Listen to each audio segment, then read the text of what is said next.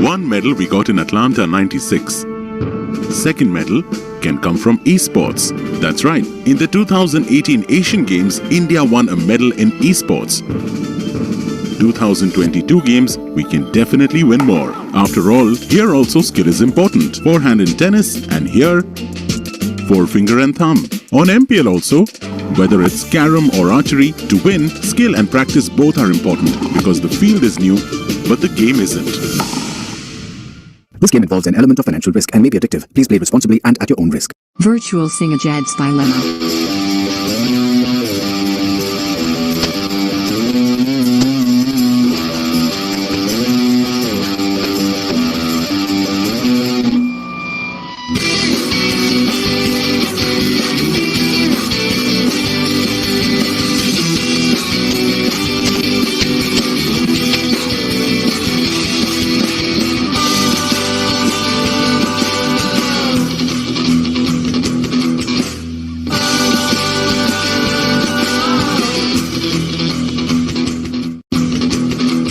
Virtual Singajad's Dilemma. Users of Roblox are all around the world, and all of them expect the same level of experience. The success of games is measured by how much can you keep users engaged.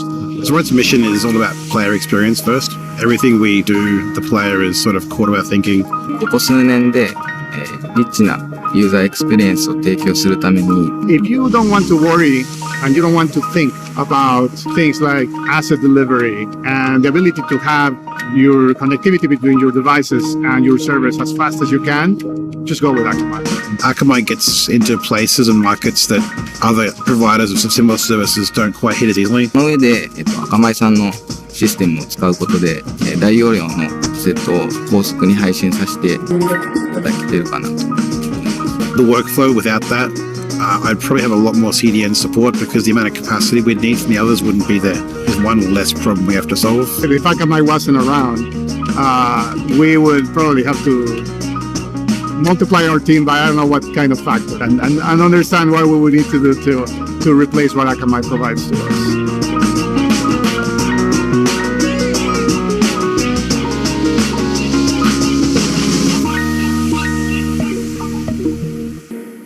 In the age of the connected consumer, InMobi helps brands deliver communication that are timely, personalized, and real.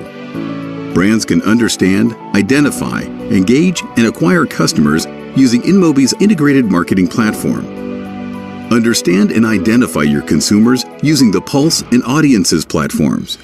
And engage and acquire using InMobi's trusted and transparent media buying platforms. Connect with your consumers in ways that matter. In Mobi, driving real connections. पुराने boring कपड़ों से बनानी दूरी है मेरे दोस्त थोड़ी बेवकूफी जरूरी है बेवकूफ.com शॉप फ्रॉम 1 lakh plus हटके products download the app Well, before we move on, here's something very interesting about our sound partner. Truth is India's leading audio brand, crafting high-quality wireless stereos, wireless headphones, earphones, and bespoke acoustic equipment for sound professionals and music aficionados. They are launching the much-awaited range of gaming series earbuds, the BTG1 and BTG2. This latest product launch is in line with Truth's bid to champion itself as the definite leader across the soundware and sonic accessories segment with best-in-class products that combine power, performance, and affordability.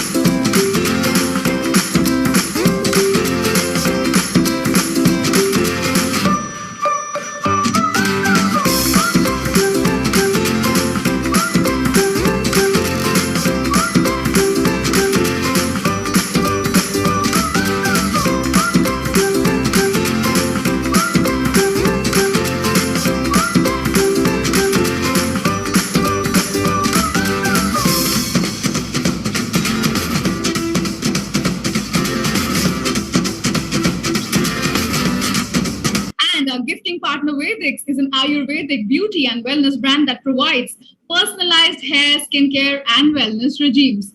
GAMEXX's unique proposition is to create products to suit each individual's body characteristics as identified by their doshas. Over the last few years, GAMEXX has created a dominant position in the Indian D2C hair care market with their range of customized Ayurvedic oils, serums, and shampoos. It is also India's first skincare brand to launch 100% edible grade non-foaming cleanser made with high quality ingredients. GAMEXX aspires to evolve the brand that continues to innovate in the area of modern Ayurveda. The company has launched a range of products in new categories and are available on Amazon India and Purple.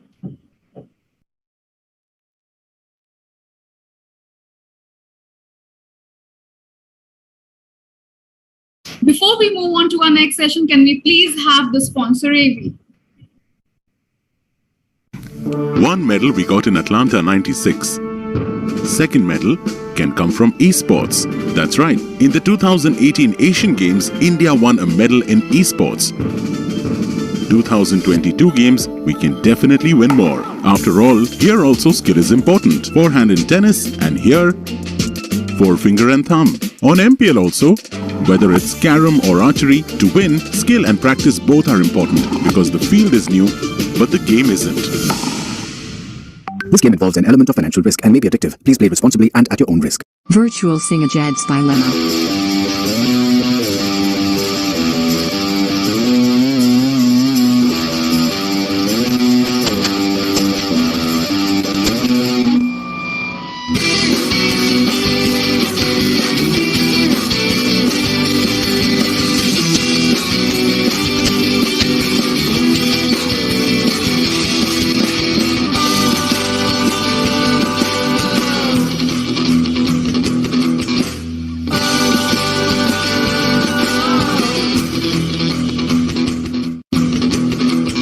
Virtual Singajad's Dilemma. Users of Roblox are all around the world, and all of them expect the same level of experience. Well, the success of games is measured by how much can you keep users engaged.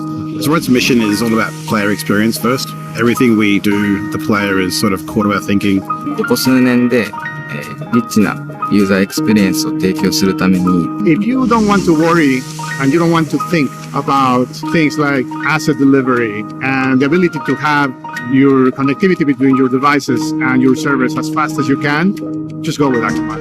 Akamai gets into places and markets that other providers of similar services don't quite hit as easily. その上で、アカマイさんのシステムを使うことで、大容量のセットを高速に配信させて、いただけてるかなと思います。The workflow without that, I'd probably have a lot more CDN support because the amount of capacity we'd need from the others wouldn't be there. There's one less problem we have to solve. If Akamai wasn't around, we would probably have to multiply our team by I don't know what kind of factor and understand what we would need to do to replace what Akamai provides to us.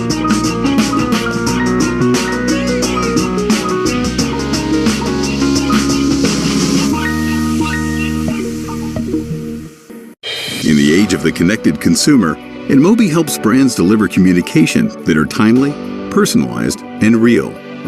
Brands can understand, identify, engage, and acquire customers using InMobi's integrated marketing platform. Understand and identify your consumers using the Pulse and Audiences platforms. And engage and acquire using InMobi's trusted and transparent media buying platforms. Connect with your consumers in ways that matter. InMobi, driving real connections. पुराने boring कपड़ों से बनानी दूरी है मेरे दोस्त, थोड़ी बेवकूफी जरूरी है. GAMEXX.com. Shop from 1 lakh plus हटके products. Download the app. Well, before we move on, here's something very interesting about our sound partner. Truk is India's leading audio brand, crafting high-quality wireless stereos, wireless headphones, earphones, and bespoke acoustic equipment for sound professionals and music aficionados. They are launching the much-awaited range of gaming series earbuds, the BTG1 and BTG2. This latest product launch is in line with Truk's bid to champion itself as the definite leader across the soundwear and sonic accessories segment with best-in-class products that combine power, performance, and affordability.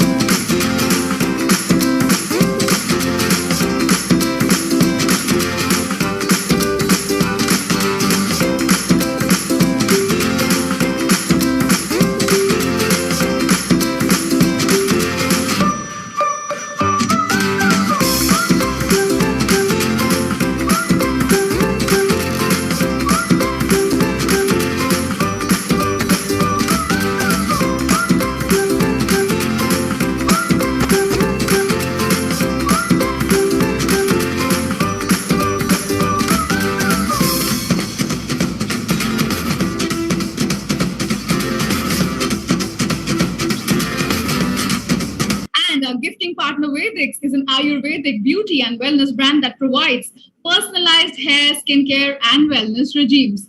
GAMEXX's unique proposition is to create products to suit each individual's body characteristics as identified by their doshas. Over the last few years, GAMEXX has created a dominant position in the Indian D2C hair care market with their range of customized Ayurvedic oils, serums, and shampoos. It is also India's first skincare brand to launch 100% edible grade non-foaming cleanser made with high quality ingredients. GAMEXX aspires to evolve the brand that continues to innovate in the area of modern Ayurveda. The company has launched a range of products in new categories and are available on Amazon India and Purple.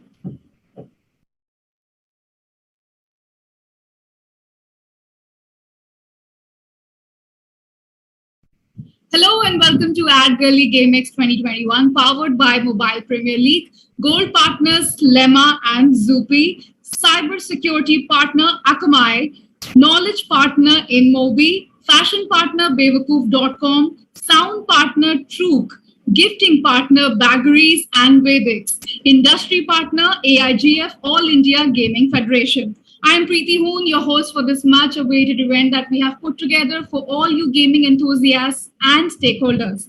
GameX is your knowledge place of everything that's new and happening in the gaming industry. Here you listen to the stalwarts and thought leaders up and close and get a chance to learn from the best in the business. So fasten your seatbelts as we take you on this ride full of learnings, insights, and much, much more.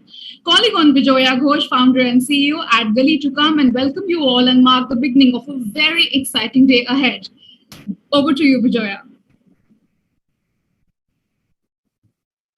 Thank you, Preeti. Good afternoon, dear friends, and welcome to GameXX 2021. For the last 2-3 years, I have been closely observing the gaming industry in India with great interest. It has been fascinating to watch this fledgling industry take root and grow to multi-billion-dollar propositions and supporting a vast ecosystem today. Hence, our annual premier event on esports and gaming, GameXX, is very close to my heart. Along with being India's largest gathering of gaming stalwarts, GameXX 2021 has an ambitious intention to chart out the future roadmap for this growing industry. With a rising graph and a peak still a long way off, the opportunities, the guidelines, as well as challenges merit a closer look and a deeper understanding. Contrary to the most other sectors, the pandemic and the lockdowns proved to be growth accelerator for esports and gaming in India. There are various growth projections for the gaming industry given by different industry bodies, and all of them are very positive ones. I wouldn't want to quote stats today here. We have a long list of eminent industry experts to decode the industry for us today. The biggest congregation of the gaming industry would also witness the felicitation of leading creative strategists, manufacturers, designers, gamers, and brands in the inaugural edition of the GameXX 2021 Awards. Without taking much of your time, let's move on with the day's proceedings. Hope there are interesting takeaways for everyone. Over to you, Preeti. Thank you, Bijoya, and let's have the event AV now.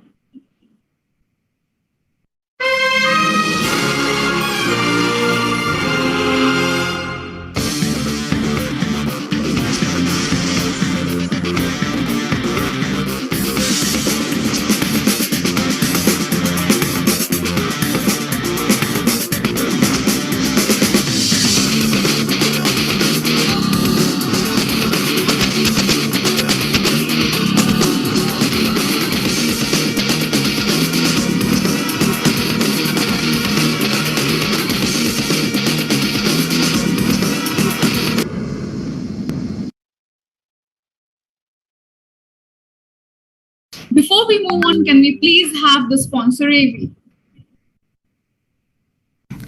One medal we got in Atlanta 96. Second medal can come from esports. That's right. In the 2018 Asian Games, India won a medal in esports. 2022 games, we can definitely win more. After all, here also skill is important. Forehand in tennis, and here, forefinger and thumb. On MPL also, whether it's carom or archery, to win, skill and practice both are important because the field is new, but the game isn't. This game involves an element of financial risk and may be addictive. Please play responsibly and at your own risk. Virtual Singajad's by Lemma.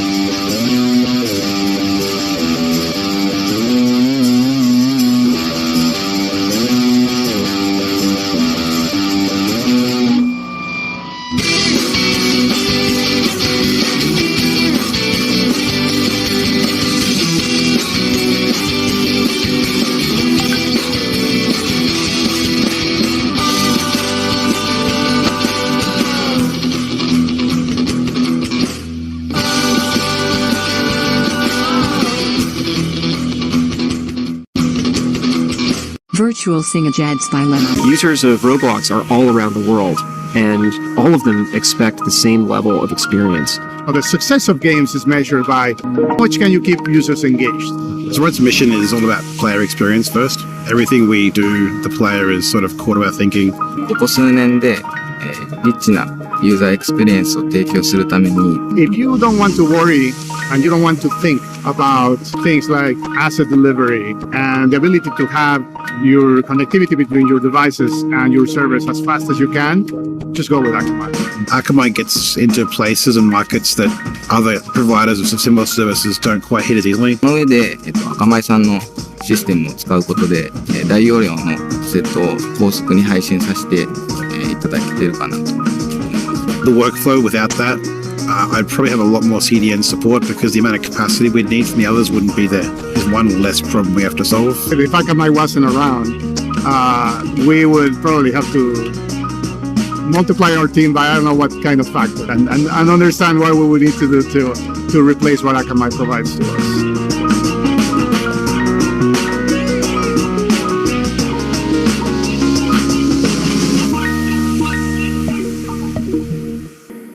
In the age of the connected consumer, InMobi helps brands deliver communication that are timely, personalized, and real.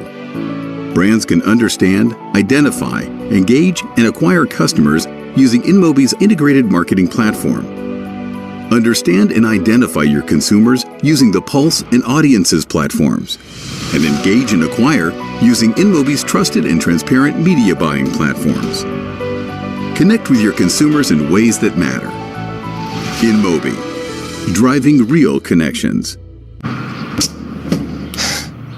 पुराने boring कपड़ों से बनानी दूरी है मेरे दोस्त थोड़ी बेवकूफी जरूरी है बेवकूफ.com शॉप फ्रॉम 1 लाख प्लस हट के products download the app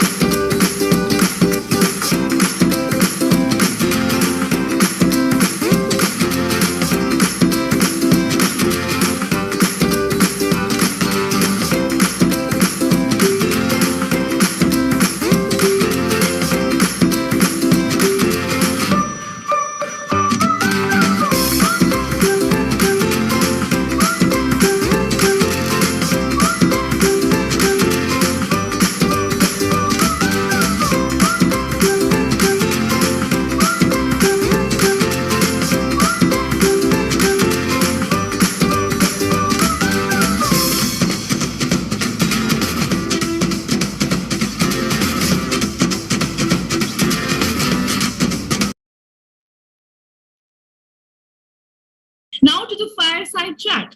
Naman Jhawar, SVP Strategy and Operations MPL is here with us and he will be in conversation with Bijoya. Over to you both. Welcome to GAMEXX 2021. Thank you so much.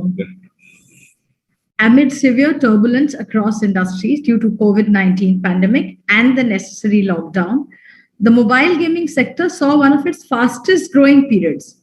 India today is one among the top 5 gaming markets in the world, and the growth is not just in terms of people who play online games, but also India's potential of becoming the game developer to the world. Founded in 2018, Mobile Premier League or MPL has become India's largest esports and mobile gaming platform and is playing a major role in growing India's gaming industry.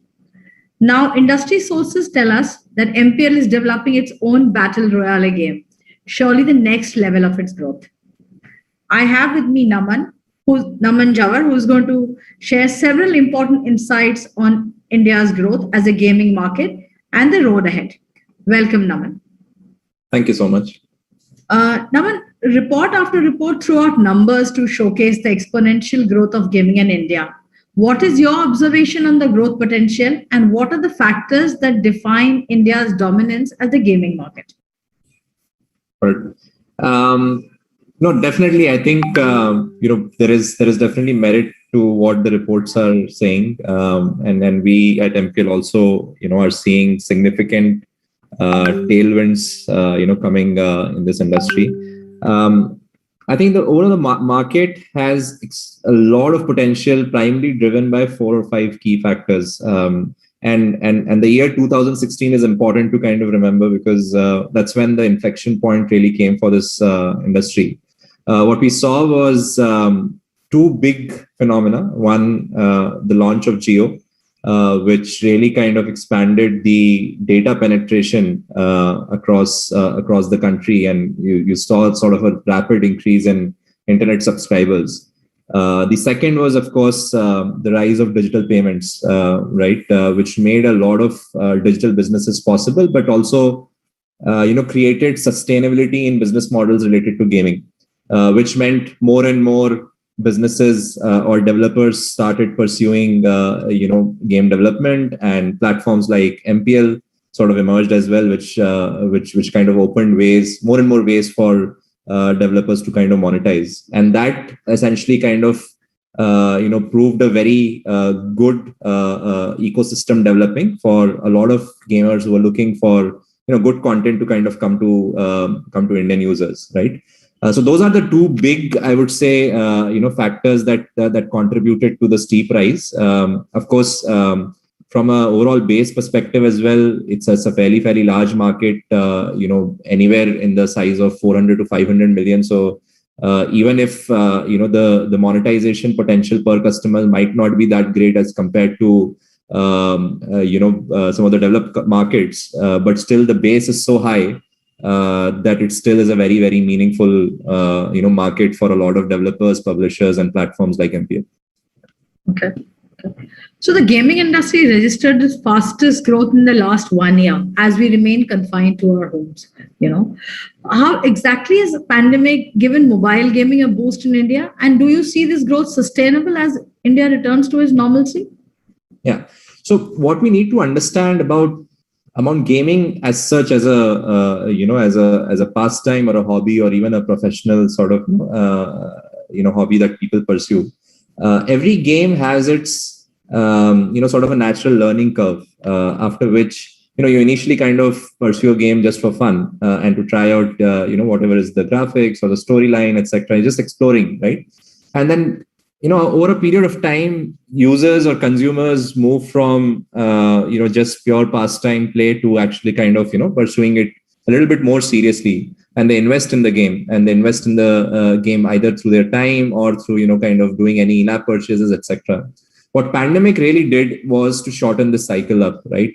We saw, of course, during lockdown, the average screen time, whether it was engaging in sort of passive content where like Netflix or any of the OTT players, or active content consumption like gaming, did go up. What that meant is that the entire process of trying out different games to actually building a skill in particular game, and then especially for platforms like MPL where we offer esports as well, people started taking some of these games more seriously. And so on the sustainability angle of it, yes, even after lockdown, there are a lot of users who have stuck to it because they have just shortened this process of learning and habit building and kind of liking a game. And that continues. And so while we were predicting, a massive churn that might happen once kind of markets open up, it's still not happened to that level. In fact, it's only grown from that base. So it definitely provided a sort of a watershed moment for a lot of game developers, publishers, and platforms like MPL. Okay. So from casual gamers to career gamers, is this transition happening? Do you see that? Absolutely. Is the Indian audience bent towards more casual gaming, or are they looking at it more as a serious profession? Yeah, so absolutely. I think there is always an inflection point on any of I would say entertainment, where recognition becomes a key hook for the future sort of generation to kind of pursue it more seriously, right? Of course, in physical sports, India had that moment when maybe the first time we won a World Cup, and there were sort of real heroes that kind of got created in cricket out of it. And if you see the same logic even in digital sports, outside in US, when you have likes of, let's say, Kyle Buga, etc., who have kind of created an icon for themselves, and now in India also there are icons that are kind of getting created out of the gaming industry. You may see youth sort of pursuing more and more of this seriously, because at the end of the day, whether it is physical sports or digital sports, it requires conditioning, it requires practice, it requires you to kind of become really, really proficient to perform at the highest level. And unless you have models that can sustain, it can build sustainability to the life of the players, right? At the end of the day, if the investment is not coming, and I can't see a future building up, if I pursue something seriously, then you won't see the top of the funnel increasing. And that is changing, right? That is changing. There are role models that are kind of getting created. You have esports team, which are coming out of India and performing at the highest levels. There is, of course, push from the government, from the policymakers itself to kind of see this more seriously. Asian Games 2022 is going to have esports as one of the medal events, right? So this is, of course, taking that stage of a lot more seriousness, compared to, of course, like the console and PC markets that kind of dominated the esports side of things. Mobile is still at a very early niche stage. There are certain titles who have, of course, done a very, very good job, whether it is in India or Indonesia or some of the other esports, countries, to kind of promote mobile esports as well. But I do see that is going to be the device of masses. It still is in a lot of developing countries like India, Indonesia, and like. And hence, what you would see in the next 2 to 3 years is a lot more engagement happening on mobile esports, a lot more icons sort of players getting recognized at the highest level, and then a lot of people pursuing this more seriously as well. And I do see a lot of good green shoots sort of coming in our platform also from a lot of players. So tier 2, 3, 4 and rural markets, these markets have an important contribution in the growth of gaming sector. How do you see the gaming culture going beyond the metros? Do you think the tier 2, tier 3, 4 markets are supposed to give the gaming sector a larger push? And how do the youth in non-metro markets engage with the gaming platforms? Sure. See, I think even if you go beyond gaming as well, if I talk in a more general sense, I think what you're seeing in India right now is a lot of hunger in youth to prove themselves, right? And it's not limited to probably the early days where definition of conventional success would be possibly to kind of go and earn a great public sector job, or maybe like excel at one of the top engineering colleges and then kind of make their career. And those are conventional definition of success. I do agree with them, and in fact I have done the same thing, right? And I don't disagree. But there is, of course, a lot of hunger and to kind of try and explore areas which can push their sort of limits, right? And what you're seeing is in the digital world right now, you are seeing youth sort of pursuing vlogging or sort of pursuing gaming, or these are like new careers that are kind of building up, and it's more accessible to them. As I said, 2016 was a watershed event for India. They got all the youth in the tier 2s, 3s, and even rural areas got cheap smartphone devices. They had really, really fast internet at a cost of literally, like right now the cost of internet is 10 rupees per GB. Which are making these businesses possible, right? And I'm not saying just for gaming, I'm saying for like the other content players, for even social e-commerce, a lot of these businesses which are very unique to India, and it's just mostly kind of based on the fact that there's a lot of hunger from the youth from all of these sort of places where traditionally they have not got possibly a lot of opportunities to kind of define success for themselves, not just purely in terms of financial success, but also recognition, which some of these platforms are kind of providing. And just to kind of then highlight that in number, even for MPL as a platform, a good amount of our users actually come from non-metros, and that's roughly about 60 to 70% that is coming from non-metros. Some of the initial customer base also did reflect to the product a lot more, in the tier 2 and tier 3 than in metros, because a lot of these were kind of given for metros, right? You always had access to Wi-Fi, you always had access to kind of data, and that those are privileges that you kind of enjoy in metro. But for the first time when the youth of tier 2, 3 and the rural India kind of got this device and got the exposure and then saw YouTube videos of their own sort of peers. That's when a lot of hunger got generated, and we are seeing, of course, much higher growth in these markets compared to even metros. Metros, of course, continue to be, I would say, higher in terms of monetization propensity. They do spend more compared to tier 2, tier 3. But of course, the masses do sit in tier 2, tier 3 and sort of rural India and semi-urban centers. We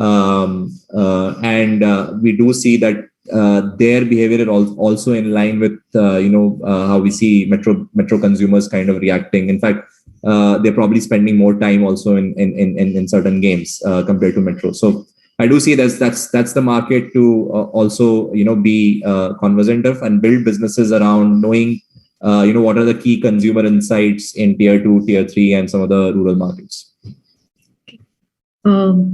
So infusion of funds is important to yield more significant innovation and ingenuity, encourage more gaming startups to enter the sector as well, as propel India towards becoming the gaming hub in the near future. So how are investors looking at the Indian gaming market? So I think there's a very, very positive sentiment, right? And I think I was just reading a few days back, if you see, even the last half of 2020, so roughly around August 22 or July 22, December 21, close to about $500 million of investment came to Indian startups in the gaming, sort of sector. And you would see, some of the more established growth funds also, right, in the later stage of, private equities kind of coming and showing that interest. Primarily, of course, as you rightly mentioned, the market is fairly big. There are models that are getting created, right? Platforms like MPL that are kind of, I would say, very, very stable and robust businesses with like very clear, differentiating moat and a very solid cash flow profile as well, right? That garners that kind of interest. There is, of course, an angle of, social connectedness and community building as well. Which is very core to kind of creating long-lasting sustainable business, which again gaming provides a wonderful sort of opportunity to kind of build that. You're already seeing like very, very good communities kind of getting created in the ecosystem as well. And you have, of course, success stories like Nazara sort of getting public, and there are thoughts of some of the other players also kind of pursuing a similar path, right? So it builds a lot of investor confidence, and I do see this sentiment, continuing and only kind of increasing in the coming years. What we are also seeing is, while the initial trend, of course, kind of followed platform as a model of choice.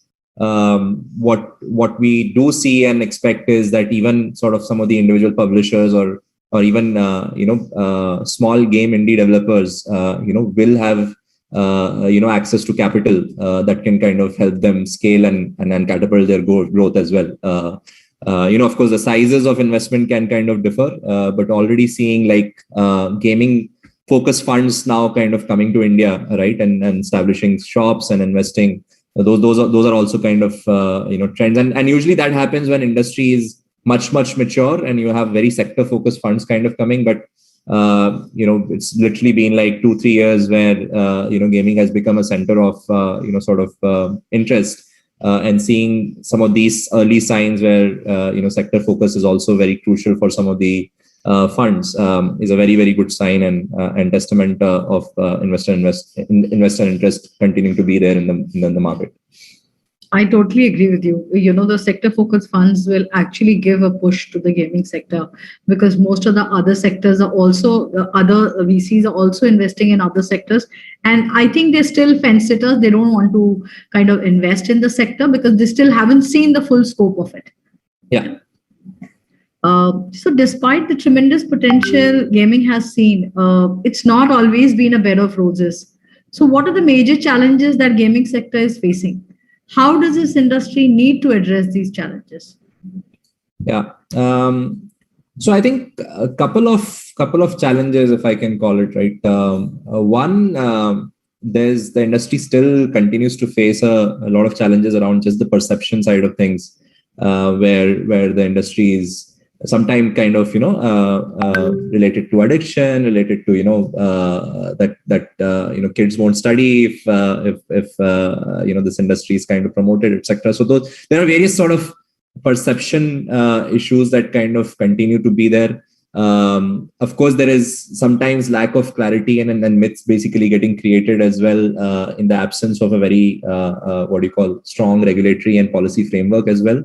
What is required, at least on this front, is a lot of the players kind of coming together and building out a very comprehensive policy framework. The industry is a sunrise sector, there's no doubt about it.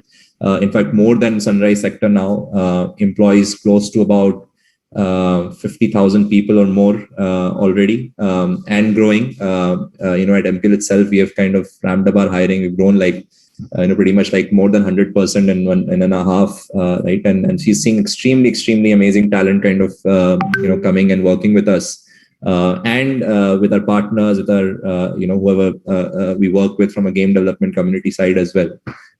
So it's a very I would say a sector that is really kind of showing very good signs of prosperity for a lot of people, right? And it does require a lot deeper thinking in terms of how do you solve some of these perception issues.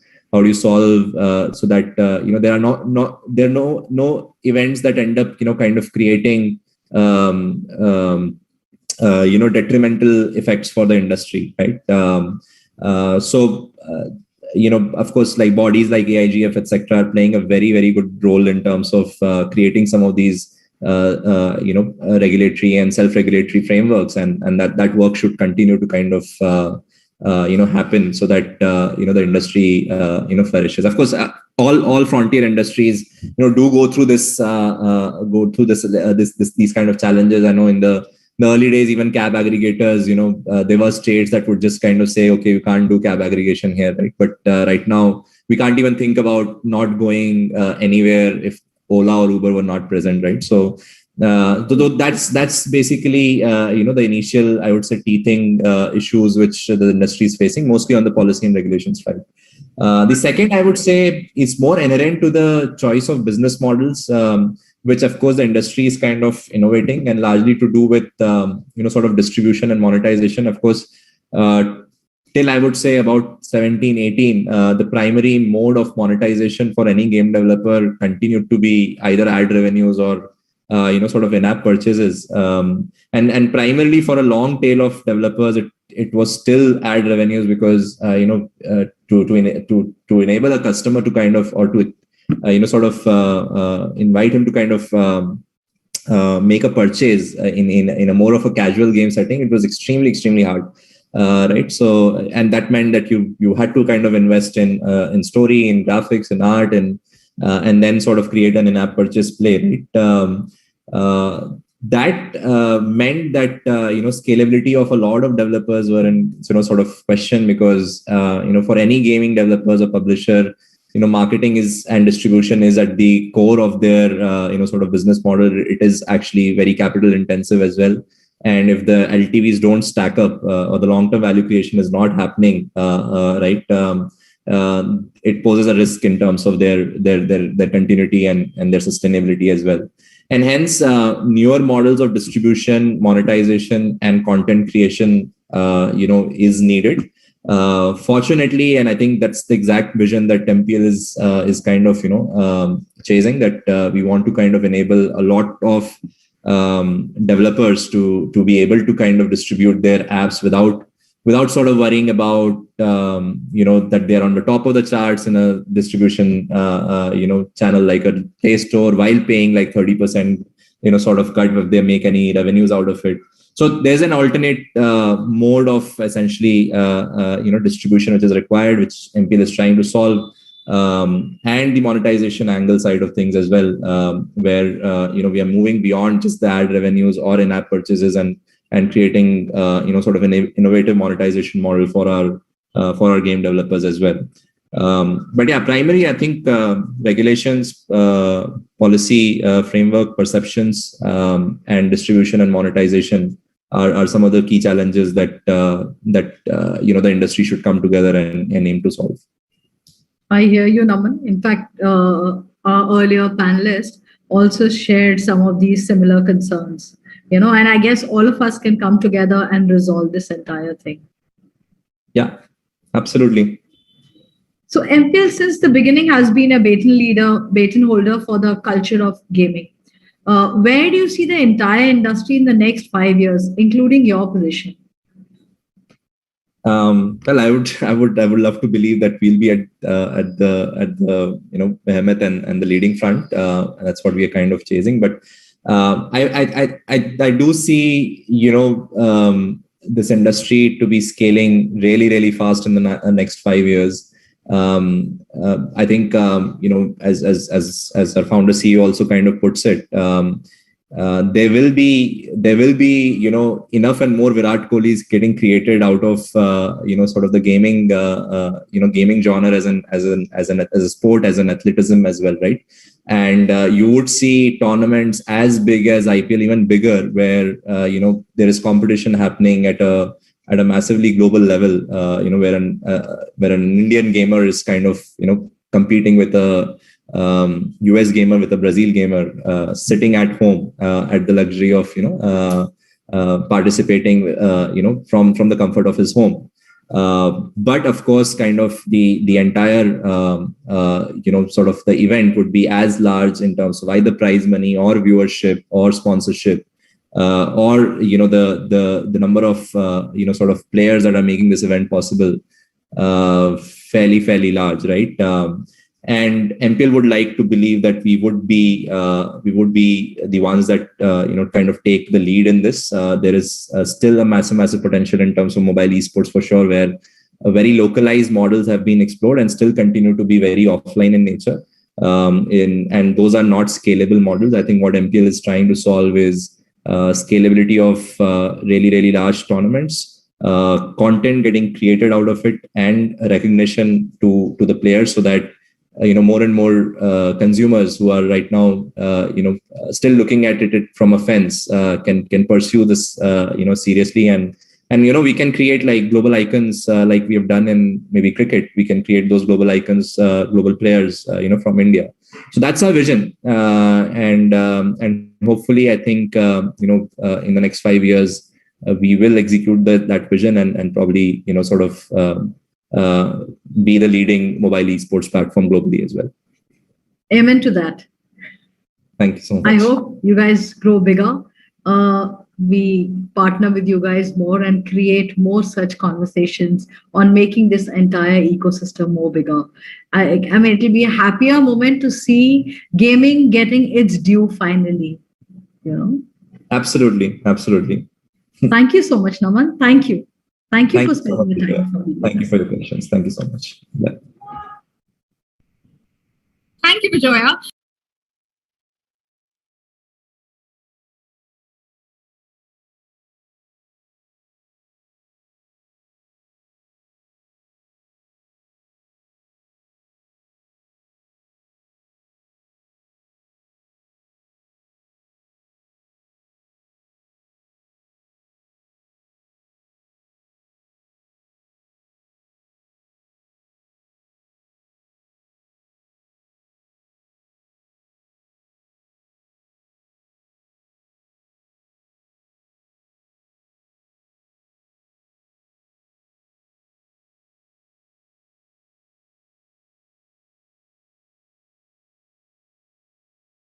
And now, quickly moving on to our first speaker, and we have with us Anmol Puri, partner Deloitte, who will deliver the first keynote on rise of fantasy gaming in India. Welcome, Anmol. Hello, everyone, and welcome to this keynote session at GameXX. I'm Anmol Puri, a partner with Deloitte, and I'm very happy to be here amongst you all and talk about the gaming industry in India. I think it's a really exciting time for gaming industry in India. It's at an all-time high. There is a breakthrough in terms of the demographics, right? The amount of people that have adopted, but also how it cuts across the demographic segments, right? The millennials, the Gen Zs, the people above 25, above 35. And women, right? I think it's pretty astounding what we are seeing right now in such a short time. Gaming is also one of those industries in India, which has been positively impacted by pandemic of COVID-19. And not just in terms of the time that the consumers have had, but also in terms of the way that they have engaged, right? So it's increased their time share, and it's also for lack of a better word, given them more exposure to the manner in which they can engage with various platforms. That aside, I think the platforms themselves are maturing and growing, right? And I think the industry right now is what I like to call in a classical state of snowballing, right? Wherein in the next 3 to 5 years we are going to see some stupendous growth. Something that has been coming for the last 5 to 7 years, but has been accelerated now. And I'm pretty sure that as the effect of the pandemic, right, fingers crossed, tapers down, the pace that we've seen during the last 1.5 or so years, especially during lockdowns, right, is going to normalize. But that said, the new normal is going to be way better than what was pre-COVID, right? And that is pretty good news, right? Because it's something to look forward to, right? As we all think about what's really going to happen in the next 4 to 5 years. I think given the topic I have today, it'll be good to contextualize the Indian market with respect to the global market. The global market's at about $200 billion, growing at 10%, expected to grow at 10% over the next 5 to 6 years. And APAC dominates, right, as almost half of the global market. North America, largely US, is also significant. And now we're seeing, some growth in Middle East, Africa, and Latin America as well. If you look at the classical markets, for example, in APAC, China, China, Japan, and South Korea, these are markets that have had very high proximity with the semiconductor value chain. They've had early instance of internet penetration and high speed, available to gamers. These are also the countries that are high on innovation, but also high on adoption of newer technologies. And a fundamental driver for consumerism, right? GDP per capita, right? It aids the penetration of gaming in all these markets. Now, if you look at the devices, right, that contribute to the gaming market, I like to classify them into two parts, right? There is on the go, and then there is dedicated devices. The on the go would be smartphones and tablets, and dedicated would be consoles and PCs. And that's if you look at on the go, that's about 40% of all devices globally. And in the next 6 to 7 years, it's expected to be close to 50% of the gaming market. I think when you think about this dynamic of how do gamers consume gaming, right? There is a very interesting point for India, right? China has, for example, 650 million users, and India has about 450 million users. US just has about 200 million, but China and US markets are almost 20 to 25 times that of the Indian market. And the reason is because almost 70% of China is on dedicated devices, which is consoles and let's say PCs. And in the US, that number is as high as 80%. Contrast that to India, and that is less than 9%. I think the case in point again here is to really think about what does this mean. Clearly, India will leapfrog. Clearly, India will borrow. We've seen that in a lot of other industries. We've seen these trends, before as well. But I think the most interesting point here is to understand that developers and platforms need to bespoke the offering that they have for the gamers, right? Clearly, if all the gaming is on the go and it's not dedicated console playing, This would have huge implications in terms of the time, the occasion, and the mode of engagement, right? That gamers in India will have if you compare them to some of the other developed markets. If we pivot to the global, profile of a gamer, it's largely skewed towards Gen Z and millennial, and it's traditionally been a lot of male gamers. But the good news is that within at least the millennials and the Gen Zs, almost 40% participants and now are women, which again has implications in terms of how you expand and how you engage. Gen Zs and millennials continue to be the one who kind of spend the maximum amount of money, right? Whether it's in terms of purchasing a game, whether it's in terms of wanting to pay to avoid the ads, and also they happen to be the categories who rate video games as the number one leisure activity, right? Now, just if you compare the global profile of a gamer to that of an Indian, I don't think there is much of a difference, right? I mean, in terms of the hours spent, which has moved from 4 hours to now almost 9 hours on a weekly basis, right? Average hours per week. That's what we are hearing, right? That's happening. That's almost the same trend globally as well.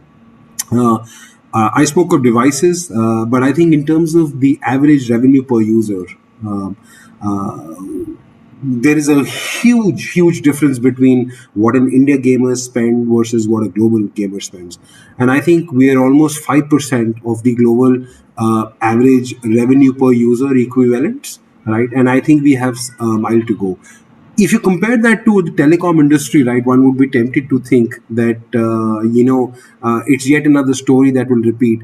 But I'll wage that that the propensity to spend, or specifically given the consumer segment, the demographics, right, is going to be much higher in gaming compared to that of the telecom industry, right?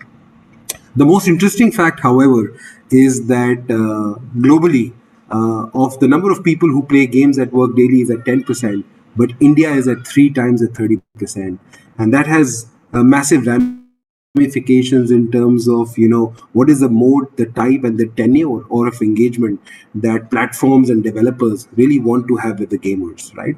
And add to that, the profile of the gamers today has a lot more women. It has in India a lot more gamers participating from semi-urban and tier 2 towns. I think there is going to be a little bit of work that will need to be done to bespoke what gaming would mean in India. Underneath all this growth are obviously some mega trends that are driving, the growth of the industry. The first and the foremost, obviously, is the increase in smartphone penetration and digital payments, right?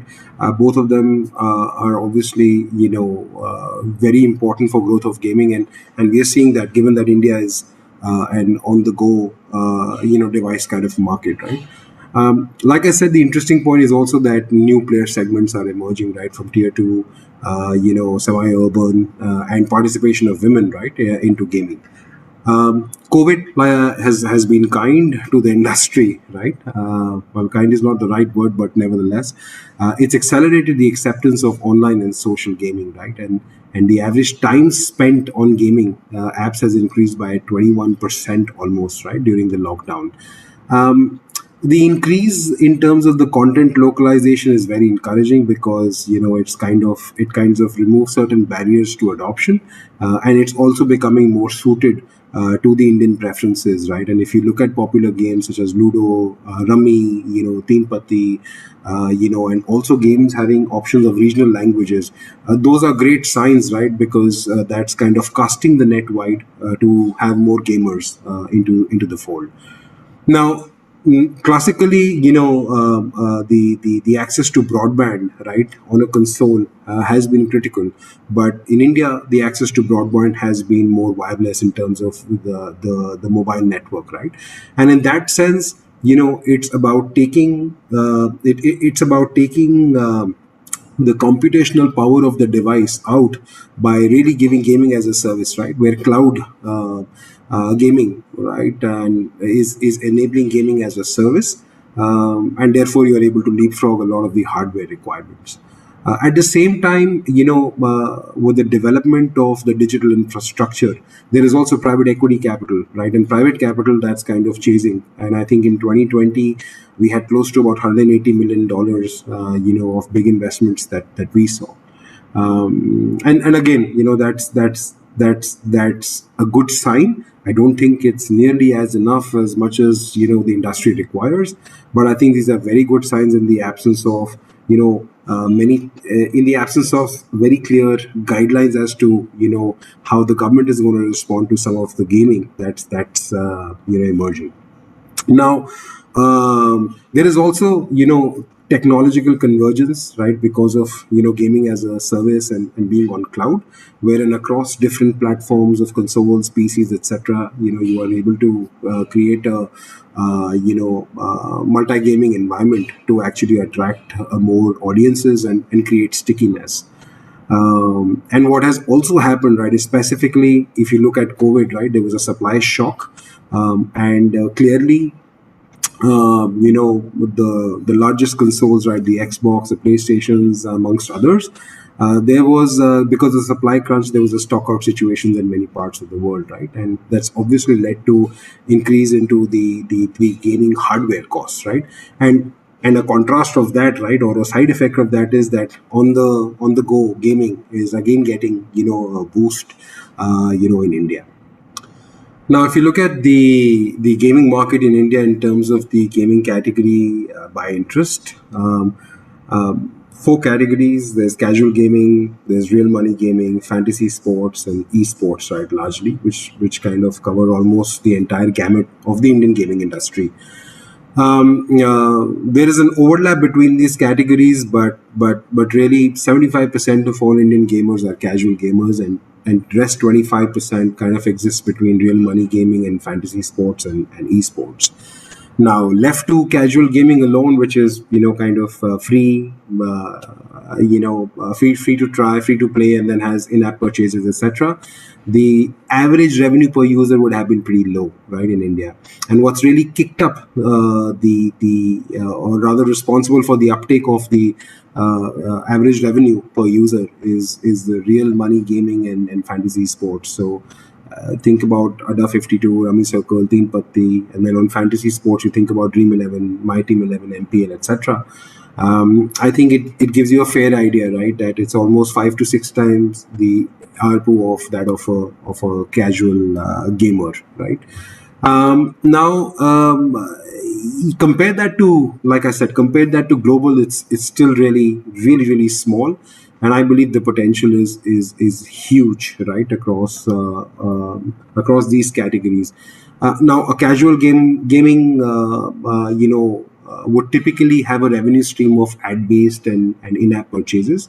On the other hand, add to these two, participation and entry fee, that would be the revenue or the money model for the money gaming. Fantasy sports would be pretty similar, but esports, is actually beginning to what I call a true leapfrog, right, in terms of what we are seeing outside as well as in India, where sponsorships, visual merchandising, licensing, syndication, those are some of the money models that we are beginning to see. Small, but clearly they are emerging, and I believe that's kind of going to help the industry mature faster, right? So specifically on fantasy sports and esports, very, very buoyant, right? Now, India, also has certain challenges, and I could speak about some of the commercial challenges, but I think we understand that today the development of digital infrastructure is key, right? In terms of having the gaming industry really burst out through the seams.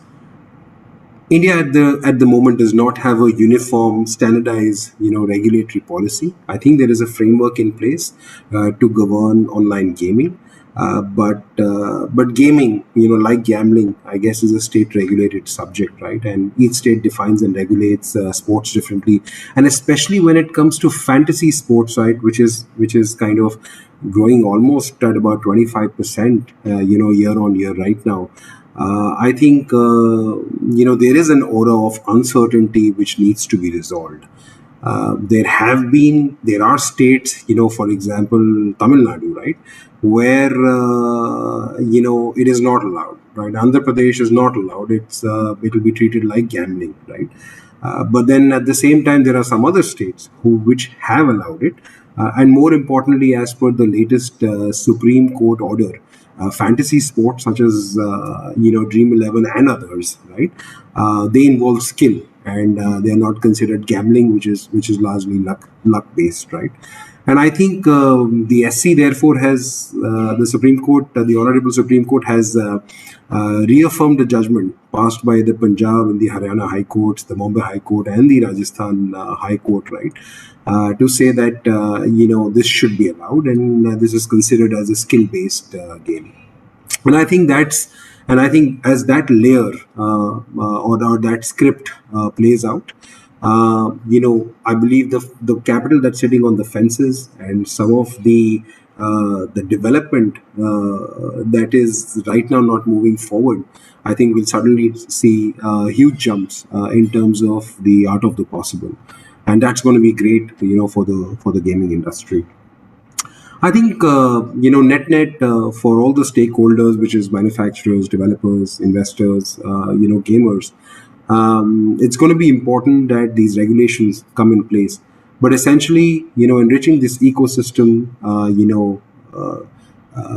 bespoking, these games to the Indian gaming palette, elevating the overall experience, right? Given the demographics that India has, the new gamers that are coming from tier 2, semi-urban towns.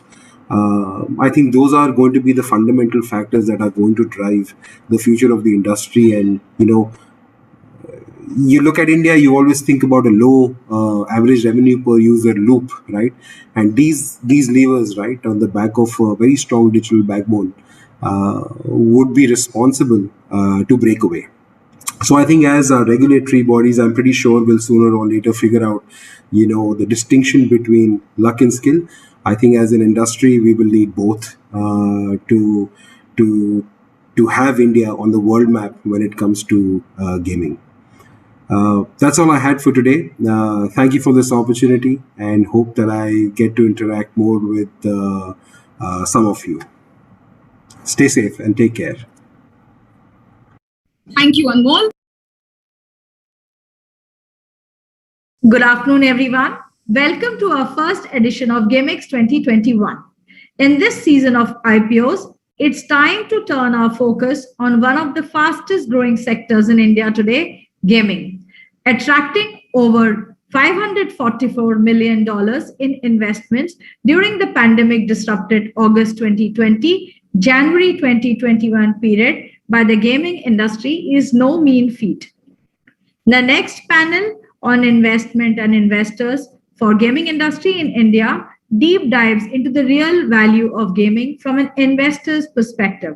First of all, I extend my heartiest welcome to Nitesh Mitrasen, founder and managing director, Nazara Technologies. Engaging him in a short conversation will be Akshay Chachra, co-founder, business head, and chief financial officer, #Poker and Mind Sports League. The interaction will then expand to a full-fledged panel discussion, which will be joined by our esteemed speakers, along with Akshay. The panelists who will be in discussion with Akshay are Ankur Mittal, co-founder, Inflection Point Ventures; Girish Menon, partner and head, Media and Entertainment, KPMG; Justin Shriram Keeling, general partner, Lumikai; Pankaj Karna, founder and managing director, Maple Capital Advisors; Sajan Rajguru, founder and creative chairman, Creative Land Asia Network. Over to you, Akshay and Nitesh. Firstly, congratulations to you, Nitesh, for achieving India's first gaming IPO. That also a super successful one. You were oversubscribed 175 times. It's an ultimate dream for any startup to achieve the milestones. So how does it feel? No, super, Akshay. I think, Nazara has been around for 2 decades, gone through a lot of evolution, pivots. We waited for a long time for the gaming industry to really come up in India. And, the company was started with a dream that India will become a gaming nation one day. So I believe the IPO was a very important milestone in our journey, and we were very happy to achieve that milestone. At the same time, I think it's a new beginning for us. A lot more responsibility today. We have close to 100,000 investors, and increasing every week and every month. We have a lot more responsibility, but at the same time, huge opportunities. I think this is the decade of gaming in India, and we are well poised to take full advantage of the opportunities ahead of us. So exciting times. Great. I think it's very, very good to know that a gaming company in India has actually gone public. It gives us a lot of confidence in all the other companies around in the gaming sector. So my second follow-up question to this is, at what stage, Nitish, did you realize that you could take this company public, and what were the challenges that you faced as a company? So we started thinking of an IPO around 2017, I would say. We had grown well. We had been profitable for many years. And at that point of time, profitability was important to be able to go public in India. Now things have changed a bit. So we started thinking about in 2017. We made our first attempt in 2018, which did not go through due to multiple reasons, including the market situation at that point of time. Then we kind of put it on the back burner. 3 years, we built the business further. And finally, we started rethinking about launching the IPO in 2020. So started real work towards it in mid-2020. And I think it took us about 7-8 months. Yeah, finally managed to, execute it successfully in March of 21. So right in the middle of the pandemic, they were able to run through with our IPO. Yeah, I think pandemic has been a boom for the gaming sector. And I think the right timing is what I feel. You guys were the second most oversubscribed IPO this year, I guess.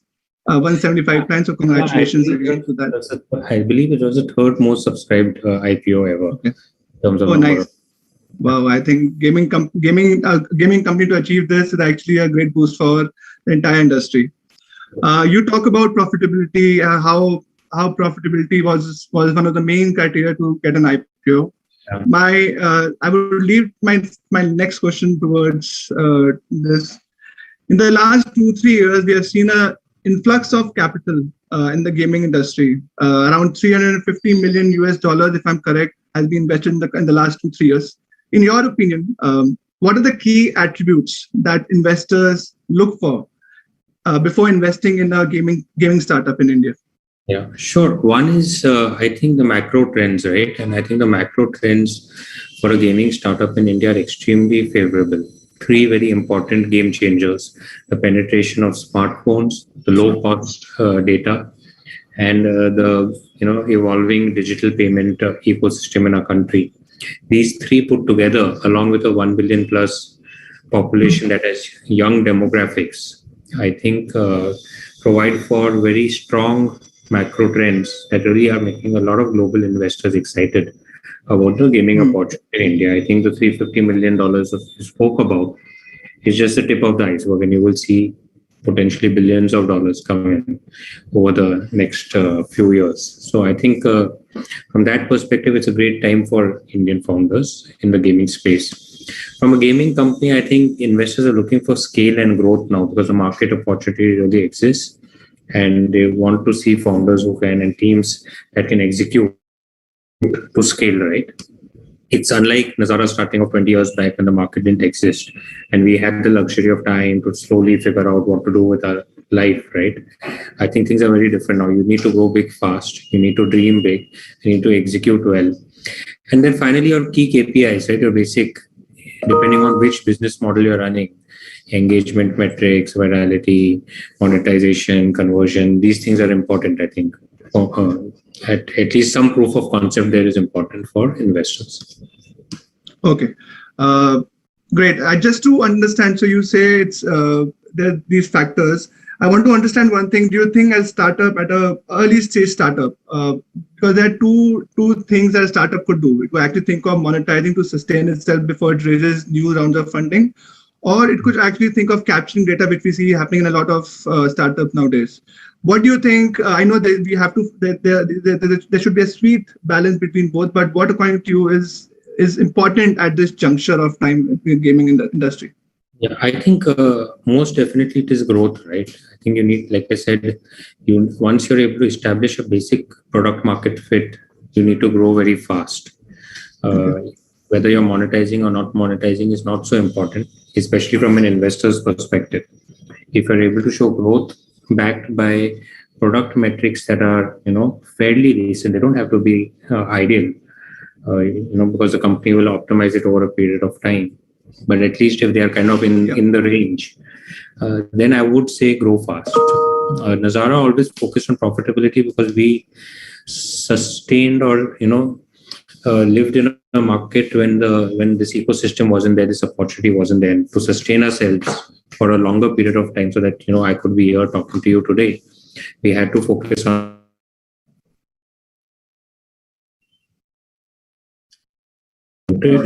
But I think today startups should search for a quick early product market fit win. Focus on the key KPIs, which may not include monetization, and then move fast. And there's plenty of capital available, so they don't need to worry about that. Okay, great to know. Good insights, Nitish. Next is we want to know something about Nazara. Nazara has 4 different business verticals to be broad business verticals that we could see. I think the first is gamified learning, which is Kiddopia, esports vertical, then there's freemium and casual gaming, and I think last is the real money gaming. Just want to understand in the next 3 to 5 years, where do you think the biggest growth driver is coming from for Nazara in all the 4 verticals? And also, which vertical do you think would outperform each other? I know they're all four important. They're 4 babies for you, but just to understand, which do you think will be able to outperform the others? Yeah. No, I think the good news is that all 4 for us are potentially high growth verticals. 2 of them are already showing very strong traction in terms of monetization. The esports business as well as the gamified early learning business are growing at a rapid pace and have also started achieving scale. So I think those are the two verticals that contribute 80% of our revenues today and are growing fast. I think the freemium business is something that will take off for us in the years to come and will emerge as a very strong third vertical for us. And the RMG business is something we have largely been conservative about over the years due to the regulatory uncertainties, etc. But this year onwards, we are hoping to be a lot more aggressive. Probably we will go down the M&A route because it's a bit late for us to start from scratch. So we will probably do some acquisitions in that space to kind of make up for the lost time. And that will hopefully also allow that model to scale. So I think they're all different models, different markets. The learning business, for example, is more US-centric today. Esports is more India-centric. Freemium is India. RMG will be India today. So I think they are attending to different demographics, different markets, and each will have its own growth. Difficult for me to choose a particular vertical because each vertical has many founders that I work with, and I don't want to be partial to one because I will get a lot of brickbats from the others. But I think the freemium model has a lot of room for growth from a Nazara perspective. It's very small for us today and probably something that can jumpstart very fast for us in the next couple of years. Okay, I get that. So basically, I read somewhere, and being a part of the industry, I also understand that India, actually, there's a lot of users who download the app in the freemium casual space. But the in-app purchases is still where India is struggling. So I feel with more digitalization, with more digital payment gateways, people are getting used to this culture, and I hope in the future, casual gaming space and in-app purchases will also move in that direction. It's starting to change. I heard some numbers from Google, etc., on IP purchases that are happening, and they're growing very fast. And the top games in India, top grossing games in India, are now making a few $1 million a month in revenue. Okay. So I think for Indian developers, they need to get also their own IP design, game economy, etc. Right? to be able to compete with global titles in India. That includes us, and we are working on our titles like World Cricket Championship, IP conversion rates, so that we can monetize better. But I think it's already happening. It's just that companies like ourselves need to evolve a bit faster when it comes to monetizing those models better. Understood. The next question is actually, this question actually troubles a lot of startup founders. What are the pitfalls? Any pitfalls that, are there any pitfalls that startups in the gaming industry must avoid? Would love if you could actually give some personal examples of mistakes that you may or may not have made as a startup founder of Nazara. Yeah, I think in the early years when we started, right, and the .com crash happened, as a young founder who had less experience, it took me very long to realize the reality of my business and the lack of product market fit at that point of time, and the lack of also monetization options. And because it took me a couple of years, I kind of dug myself into a hole that was difficult to get out of, and wasted a lot of time in it. I was reading a quote which said, if you find yourself in a hole, the first thing you should do is stop digging. Right? Nice, man. And I think that's something I missed, right? And I kept digging, and then it was difficult to get out of that hole easily. So I think founders need to be very practical. I always share with my team that, every morning when you wake up, you should have the courage to look yourself in the mirror and see all your flaws. Same goes for your business, right? It's very easy for us while running a business, become like an ostrich, trying to avoid unpleasant data, unpleasant KPIs, etc. So I think if you're willing to take them on, see the truth, adapt, evolve, pivot your business, that's one important thing according to me, which I learned the hard way. Secondly, I'm personally very personally debt averse. I don't like debt at all. I might be a bit conservative, but that's how I am. Nazara has always been a debt-free company, and this is not a big worry to founders now because there's enough of equity capital and risk capital available to them. Yeah. I think third is, I would say founders now should be, given the opportunity size, given the amount of capital available, be careful on how much they dilute, and they should only raise enough capital and maybe a little bit more than they really need, right? Because it sounds exciting to raise a few $1 million right at start, but if you're landing up diluting a lot, that's going to hurt in the long run. So that's another thing. And fourth is never chase vanity metrics, right? Focus on your core product KPIs that make a difference. For example, if you say I've got X amount of downloads for my game or app, that means nothing, right?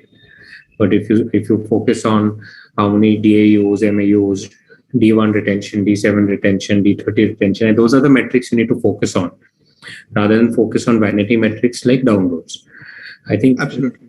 The list can go on. 20 years gives you a lot of learnings. Learn through mistakes. I think we should have one session with you directly to understand what learnings we could get from you, because I think 20 years in the gaming space, I think you would have many things to offer to us. Imagine how many mistakes you would have made, right? No, but then you reach that scale now that you have to learn from your mistakes. Sure. You have actually reached a scale that we all as a startup in the gaming industry want to be there. I still happily making mistakes all the time, so we keep learning. I actually believe you should make mistakes, but if you not repeat those mistakes. So if you make mistakes and don't repeat those mistakes and actually improvise, I think that is the way forward. You will make mistakes as a startup. Of course. Yeah. And Nitesh, my last question to you before I end this session. Gaming is majorly enjoyed by Gen Z and millennials in India. 65% of our population actually comprises of this audience. There are many budding entrepreneurs who actually want to convert their passion for gaming into entrepreneurship ventures. If you could dig deep into the initial formative years of your startup journey and share your thoughts on what are the best ways to start a company in terms of till when should you bootstrap? till when should an entrepreneur bootstrap, and when is the right time for an entrepreneur to actually go out and raise funding? Because this part is actually very crucial for a young startup to understand. Yeah, sure. Yeah. I think obviously the ideal situation would be to bootstrap all the way to the IPO, right? If you can. And there are companies now who are doing it. Look at Zerodha, for example. Yeah, Zerodha is a great example. Right? They're going to land up doing their IPO sooner or later, having completely bootstrapped. I'm saying that is the one end of the spectrum. But at the same time, it's not good to be idealistic. You have to be practical. And in a market that you are today, right, like I said, it's competitive, it's growing very fast, and you have to grow fast. So if your business model allows you to continue to bootstrap and grow fast, or you have a product that's so viral or it's so this that, it'll just fly off the shelves. Ludo King is a example, right? Which was so successful and again completely bootstrapped. Then it's good. If it's not, then I think you should get your basic PMF fast, iterate quickly so that you can reach that PMF in a few months' time, and then start raising some capital so that you can move fast. I think there is a huge cost of time now. And in all your calculations, it's very important that you include the cost of time while taking a decision. I think I agree with you, because the faster you get capital is the faster when you grow, and because it's so competitive outside, it's the better you get, the earlier you get funding and earlier you grow. I think it makes more sense for your startup to grow, and you get a competitive edge over other startups. Thank you, Nitish. Thanks a lot. I think I'm sure all the viewers would have learned a lot. I have learned a lot, and there's a lot of takeaways from this entire session. We wish you and Nazara all the best in the future, and we hope to stay in touch. We hope to have more sessions like this. And thank you very much. Thank you for calling me. Bye. Good afternoon, everyone. I would like to welcome all the panelists here. This is a very important topic for discussion that we are conducting, especially at the current time and stage at which Indian gaming industry is growing. Who better to answer these questions than the investors and the advisors themselves? To quickly set the basis of discussions today, I would like to put across my understanding of the Indian gaming industry. We have been witnessing an amplification of growth in the Indian gaming sector during the pandemic in the last 2 years. It is said that the gaming is on track to be bigger than music and movies by 2023. And recently, we have also witnessed the first gaming company to get public this year, Nazara. Keeping these thoughts in mind, let me open my discussion by asking you guys some of the most critical questions that gaming companies and startups would want to know. I'll be asking each question, and I'll be dedicating 2 speakers for each question. If anyone else wants to jump in and has some more inputs to add, feel free to do that. My first question is to Girish and Pankaj. How does the gaming sector in India measure up to other high growth sectors such as edtech, food delivery, e-commerce, and others? Girish, if you want to start first and give us some insights. Sure. Thank you so much, Akshay, and I'm happy to be here in this panel. And good afternoon to all my fellow panelists. So, to the point that you raised, Akshay, I think when you compare gaming to some of these other high growth sectors, I think there are certain fundamental similarities for sure, right? But at the same time, there are some core differences in terms of how gaming as an industry works and how as a business works, and therefore why is it a more specialized form of investing than your typical digital investing models, right? I think like all digital driven businesses in India over the last 5 years, gaming has seen a significant ramp up in terms of audience consumption, as well as with the pandemic, a pickup in terms of engagement metrics and time spent and a whole host of other operating metrics, right? So in a lot of ways, the gaming sector in terms of the user side of things, right, in terms of the market potential side of things, is following a very similar trajectory like e-com, like fintech, like edtech, or OTT or anything like that, right? I think the excitement for most investors, therefore, when you look at an overall play around here, is really the untapped potential of the Indian market and the belief that once the users start getting more mature, monetization will follow suit, and therefore these businesses will make a lot more sense, and therefore you try and get in as early as you can, right? So that's the overall hypothesis. I think where gaming differs from a lot of these sectors is gaming is a techno-creative product, right? It's not while it has got an underlying tech base which drives the entire piece, but fundamentally it is also content, right? It is also entertainment, and until you get that right, it's not it's not about just throwing money at the problem. You genuinely need to solve for creativity and for gameplay and a whole host of other aspects before you can really build scale in the space, right? The other very critical angle where gaming differs from any of these spaces is that because it's a content-driven play, right? So in e-com, you can always aim and make a hypothesis that, okay, let me grow big, let me get users. Once I have enough users, I will figure a way to make money. Most global tech companies have followed that route. A lot of the Indian digital-driven companies are following the same model. In gaming, unfortunately, like I said, because it's content-driven, you've got to not only get the current content right, but that content has a certain life cycle. That product has a certain life cycle, which means you also need to demonstrate the ability to keep coming out with content that works. It's also a portfolio product, right? Because not all content will work with the users. So the ability to create a successful pipeline in the future is, very integrated to the overall objective of getting your user base and getting scale in the users. So I think because of this whole creative and content element to it, it's a far more complex equation to solve for investors when they look at gaming companies. But the attractiveness of the market is clearly there, and the potential of the market is clearly there.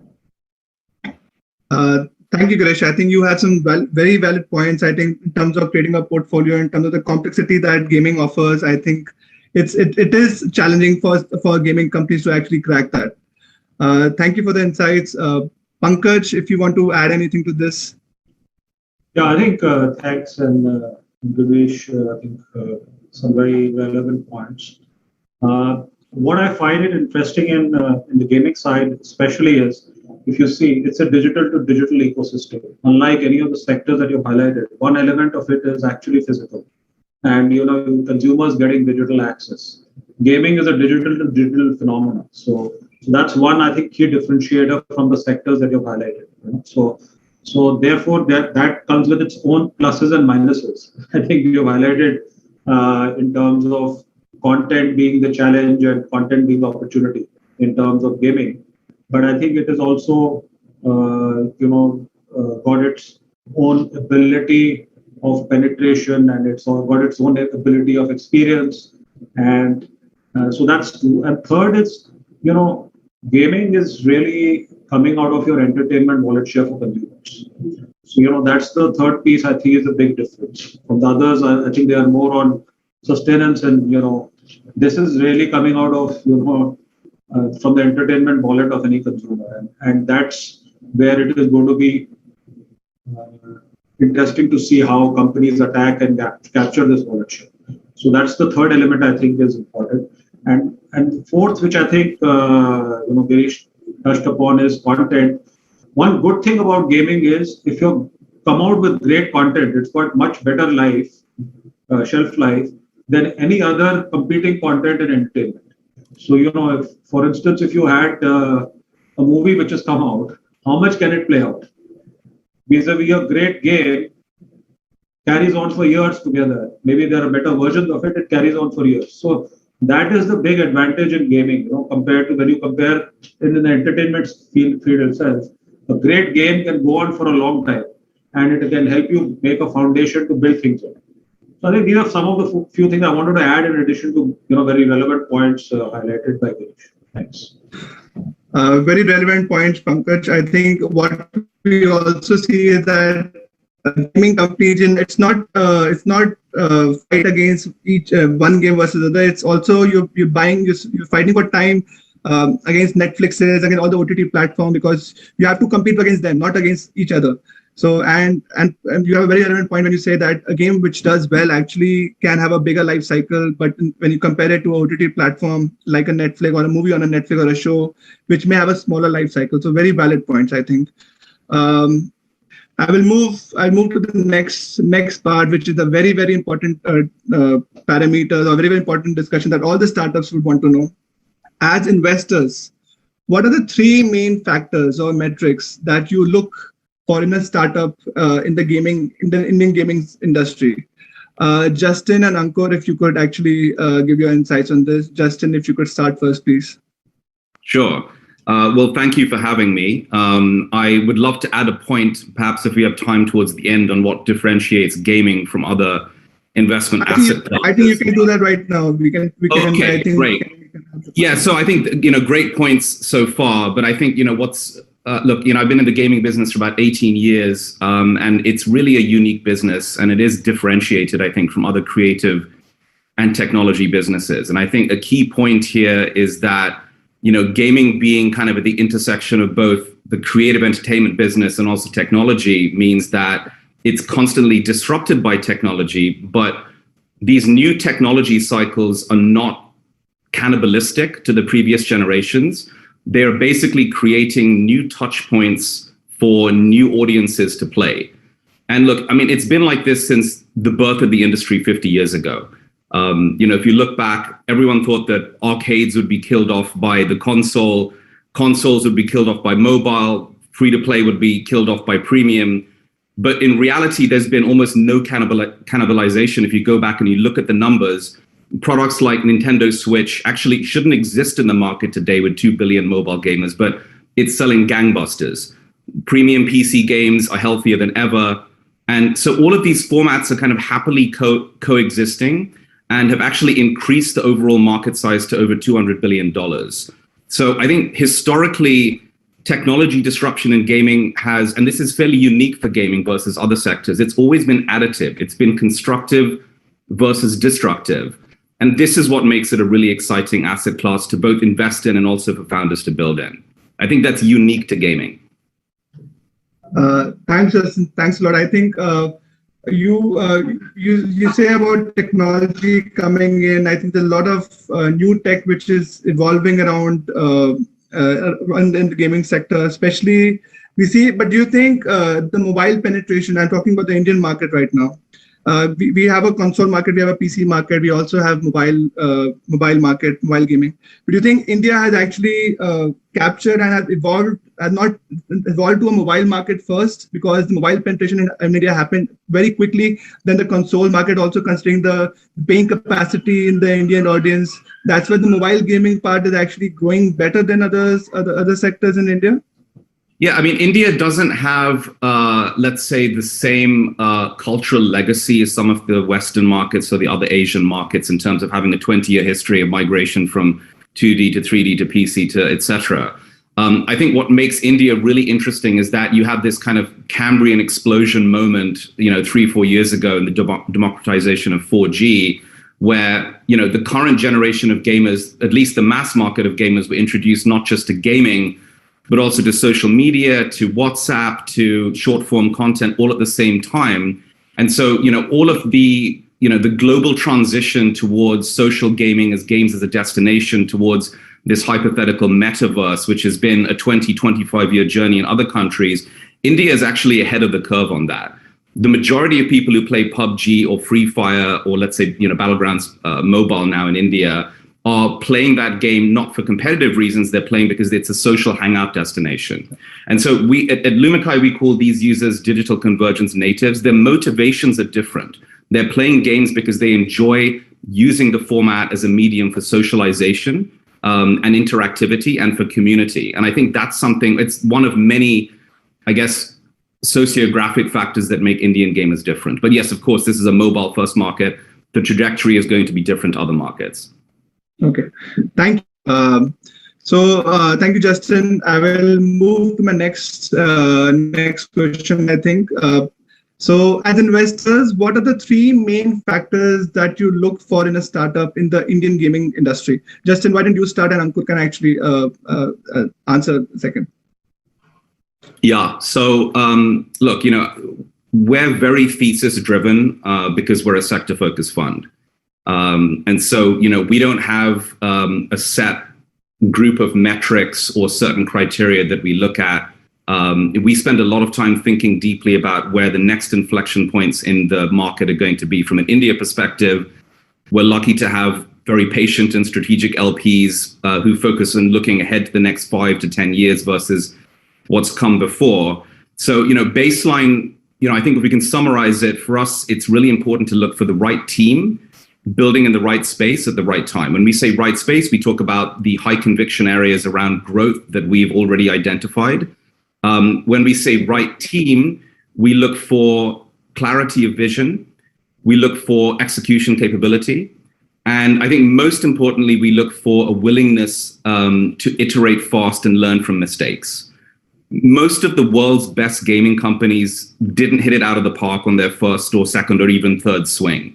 But they did learn from their mistakes, and they learned quickly, and they took those learnings and essentially focused on what they would build next and what would work. We also spend a lot of time brainstorming with gaming founders on what their North Star metric should be. Usually for gaming, it's around retention. So this is a very broad strokes answer, but anything above a D1 of 50% is great. Platforms can be slightly higher. But I think more importantly than your day one retention is how that curve tails off from between D15 to D30. So I think having the right people in the right space, the right thesis, with high conviction, and having a North Star metric that makes sense for that space is what we look for.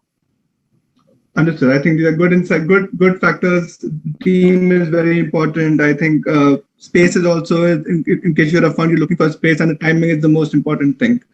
Ankur, I think if you could add some insights and just help us understanding what are your three main factors that you would look as, and what other investors would want to consider while investing in the gaming industry. Yeah, thanks, Akshay. I think it's difficult to top up what Justin has just said. He's kind of covered. See, the thing with gaming is that, at least when it comes to India, it's relatively new. I know Nazara has been around for 20 years, but overall as a sector, it's new, it's growing, it's penetrating really fast. And so now when all of that happens, right, and a lot of us, unlike say Justin and his core team, right, a lot of us may not be gaming experts. I mean, my exposure to gaming started 3 years back when I visited a convention in Pragati Maidan in Delhi, where I was just surprised to see, Dell and Microsoft and, BMW, not BMW, I think Merck, they all were sponsors. And I was like, wow, and I was seeing that there was an Indian Harsha Bogle, like there was commentating happening, the YouTube was playing it live. So it was, and from there on, I made my first investment from which we also exited recently at a fairly high valuation. So, overall, that's where my education started, and I kind of educated myself into the space. Since then, we have invested in, different kind of e-gaming startups. One of them is like trying to become the crick info in the gaming world, right? So what I'm trying to say is that the industry is so new that it is still a lot of new games, like a lot of new businesses are coming in. There could be games, there could be sports teams, there could be real money gaming sites, there could be the Ludos of the world, and then there could be the whole PC gaming that's coming in. And so therefore agree with Justin, spend time with the founders to understand their North Star metrics, but also to understand their GTM. How are they planning to acquire their users? Where are the users residing? What would be their strategy? What is the vision that they have? And how are they building some structural moats within their business? But at the end of the day, it's all about users. So yes, user retention, very important. So we look at weekly active users, monthly active users, daily active users. That kind of is a good indication of what is the holding power. A lot of people download, but how many of people stick around? So those user metrics kind of become parameters. And then, it is also to understand that do the founders, understand both the gaming and the business side of it. So they understand the gaming side, but do they understand the business side of running a gaming? Because at the end of the day, they are running a business of games. So we also do like to understand that aspect. Understood. Thank you. Actually, you went on mute. You're on mute. Sorry. Thanks a lot, Uncle. I want to have a follow-up question with everyone. I think anybody can answer this. Are investors in particular looking for investment in a portfolio of a company which has portfolio of games, or you guys are okay investing in a particular sector, say a poker company, or say a rummy company, or say a casual gaming company? Is that the criteria, or you guys prefer investing in a company which has a portfolio, because that could diversify the risk and also opportunities in which? So you are suggesting a Thrasio model to come to gaming? I'm asking. So, any insights over there on this point? Oh, let me. Sorry, you want to go ahead just in case? Yeah, Pankaj. So,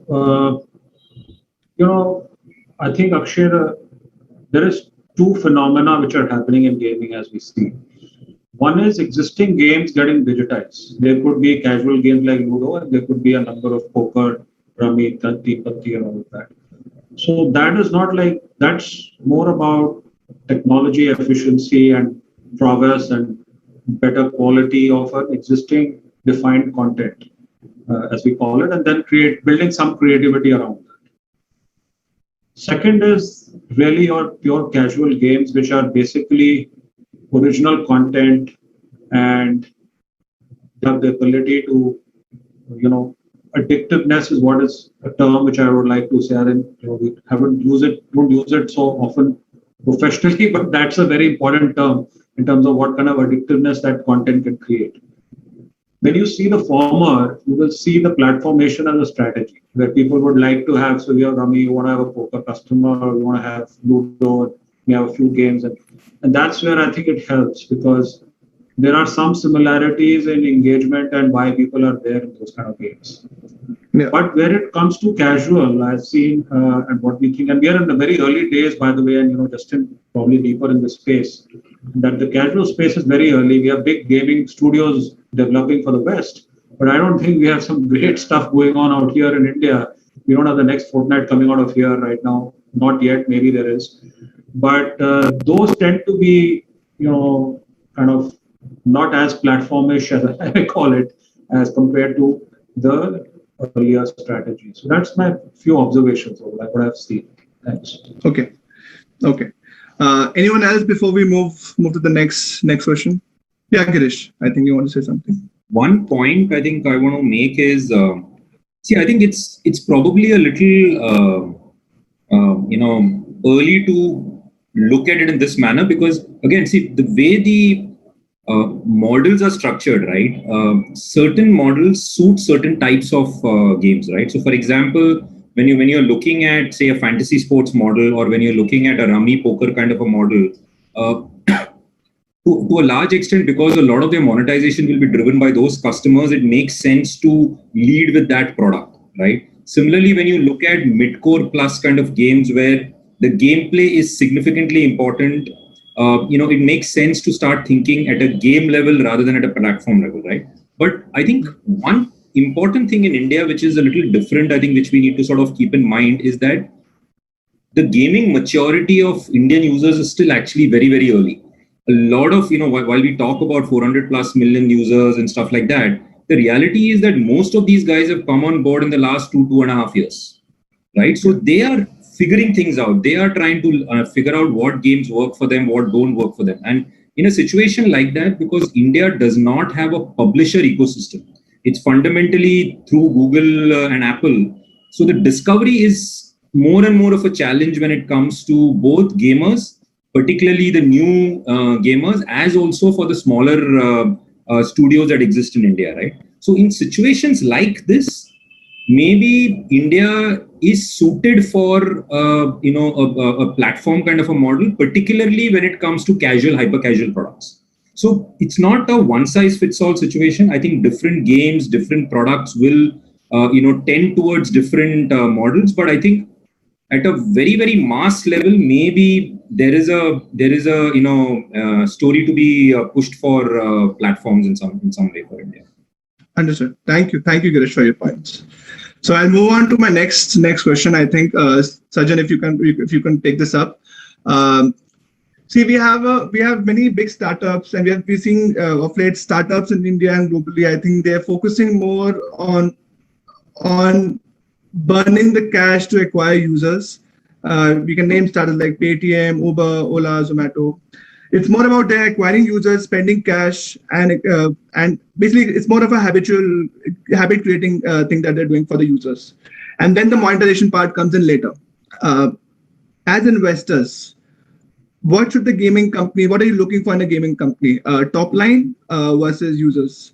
Sajan, Ankur, I think if both of you can take this, Sajan, if you could start first. I hope I'm pronouncing your name right. It's Sajan, right? Yeah, you can pronounce it the way you want. Okay. Yeah.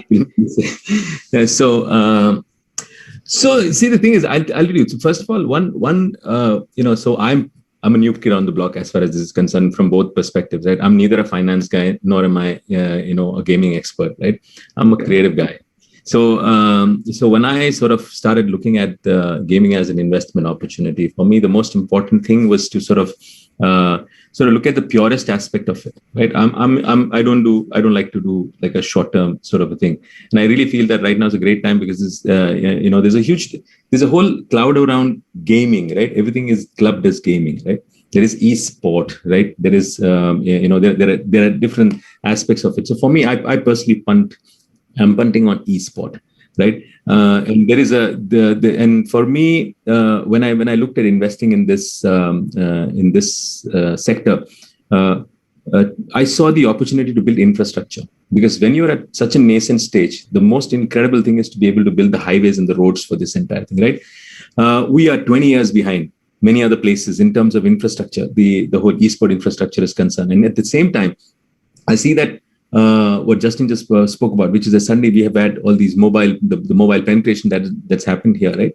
You have a lot of really interesting athletes, and I call them athletes. They're not just even players, right? I mean, we have our team has just qualified for the Call of Duty World Championship. We just went through to stage 4, which is it's a great feat for an Indian company. There are seven teams from all of Middle East and Asia, 3 from the Middle East and 4 from India, who've sort of qualified for this. So it's great. And these guys, and what I see is that I see a huge opportunity in actually building talent here, right? I see a huge opportunity in building infrastructure, broadcasting, right? What I think Ankur was talking about, which is when he went and saw the Mercedes Pavilion, a few years back, and how the entire thing was. We were the ones who had done that at that point in time, so suddenly I realized that this is such an incredibly interesting opportunity to create a new sport which will hopefully have a berth in Olympics pretty soon,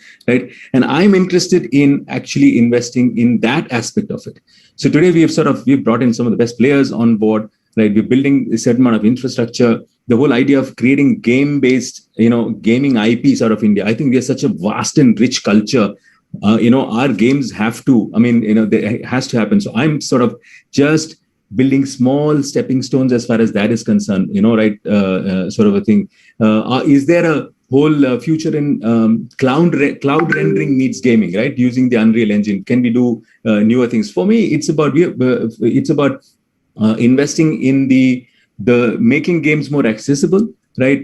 Because everyone who can play, everything is on mobile, right? But it's all about, if you can create a competitive sport on mobile, this is the sector that I see is going to grow. And this is what I would look for when I'm sort of investing in this sector. I'm not looking for subscribers. I'm not looking for numbers. What is very important is to understand if people are willing to invest in the infrastructure, who's willing to play the 5 to 7 year window. That's what's going to be interesting, right? I invested just about early this year, right? And we already seeing numbers are. I mean, it's just increasing. Today we have we have a reach of about 70 million, right? Suddenly I see a media opportunity over there. We are now in discussion with a few broadcasters saying that, can we start streaming? We got 20,000 hours of content. So the numbers are mind blowing, but they mean nothing, right? At the end of the day, these are all, they just stopgap. The idea is how pure are you? How clear are you about really being a part of this sector? Because this is just the beginning. Anyone who puts in some money will probably, I don't think anyone's really going to go bust in this entire thing. But people who are going to really play, you'll have a certain amount of control over this sector, and that's pretty much what I'm interested in. Okay. Thank you, Ankur. I think e-gaming is actually growing a lot in India. I think many companies are now focusing on e-gaming, and I feel the e-gaming market has a great potential in India. Ankur, I just repeat the question for you. The question of what should gaming startups be focusing on basically top line or user acquisition such as DAU, MAU, basically they should be focusing on getting more users and then monetizing later, or they should start simultaneously monetizing also, have a fair balance between the both. So that was the question. Yeah. Thank you, Akshay. See, I think again, we are too young to really focus on monetization that much. But again, within the e-gaming and, as Sajjan clarified, within the esports space, right, you already see that there are revenue opportunities. So you have these teams that go and compete in all these international competitions, and then there's some serious prize money that is there to be won. But if you look at the larger e-gaming, I think a significant part of our gaming population is residing in tier 2, tier 3. Now this is the population which will be a adopter first and a payer later. But they will, as people have started paying for Netflix, right? Remember, Netflix also had started with 3 months free, and such a big global brand, right? It's showing you movies, right, which is known for 100 years. Compared to that, e-gaming is relatively new, but it is going to, I also heard Justin and everybody else talking about that they're not cannibalizing any source of entertainment. It's not like you have to watch Netflix versus this. But having said that, when I look at startups, I am not overly revenue focused as long as there is a viable monetization strategy at a later stage. It may take 1 year, 2 years, 3 years, but there should be. It cannot be a burning, cash burning business model till eternity. So what I look forward is positive unit economics. It may not necessarily result in a upfront revenue. The business model, the way it is structured, should have. And to begin with, I look at LTV CAC, ratio. That this is what is going to acquire me, but what is my, what is the value I can realize with that over a period of time. And if that works out, so even if there is no revenue generation upfront, that's okay. Oh, okay. So I think this is really helpful to understand that as investor, you're looking for a unit economics rather than monetization, but it should not be they should have some strategy as to when to monetize your app and how does the metrics lead to the monetization. I think it's a very valid point. Justin or anyone else needs to actually, if you guys have any points to this. I'd just like to add something to what Ankur just said, which is that also, one of the other aspects quite important when I've invested is that to look at how many different avenues does this open up, right? Yeah. Today, when you look at esport, player acquisition works because there's serious prize money there. I can run an academy, which is again a great source happening. I turn this into media, which is again a very interesting thing. We already have about 7 endemic brands, and there are non-endemic brands who are working with us, who are willing to come on board. IPs can be created, right? So to me, it's also how many different. It's not about how fast are we going to be able to generate revenue, because it is already started doing some amount of that, but it's about how many different avenues is it going to really sort of open up. My next question should be about real money. What is your perspective on investing in a real money gaming company, considering there is a gray area around real money games on whether they are considered skill or chance in some states in India? And what factors as investors do you actually consider before investing in such games? Pankaj and Girish, if you could answer this. Pankaj, if you could start first. We are sitting a very interesting day today when the Madras High Court has kind of given at least a positive directional standing on the view of online games of chance, in terms of overruling what the laws of the land were kind of trying to restrict. So I think it's a very interesting time. The way we look at it, and we did in our report also, 80 to 85% of the market is free to play in India. There's about 10 to 15% where there are restrictions. So if you look clinically, there's 80 to 85% market free to play, online games of skill, which could be real money in nature. So to that extent, we still are a big market. Obviously, things like what happened last year impact the sentiment of investors, and numbers also got impacted on various companies when this happened in various states. But they're pretty serious rummy playing states, at least, if not poker. So that is the reality of the thing. So what we could gather is it's largely the judiciary is going to give direction to this, as you have seen today in due course. And where games of chance and games of skill get defined, and when it's a game of skill, it moves into beyond just gaming, and that is why it stands a good chance to kind of continue in the form it's, and therefore that is obviously one of the biggest things any investor is looking at in terms of the regulatory environment. Apart from that, obviously, is the usual metrics of DAU, MAU, retention, what's the 2080 mix, all of that kind of stuff people are looking at. It is certainly, what is interesting also in RMG is, unlike other games, it has got a universe of interested investors, which is much beyond online gaming per se. And it goes on to people with different interests across the globe, and the world is looking at this space very closely. And it's a big market, and that's really where we see a better environment, better regulation, better definition is going to help investors to kind of take the thing. We know at least half a dozen very serious, large global players looking at India in this space. They took a step back after what happened last year, and I think the way they are moving, they will probably look back again in more seriousness. Is the way we're looking at it. And Girish, you can highlight more since you're on a much bigger global platform. No, so I think Pankaj.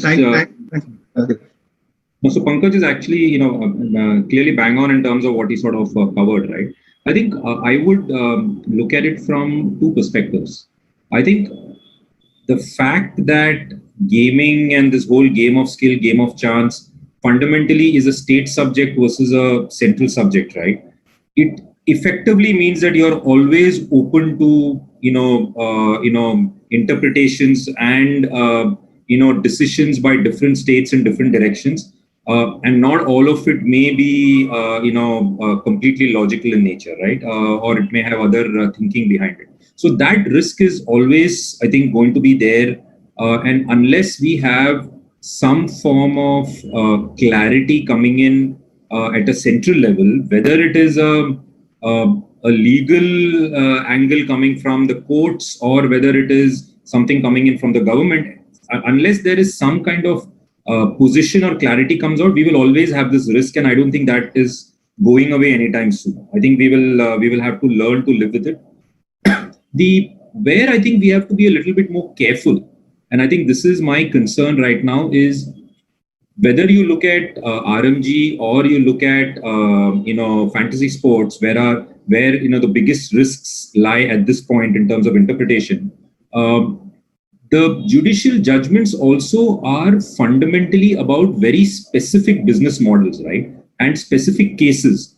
The government or the courts are not coming out saying that this is okay, this is not okay in terms of the overall businesses, right? They are effectively opining on very specific cases for very specific companies. What this means is that while there are,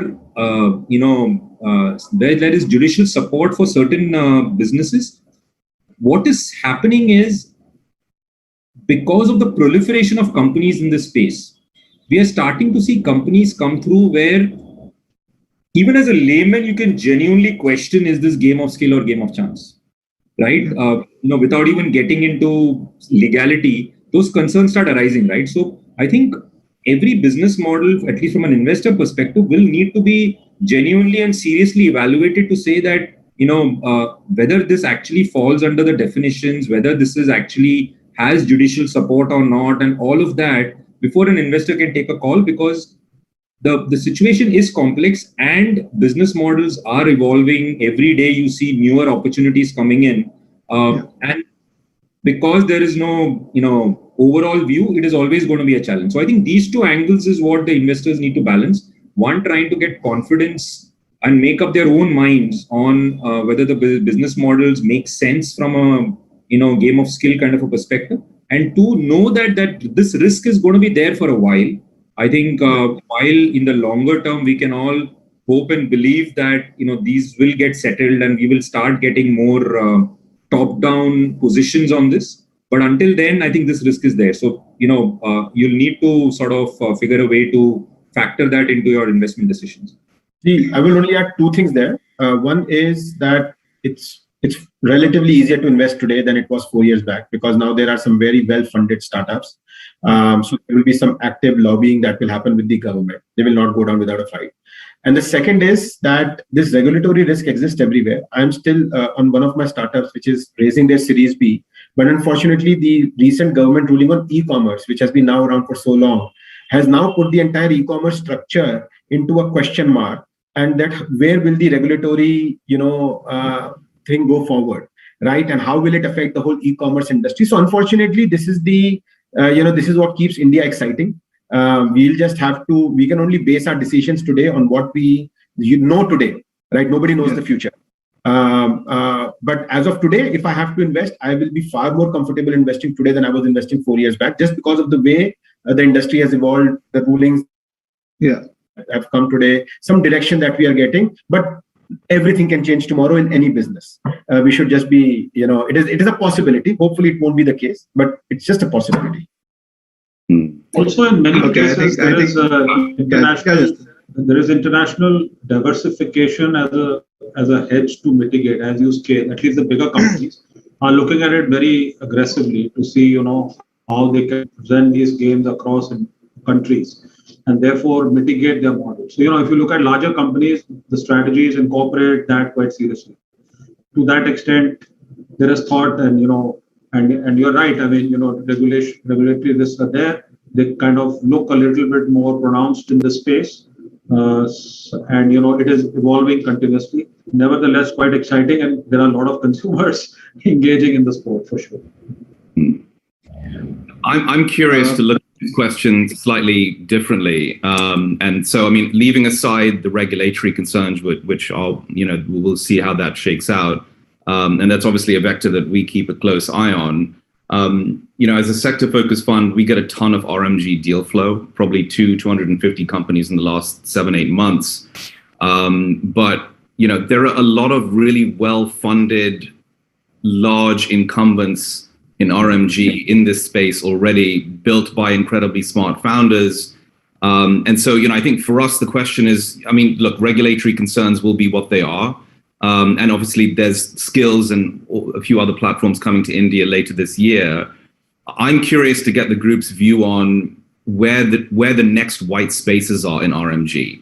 What are the other formats that can justify a specialist approach outside of, daily cricket fantasy or these horizontal RMG app stores like MPL and Winzo? Is it verticalized plays like chess or bridge? Or are there tool sets that can democratize RMG monetization, let's say, for non-RMG developers? And we have a thesis around this, but I'm curious to see kind of what are the other white spaces in RMG that folks are seeing that are interesting? Something I find very curious these days when I watch cricket on Sony Live is I see all these advertisements by Betway and a lot of out and out cricket betting companies. Now I don't know which regulatory law they fall in, because I think none of them are incorporated in India, but they're all appealing to Indian citizens. And if you have a smartphone in your hand, you can pretty much subscribe to any any app anywhere in the world, right? So that's another extreme. But to your point,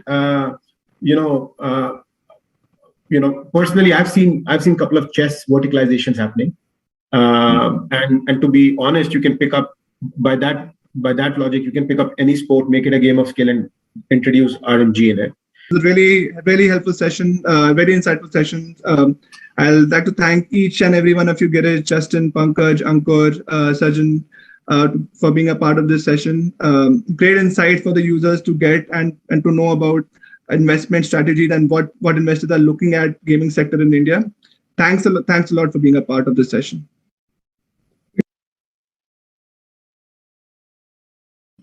Thank you, panelists. And now moving on to our next session, and we are going to discuss the current reality of gaming in India, the size, challenges, and opportunities. We have with us Anurag Khurana, co-founder and CEO, New Gen Gaming, Joe Wadakethalakal, Senior Vice President, Corporate Development and Investor Relations, MPL, Manav Sethi, Chief Marketing Officer, Optro, Shivanandan Pare, Chief Executive Officer, Gaussian Networks, Sumant Narayanan, Head of Client Engagement, Akamai India, Varun Ganju, Co-founder and Marketing Director, Bazi Games, and the session will be moderated by Bijoya Ghosh, Founder and CEO at Gully Network.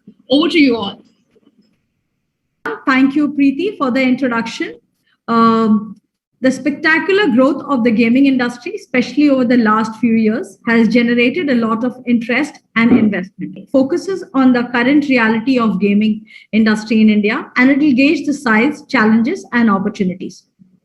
I have with me an eminent gathering of panelists for the discussion ahead who have individually contributed tremendously to grow the gaming sector in the country.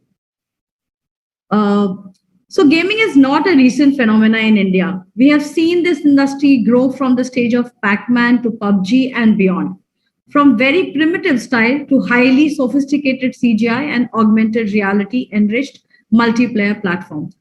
My question to each one of you is, how do you view the progression of online gaming sector in India? Siddharth, would you like to go first on this?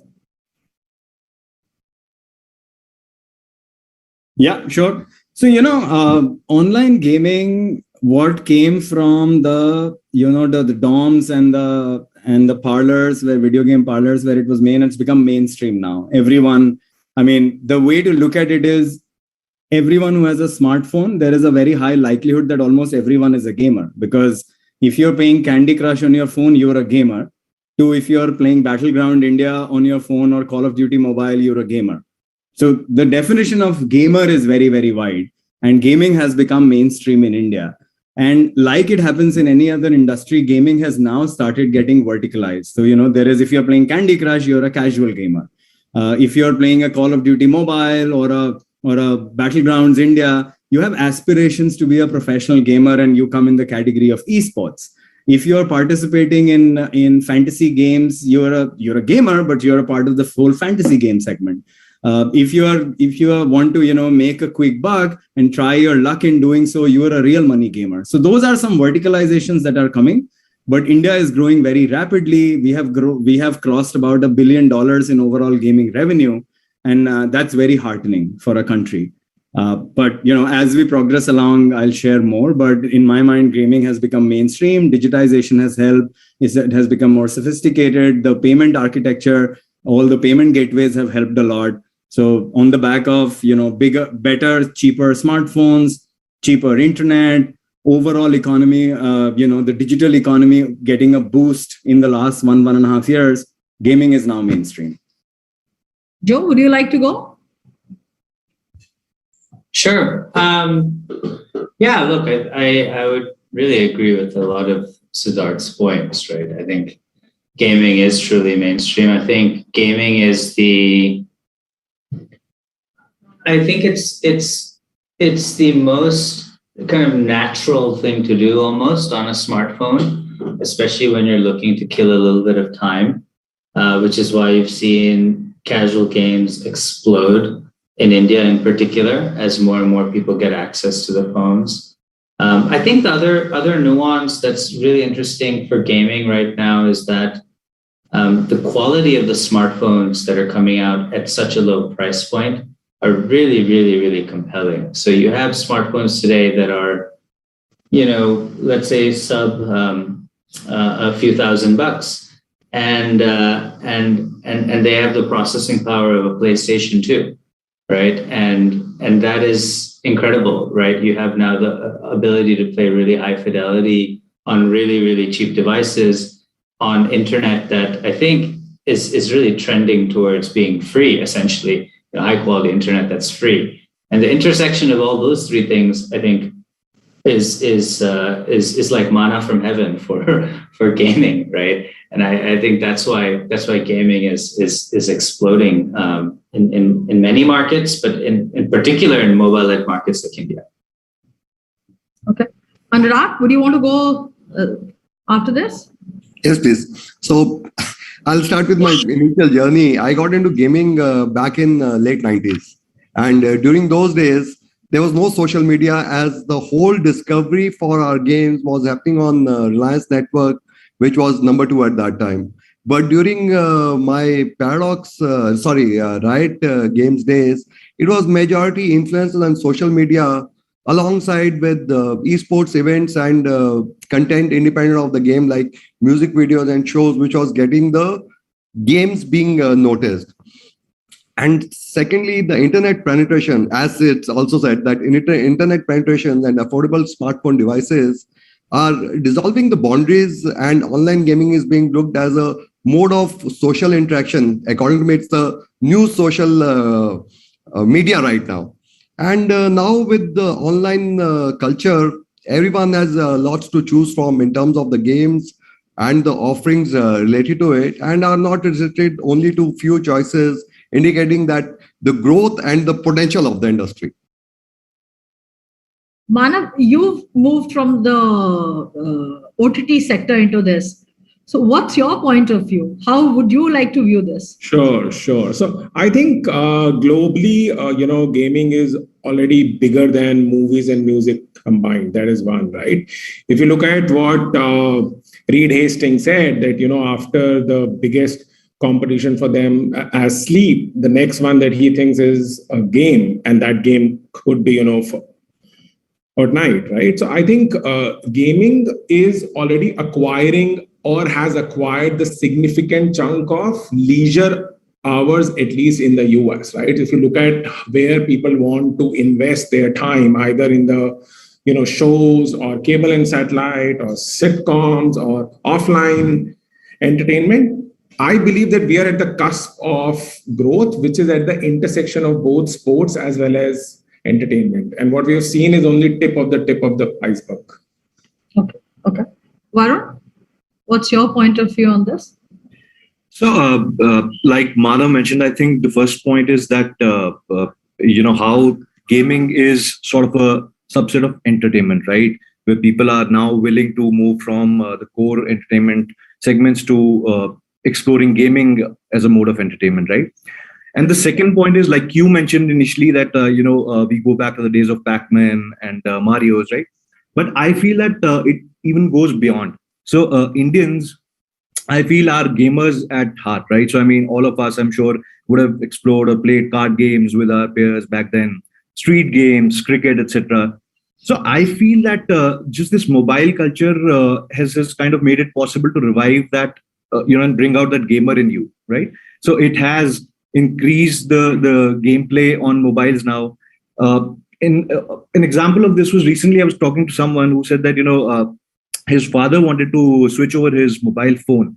And the only reluctance he had is that, he was at some 100+ levels on Candy Crush. And if he changed his phone, he was under the impression that he's going to lose that. So that is the kind of level of involvement, gaming has gotten people into, and different age groups, right? So I think, yes, the culture has picked up a lot, and there's a lot to grow in the in future too. Okay. Shivananda?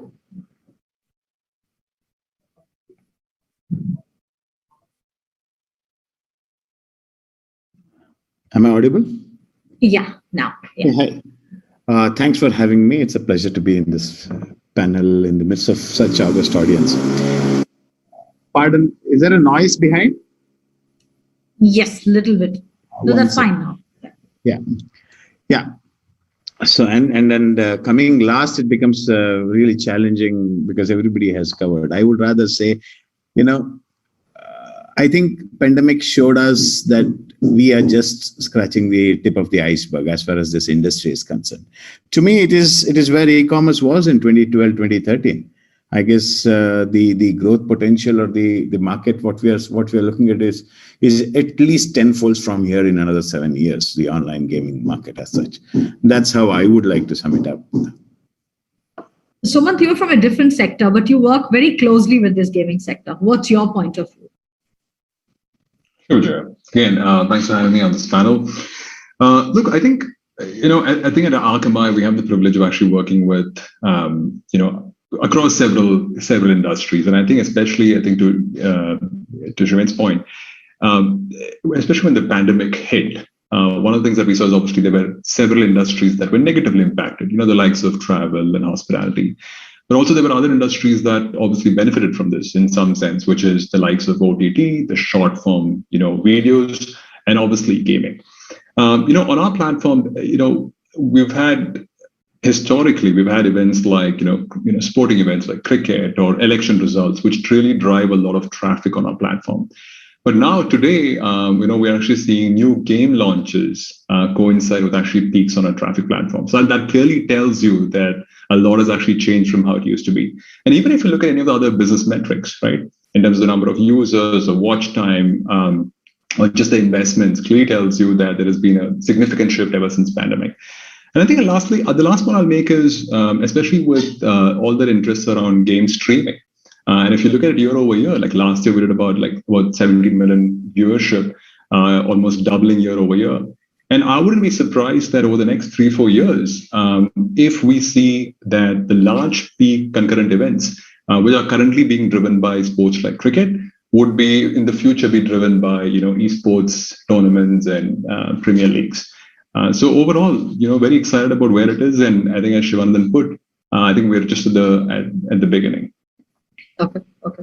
Now that we've kind of set the tone as to how the online gaming industry is progressing, we all know that pandemic has brought out massive changes in the economy, but gaming as a sector saw huge gains during this period. So according to you, how did the pandemic prove to be an inflection point for this industry? Joe, would you like to go first on this? Sure. So just to recap, you mean how did the pandemic drive an inflection point in the industry? That was the question, right? Yes. So I think what the pandemic did was it sent a lot of people to home, right? And people were bored and they had a lot of time on their hands and they needed things to do. And so I think it put gaming into the hands of many more people faster than it would have otherwise, if that makes sense, right? Because now people really just needed something to do, and so they fell into gaming. And so my view is that what the pandemic did was it actually brought us closer to the future, and I think it's done this in a range of different industries, but in gaming in particular, it essentially accelerated the future, probably 2 to 3 years with respect to gaming adoption and comfort around gaming and familiarizing and normalizing gaming, right? So that is,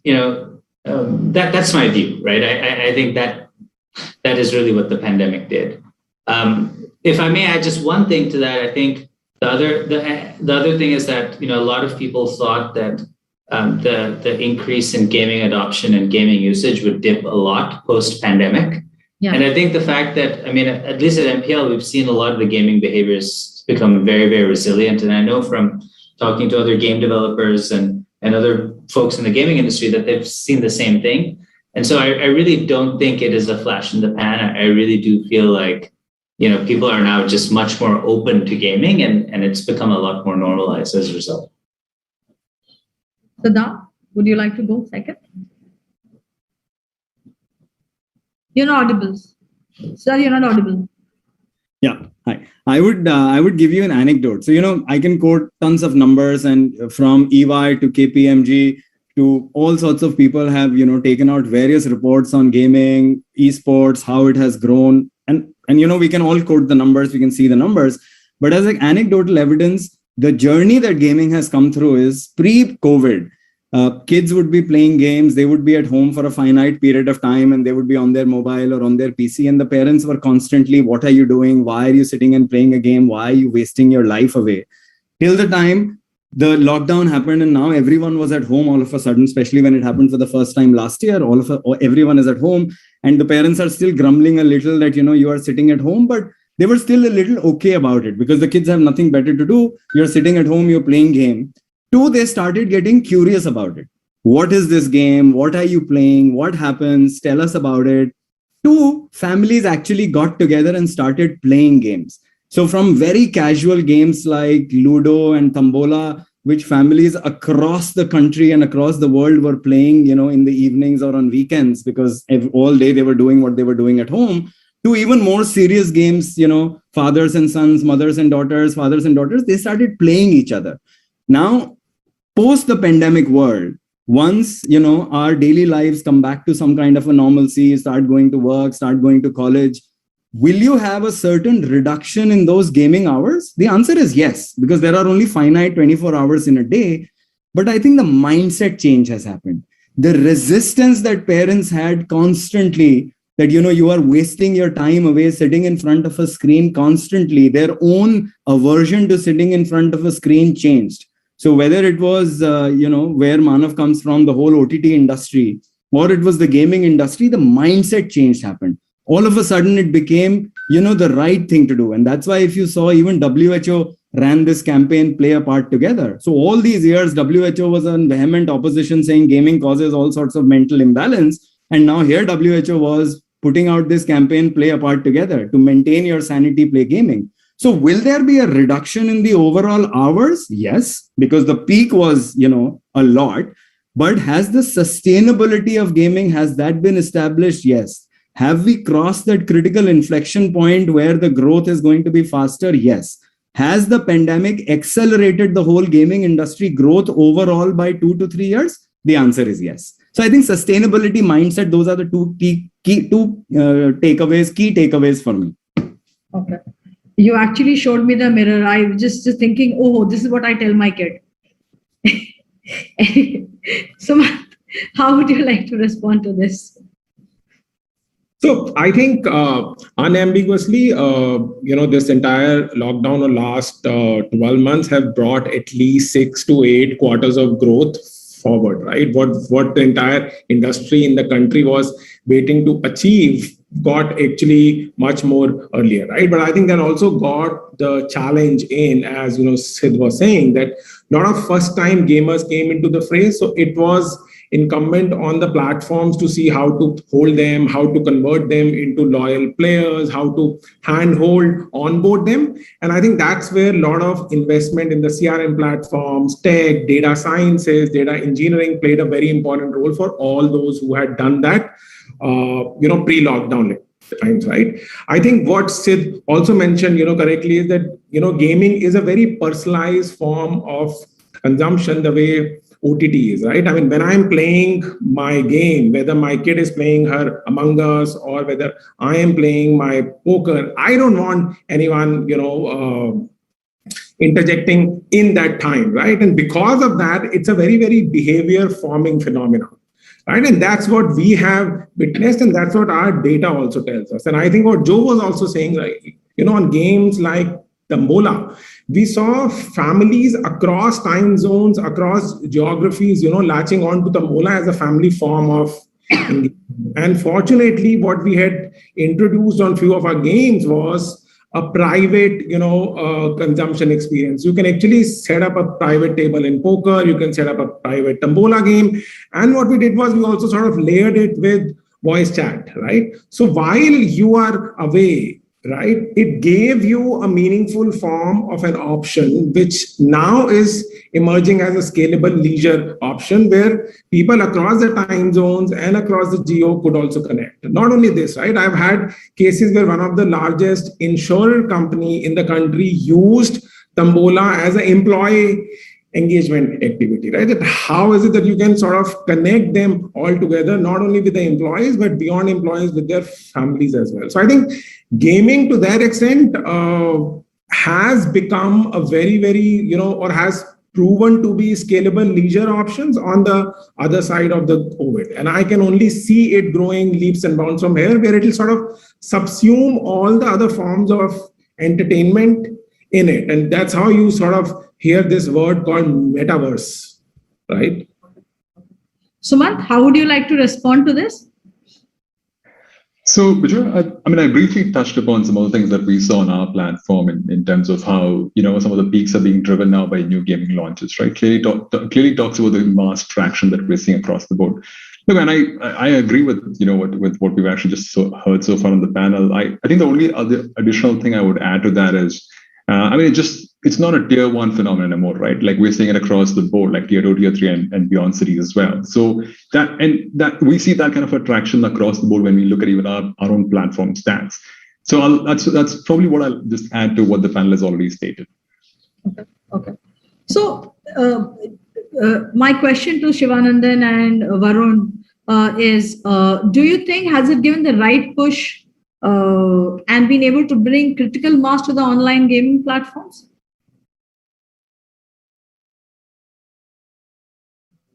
Shivanandan, would you like to go first on that? Do you think it's given the right push and been able to bring the critical mass to the online gaming platforms?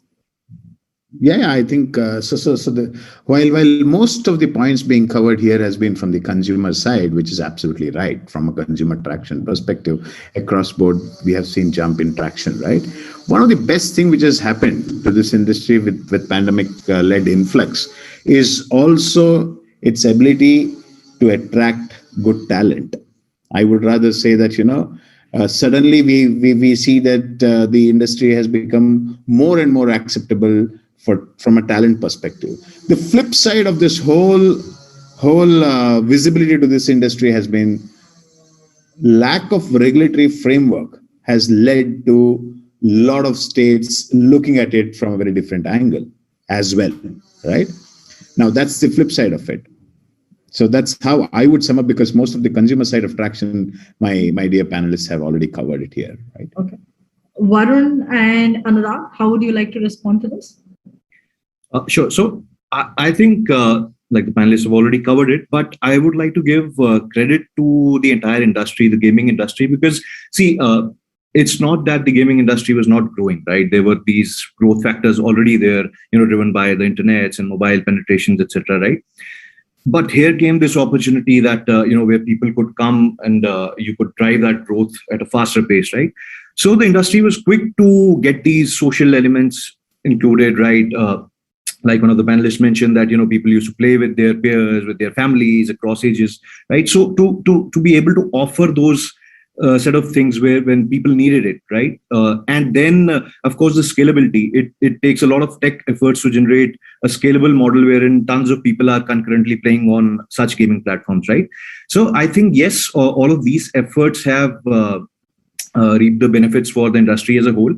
And I think there are tons of reports which suggest that, millions of people got onto these games in such a short span of that 2 to 3 months, right? And that growth, I think, is going to sustain for a long time. So yes, if you ask me, has it gotten in a critical mass? It for sure has. Okay. Anurag? Yeah. So according to me, the pandemic has definitely proven to be a catalyst for online gaming. Like giving you a small example, like my 8-year-old kid, he was a gamer when he was just 5, but his mother was after his life, why are you wasting your time? Right now, she also encourages, okay, if you have nothing to do, go play games. To the extent she, being a non-gamer, has become a gamer, of course, playing Ludo, etc. But as Sid said, she's a gamer in our books. So I think that is what the whole scenario has helped us. And I think with the things going back to normal, as Sid just mentioned earlier also, there'll be some drop off, but that resistance will not be there in parents' minds if they are letting kids play right now. Okay. Okay. So, as you all shared, and I think we'll establish it during our other question that we asked. So, everyone talks about immense scope and potential of gaming. But could you tell us how much is the industry valued at? Where are we at this point in 2021? Where were we? I mean, where are we on 2021? Where were we last year? Siddharth, would you like to go first on this? You're talking about the gaming industry? Yes, I'm talking about the gaming industry. See, so if you look at various reports, the way the gaming industry, and let me just pull up those numbers. I have those numbers here. So if you look up the report that was put out by KPMG a couple of months back, that puts the gaming industry in FY21 at about 136 billion rupees. Out of which casual gaming is the biggest segment, which is about 60 billion. And real money gaming is almost another 50 billion. So those are the two biggest segments in terms of what that report talks about. And, you know, the gaming industry, you have seen that in 2020 in FY20 as well, where overall the media and entertainment industry actually degrew. And that has happened, you know, very, very rarely. The last time it happened was the 2008 crash when the whole world order crashed. So the industry degrew, media and entertainment, but gaming and online, digital were the only two industries that actually grew. And they grew at a 25-30% CAGR. So that growth is which is being projected in the next few years to come as well. So that's overall gaming as an industry. If you look at within gaming, the segment that we look at Nodwin or we are part of, that's the esports segment. Now, depending which report you're again looking at, KPMG is a little more conservative, which says that esports industry was about 1.7 billion in 2021, and it's going to grow to about 6 billion in 4 years. ENY is a little more optimistic or a little more aggressive, where they have pegged the esports industry at 2.5 billion in 2021, and they have projected it to grow fourfold in the next 4 years. So they're saying it's going to be 11 billion by FY25. So that's one way to look at the industry, which is the overall revenue size. If you just look at the gamers, the gamers are about 430 million gamers today, which in the next 4 years are projected to reach 700 million. If you ask me the rate at which we are growing, the rate at which smartphone penetration is growing, I expect that number to be higher than that. But that's the stated number where, you know, various reports that you look at, you can see those numbers.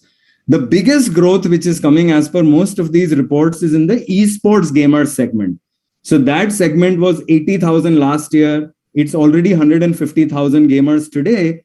But that's where they are saying the reports are putting the maximum growth. So they are saying we'll have about 1.5 million or 15 million in the year 2025. So that's kind of a tenfold growth which is coming in the next 4 years.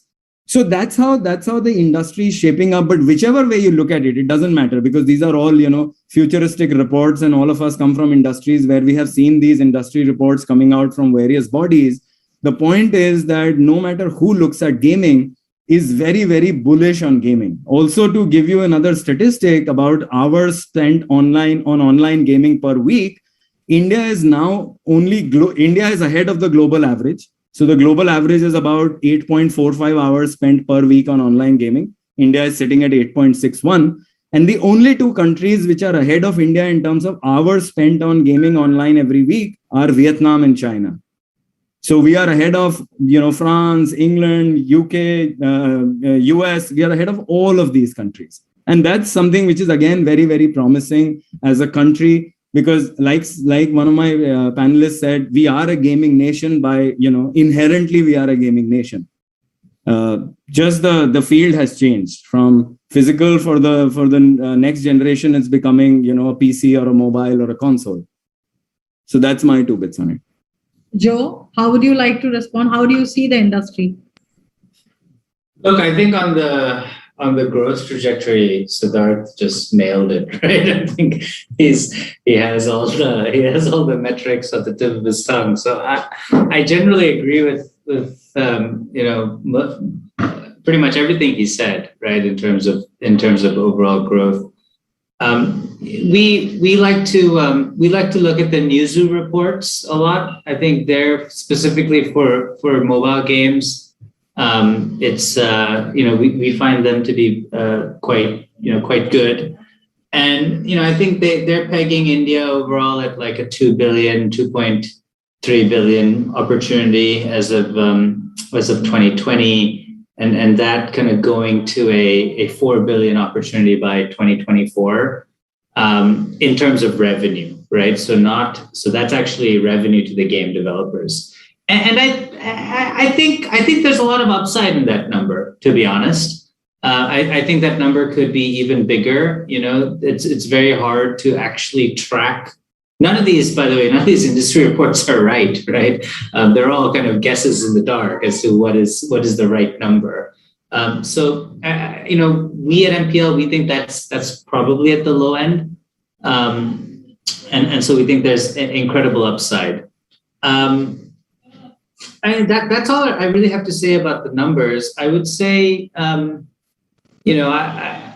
one of the things that I think is very interesting, which we're paying a lot of attention to, is financial inclusion broadly. Because to Siddharth's point, people, when I talk to investors, people are shocked when I say there's 400 million gamers in India, right?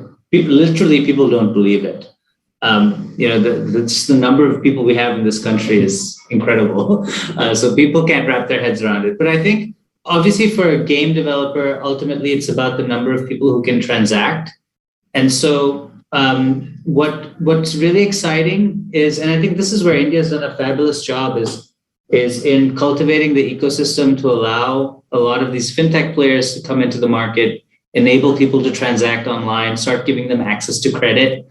For example, I think the biggest driver of game developer revenue is going to be access to credit, right?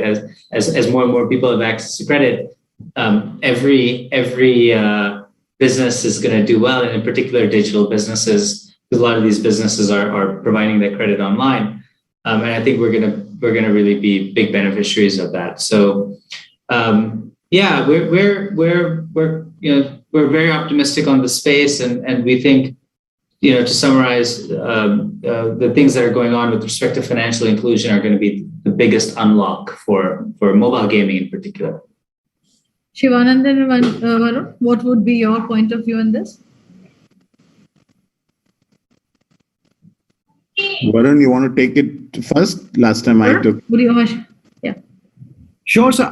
I think like the panelists have already given us a brief on what the numbers look like or are projected to be, right? But I can only add that, maybe just revenue-wise, looking at it would not be the best matrix because, India as a nation, we are not, we wouldn't be at better average ticket sizes as compared to markets like, let's say, the US, right? But absolutely in terms of volume, we beat everyone. So like Joe mentioned, I think 400 million is a number which can amaze everyone, right? But there's another figure that is already there is which says that there are about 800 million people that consume sports already in the nation, right? So I think there's huge scope there, right? We've not even we're just there at half of that mark, right? So there's enough audience already there to capture.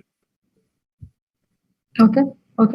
Shivanand, would you like to go for this? The way I look at it is, for the current generation, the younger generation, or you can call them millennials, or whatever generation they are, right? Would gaming be the choice of first choice to get entertained or to spend their time? I think yes. Compared to content, right? During our time, the only way to spend our time and get entertained was probably movie or television content, right? Anybody who is born post 1995 or 2000, what will be his or her default choice to spend time? would invariably emerge as gaming, especially on the mobile side, with mobile as the access device, right? So now it's just a matter of projection. I mean, we have seen these numbers going wrong, as Joe mentioned, the whole projection numbers going wrong. Fundamentally, is there a behavioral shift? Yes, there is a behavioral shift. Then the sky is the limit for anybody to assess the potential. I would not be surprised if 2025 number of anywhere between 4 to 6 billion gets beaten by at least 40-50%, right? That's the kind of thing we are looking at. That's what we saw the moment access became accessible. Geo boosted the whole OTD, consumption pattern, the content consumption. So pandemic is one trigger. We don't know what would happen next, right? So that's how I would say that, it's very hard to guess the number, but I would like to bet on the at least 40 to 50% more than whatever any of these reports have given. That's how I would put it. Yeah. Based on what you just said, my next question is, what needs to be done to get new audiences to sample the online gaming platform and retain the initial visitors? Yeah, Shivanand, would you like to respond to this? And then I would like Anurag and Manav to respond. Yeah, so see, I represent Ghost Networks, which is predominantly into the RMG space, real money gaming space. So from our perspective, from my perspective, from the RMG industry, within the gaming industry, I would say regulatory clarity would be the biggest boost for this industry, if there is one which comes in, right? And that's one of the biggest expectation from us also, from the industry players, that this sword of uncertainty because of lack of regulatory framework is stopping investment, is stopping creation of value, creation of employment, you name it, right? So that's how I would put one single thing, if there is an ask from our side, would be that, right? I think markets will grow. Consumers will not stop playing. Consumers would find their way. They would continue to play. And this one particular thing, if it gets solved, I am pretty confident that this industry would be attracting investments, valuation, you name it, the way any other internet companies have, industry verticals have emerged over the last decade or so, right? Yeah. Anurag? Okay, let me answer your second question first. Okay. While a small percentage of the users might not be retained once we are back to the normal post-pandemic scenario, but a majority will stick to it as it's something new that they liked. Second point is that good content is always grips the users, which is what I'm seeing happening with the new launches of the game, new game coming up. With life going back to the pre-pandemic routine, to retain new consumers, tweaks on content have to be made to keep audiences still engaged. Last point is that localized payment options for the demographics, which have been the biggest hindrance, will now change introduction of multiple such payment options to keep them retained and also get more ARPU. Fortunate for me, I've been part of two organizations who have indirectly driven this whole online gaming phenomenon. One is Geo and second is Paytm, making payments enabled. So I think more such new mechanism I like to see to retain the initial visitors. Okay. Manav, how would you like to respond to this? So I think Octro is the only Indian company which is featuring top 5, whether you pick App Annie or Sensitar, right? If you look at player by revenues or top grossing app, Octro, Teenpati, because of the casual intervention that we have, right? We are right there. But from RMG standpoint, as Shiv rightly said, because we are also in RMG space, there's a dire need of harmonization of state and central laws, right? That how these two twins have to merge. Like these can't be divergent paths, right? For any, predictable capital to come into this as an industry. I think beyond that, what government needs to do is sort of enable this entire ecosystem, right? And I'll sort of take it, link it back to our earlier question on the growth, right? If you look at how China's tech industry actually evolved, right? The entire internet tech industry evolved because of gaming, right? Because the gaming revenue started to plow on acquisition and audiences, and that's how the entire ecosystem built, right? In India, it is not the case, right? Gaming is a late entrant for all the reasons that we have, discussed now. And also remember that India is also very unique for two reasons, right? Because A, we've not had any global IPs, right? Our kids don't grow up reading or consuming IPs which are made in India itself. That is one. Second, we have bypassed the console generation, right? So we've sort of leapfrogged rightly into mobile. When you look at through these prisms, you realize that there is lot of while we are the largest gamers after China on the planet, right? But we are still consuming in concentric circles. We are consuming local content, we are consuming global content. I mean, we've seen now kids not asking for Lego on their birthdays, but asking for Robux, right? Which is the cash on Roblox, right? I mean, that shift never existed earlier. If you look at the data for Among Us, right, they say that 3/4 of under 12 kids in US are consuming Roblox. That has never happened in the past, right? So if you look at on your peaking order of media consumption, gaming is the only category which has been outlier in terms of growth, right? So it needs all the right sort of ingredients for it to prosper. That can be, tax incentive, that can be, focus on IP creation. I mean, we've never had any studio making a game that can be taken to 200 countries, localized in 20 languages, right? And if you correlate it with how it has happened in the Western world, and that's what they do. I mean, we've seen the cases of a PUBG ban, where while the revenue contribution was very, very small, but the day India announced the ban, there was a significant erosion of shareholder capital from the public markets, right? So I think you have to look at it in these many contexts and see that, there is enough runway for all of us to grow. We've just discussed some of the things that are plaguing the industry also during our course of the discussion. So, gaming industry is not devoid of certain roadblocks in its growth journey.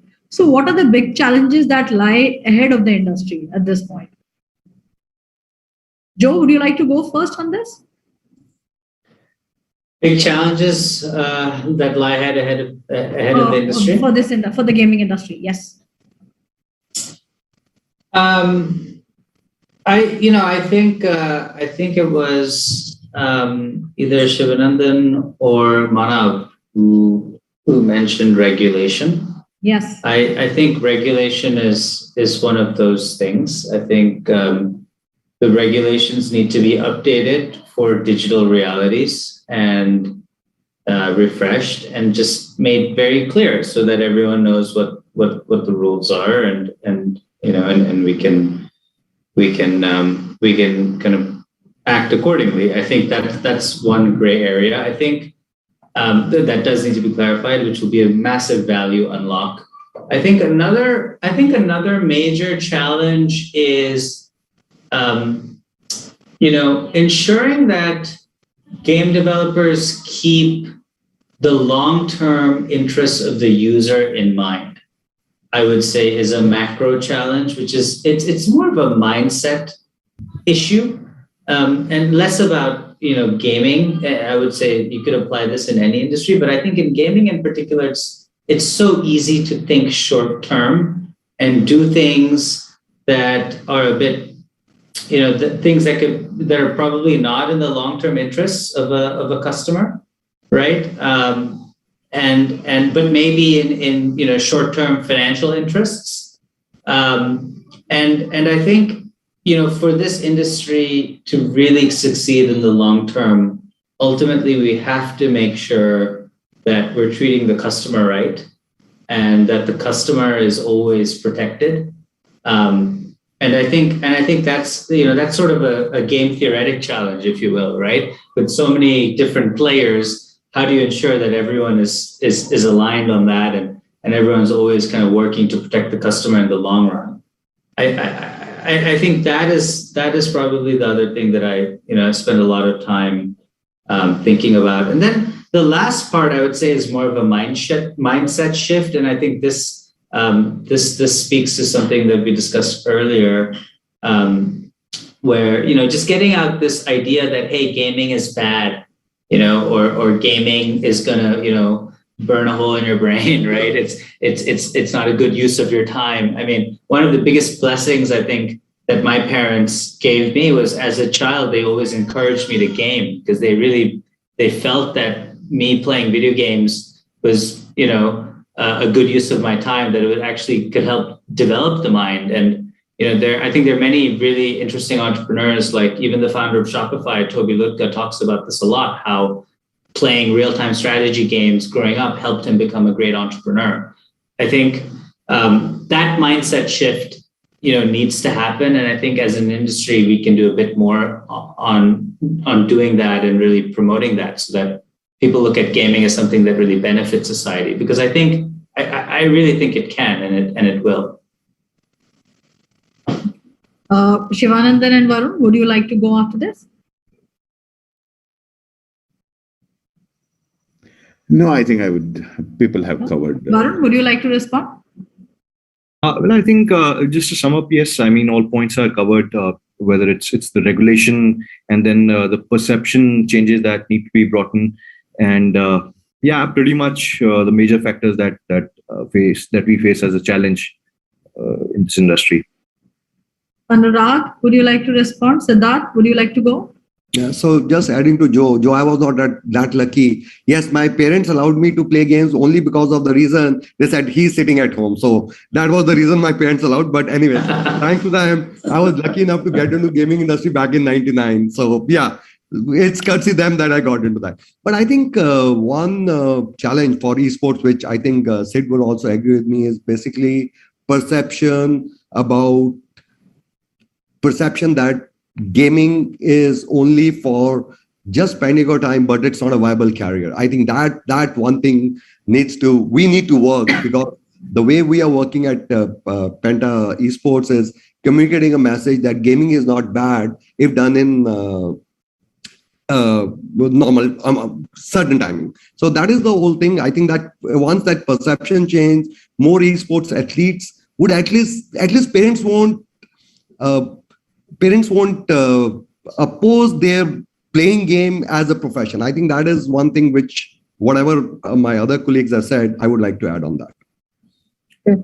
So that, would you consider nagging moms like me a challenge?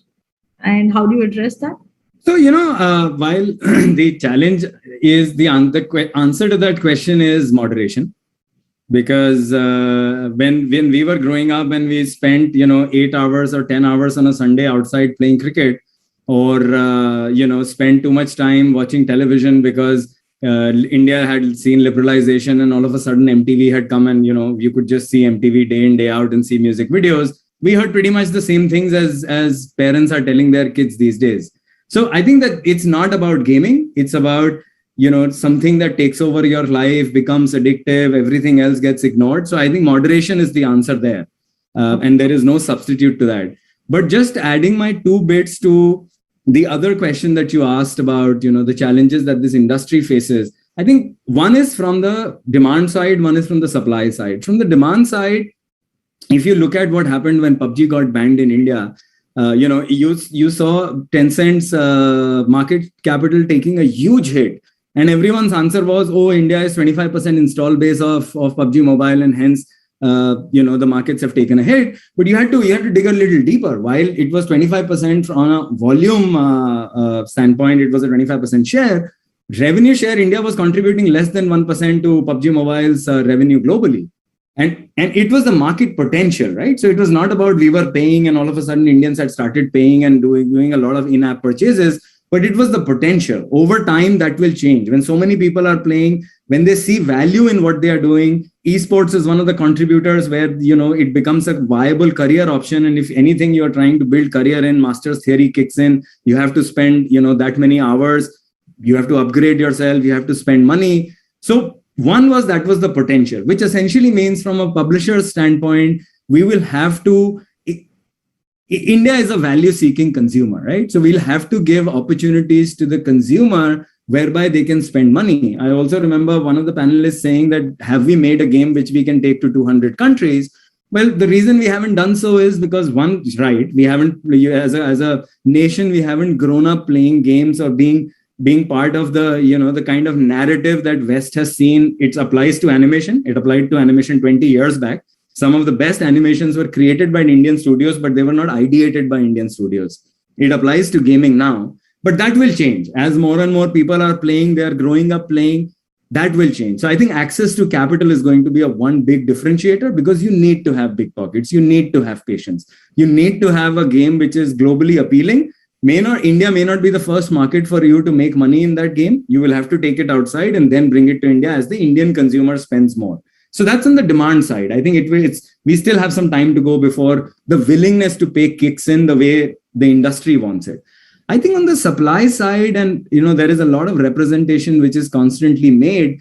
There is inclusion required at the grassroots level. Why is cricket where cricket is today in India? I mean, sure, we are a cricket crazy country, and every other sport gets a stepmotherly treatment, and we have seen that at the Olympics. While the athletes have made us exceptionally proud, and we can see we finally have a medal in hockey, and we just had a medal in women's hockey, and we just got a gold.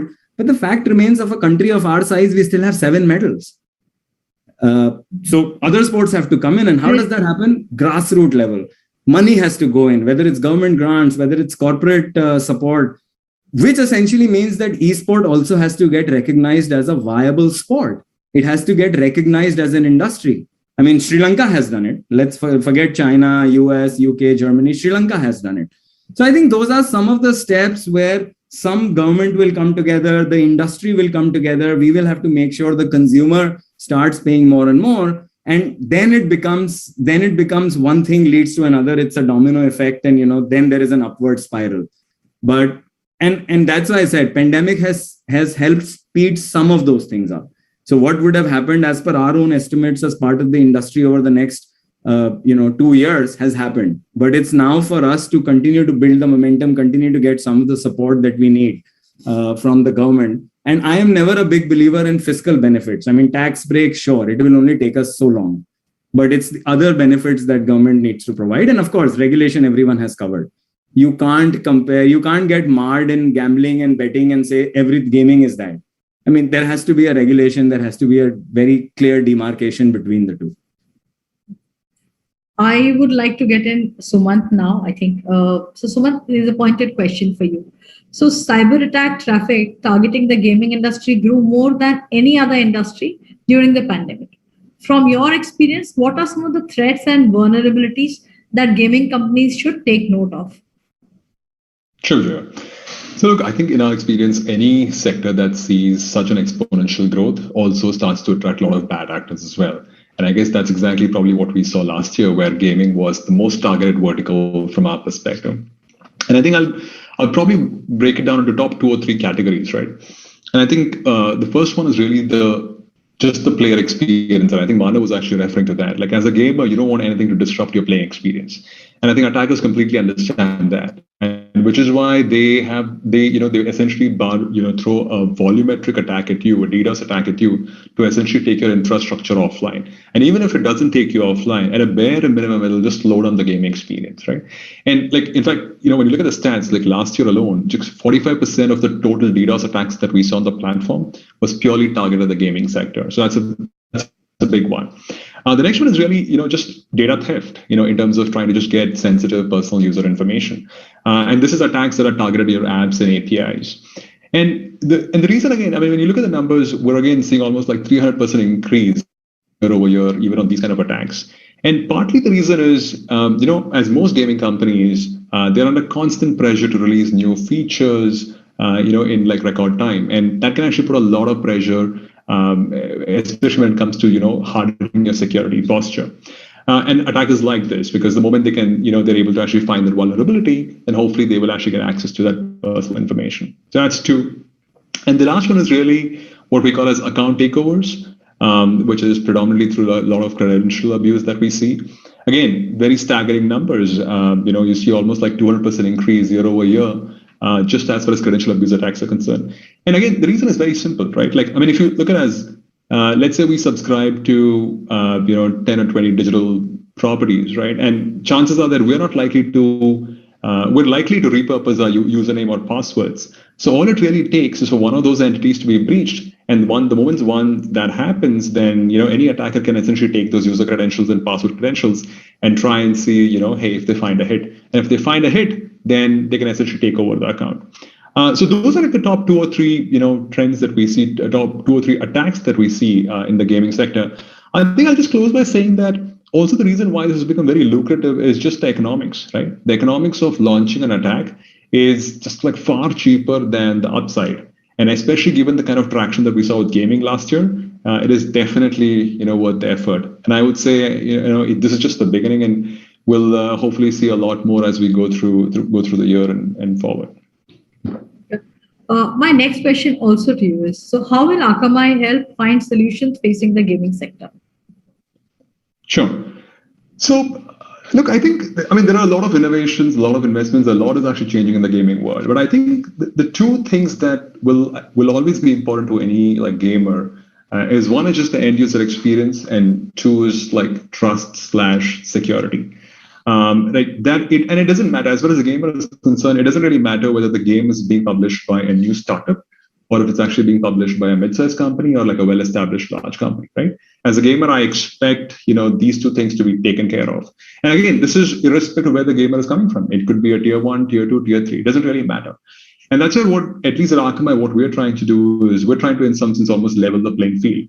So irrespective of whether you're a big company or a small startup, we in fact also have a gaming acceleration project that we've just launched even for startups, where they can essentially deliver the same kind of experience that a large company or a well-established gaming company can launch as well. That's one, as far as the now is concerned. And just looking at future, even things like new technologies like cloud gaming. Now, I know it has not picked up yet in India, and it has dependencies on things like, big rollout of 5G. But it seems very applicable for a country like India, which has such a huge device disparity, and also the fact that you don't really need a high-end device to play a high-end game. So there's a lot of potential there. And that's where, again, we're making investments ahead of time to try and see how we can actually help facilitate new technologies like cloud gaming. So yeah, look, I think at Akamai, as I said, it doesn't really matter the size of the company or the fact that it's about now or the future. We're trying to plan for the future. Hopefully that addresses your question, Vijay. Okay. We've almost come to the end of our discussion. So my last question to all of you all.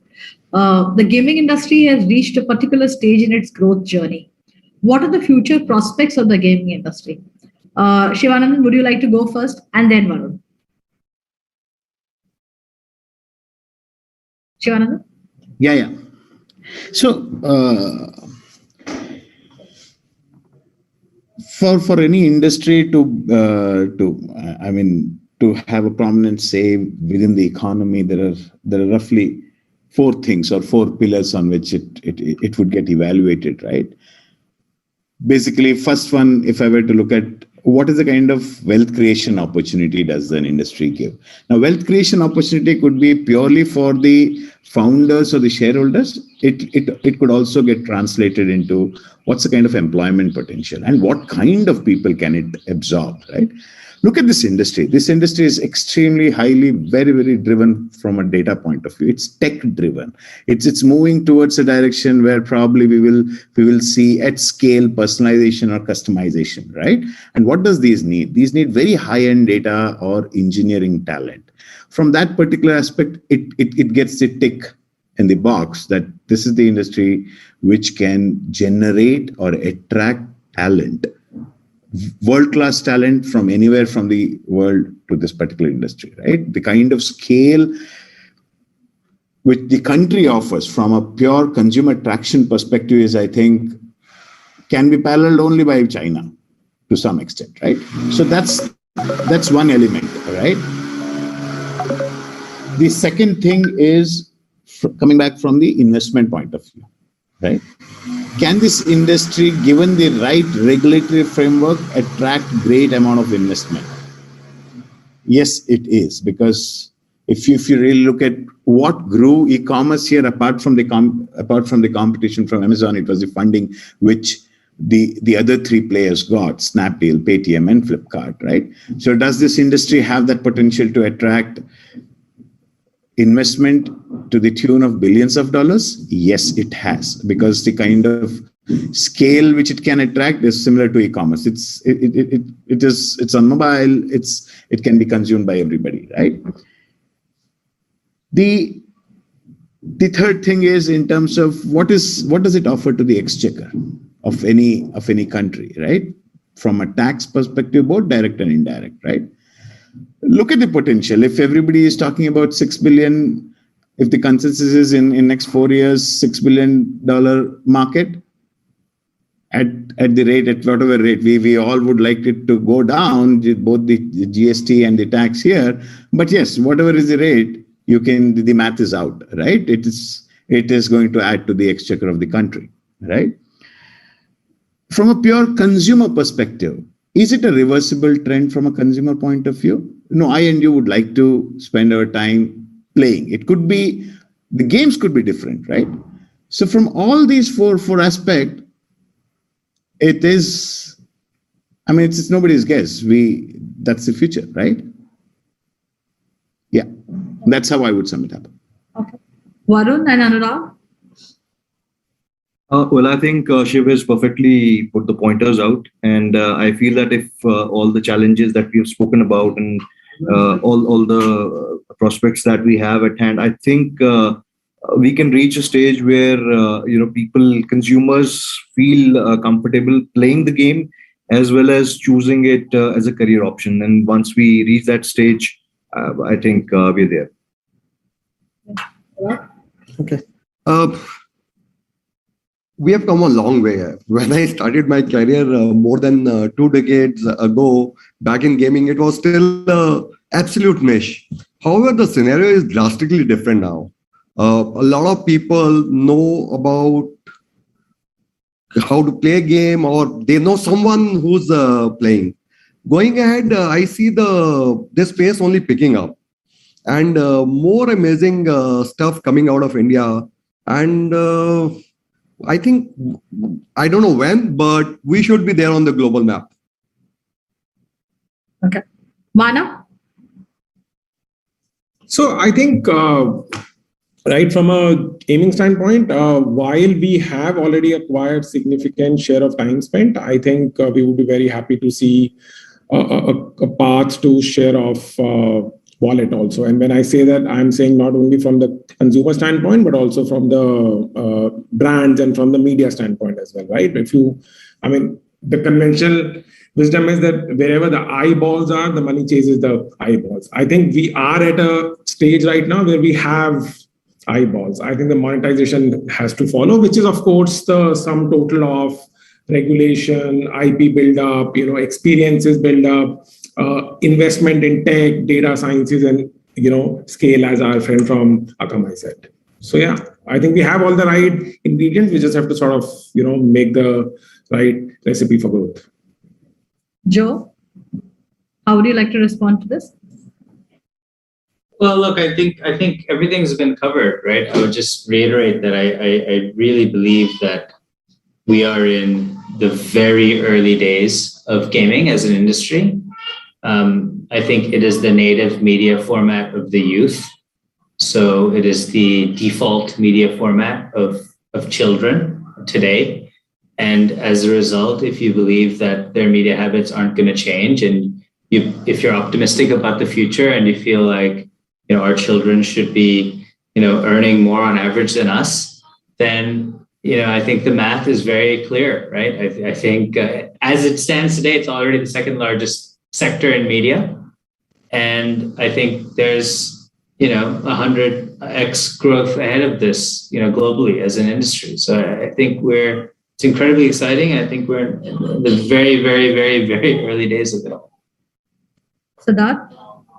So, I'll add the flavor to esports. My colleagues have spoken about gaming. So if you look at esports, India as a country, if you look at overall the entire age bracket, we are still behind watching traditional esports, as in the time we spend per hour per week on watching esports versus watching traditional sports, be it on television or digital medium. But if you start slicing it, and if you see the 18 to 25-year-old age group or 26 to 35-year-old age group, they're already spending more time watching esports events, watching other people play games online than they are on watching cricket and football on television or on Disney Hotstar or Sony Live or wherever they are watching it, right? If I were to just extrapolate this trend, the future is clearly esports. Yeah. It's interactive. It's the the viewable entertainment of tomorrow. And I would go to the extent of saying that esport is going to give cricket run for its money in the years to come in India. Kabaddi hasn't done it, hockey hasn't done it, but I think esports has the potential to do it, because the youngsters only want to watch esports. They're not interested in cricket or football. Sure, they would watch their friends play FIFA online, not really actual footballers playing on the field as much. Sumant, you have a point of view here. Would you like to go? Look, I completely agree with what Siddharth just said, right? I think so. At Akamai, for example, we delivered one of the largest cricketing events where the peak concurrency was in excess of 25 million. Just basis the numbers that we discussed, like yeah, we can easily surpass that. And I think especially a game like esports is actually best positioned to break that. Look, I'll just close by saying that, if we had this discussion 2 years ago, we would have still be talking about the promise of it, but the numbers would have been very, very different. 2 years from then, the promise is so much more. And as I completely concur with everyone on the panel, is that literally we are at the start. And really hoping that technology partners like Akamai are there to actually help support and scale and secure this online sporting business as it goes along. Thank you, everyone. We end this panel today, and I look forward to partner with you all to make this ecosystem bigger going forward. Thank you so much, Vijaya. Thank you. Thank you. Thank you, Anurag. Thank you, Varun. Thanks, Thank you, guys. Shubham. Thank you. Thank you. Thank you. Thank you, Manav. Thank you. Thank you to all the panelists for that very insightful session. Before we move on to our next session, can we please have the sponsor AV? One medal we got in Atlanta 96. Second medal can come from esports. That's right. In the 2018 Asian Games, India won a medal in esports. 2022 games, we can definitely win more. After all, here also skill is important. Forehand in tennis, and here, forefinger and thumb. On MPL also, whether it's carom or archery, to win, skill and practice both are important because the field is new, but the game isn't. This game involves an element of financial risk and may be addictive. Please play responsibly and at your own risk. Virtual Singajad's Dilemma.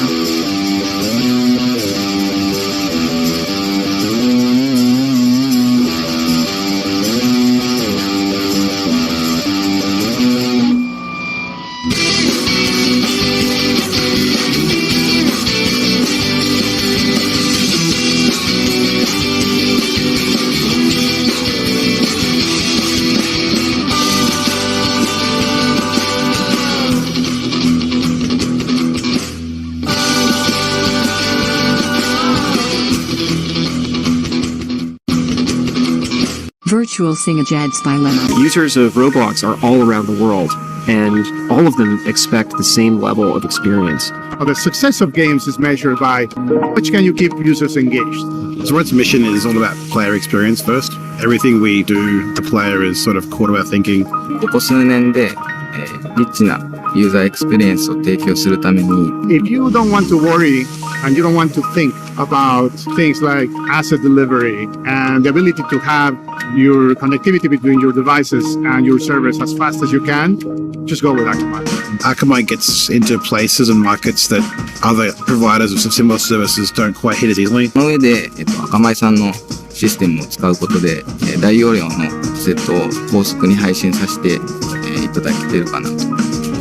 The workflow without that, I'd probably have a lot more CDN support because the amount of capacity we'd need from the others wouldn't be there. There's one less problem we have to solve. If Akamai wasn't around, we would probably have to multiply our team by I don't know what kind of factor and understand what we would need to do to replace what Akamai provides to us.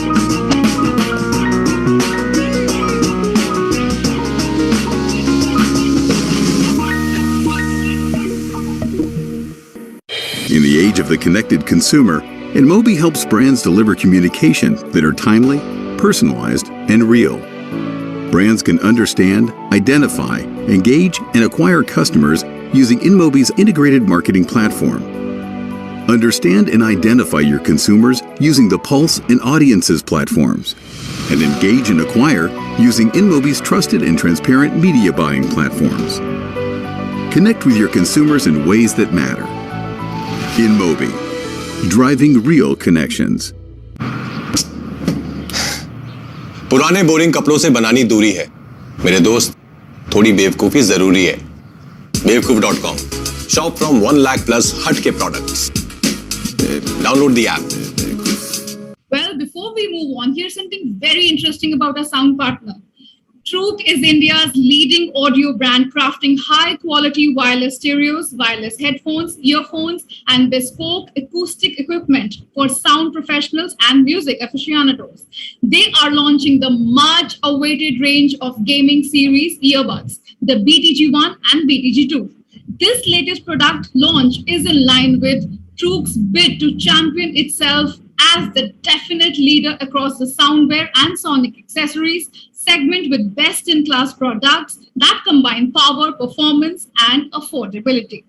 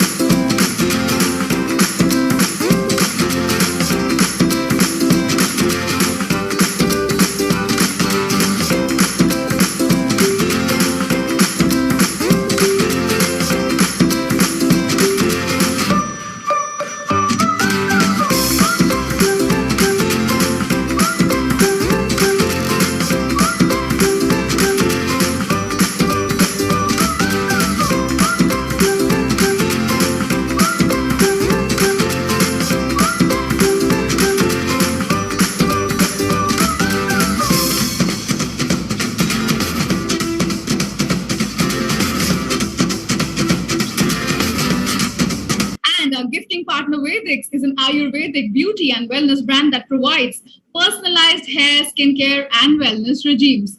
GAMEXX's unique proposition is to create products to suit each individual's body characteristics as identified by their doshas.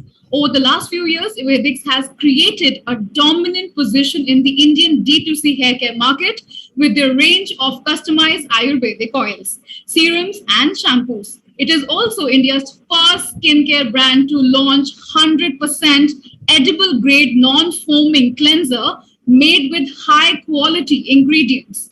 GAMEXX aspires to evolve the brand that continues to innovate in the area of modern Ayurveda. The company has launched a range of products in new categories and are available on Amazon India and Purple.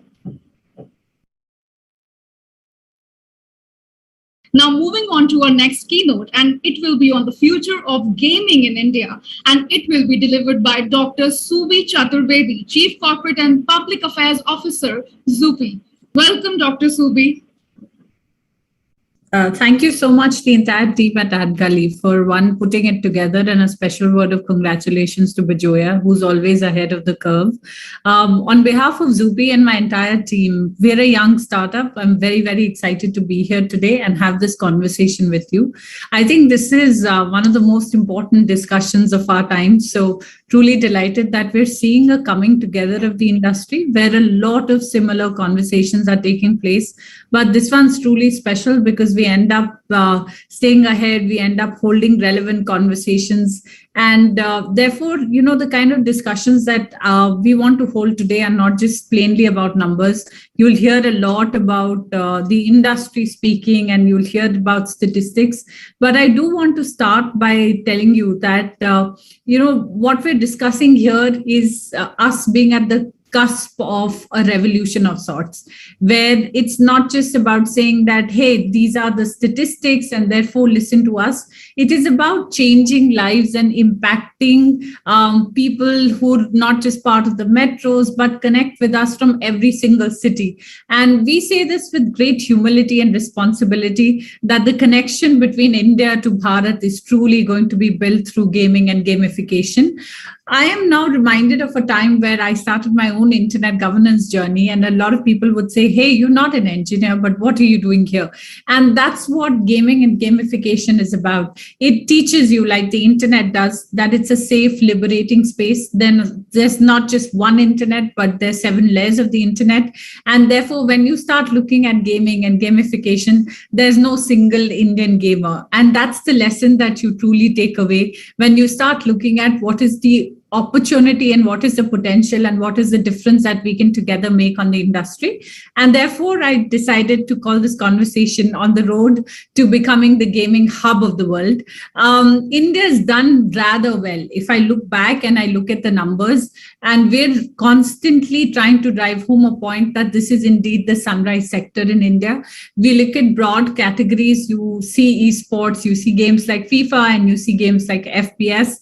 Casual games, again, need no introduction. This is a category that people thought would not generate too much of an interest, but you'd be amazed to know that at least 43% of all gamers in India, and they currently stand at a very strong, sizable number of 400 million, are women. And women are also spending money online. Women are also taking agency and voice through gaming. So when you look at core gamers, and you do a rough estimate, you look at a fairly significant number of a 33%. You look at transaction-based and competitive online games of skill.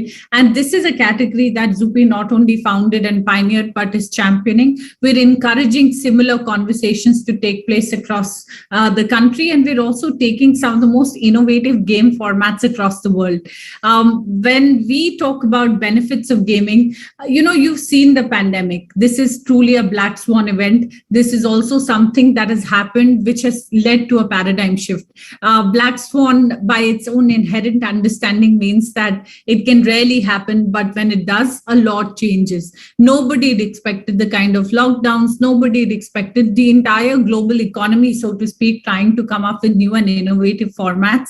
And this is where, gaming comes in, not just mental health, well-being, entertainment, competition, and excitement, but we're also looking at ways of relaxation. We're looking at building communities. We're looking at coming together with like-minded people and not just staying locked up inside your room, but building and sharing this community where you discuss issues, where you take stands, you build causes, and then you exchange ideas of what this multiplayer gaming format does for your mental well-being and your emotional health.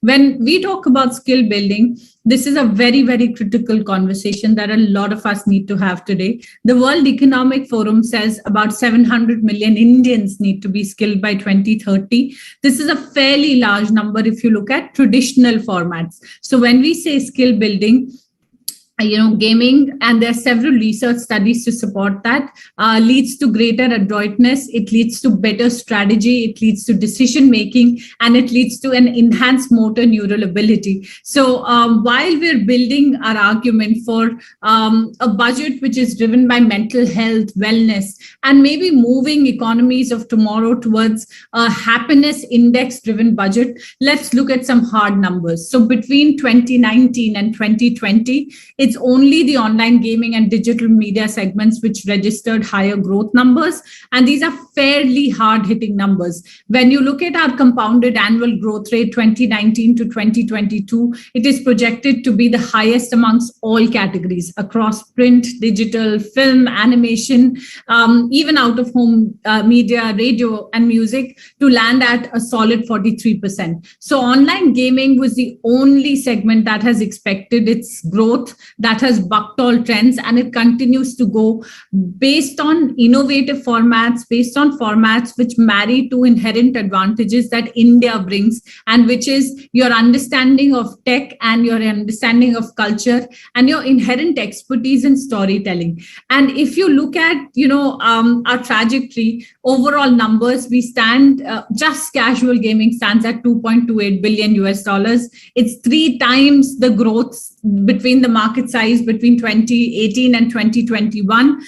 These are fairly strong numbers, which then call for what is it that we can do as a community, as society, and even as our elected government to support an industry that's truly making its mark. And I'll list out our asks as well. This is a bit like our Santa wish list, but this is where a lot of us are working very closely with the government, where we're sensitizing the government and we're showcasing every single aspect of gaming and gamification. So the number of gamers are expected to reach a solid 65.7 crores by 2025.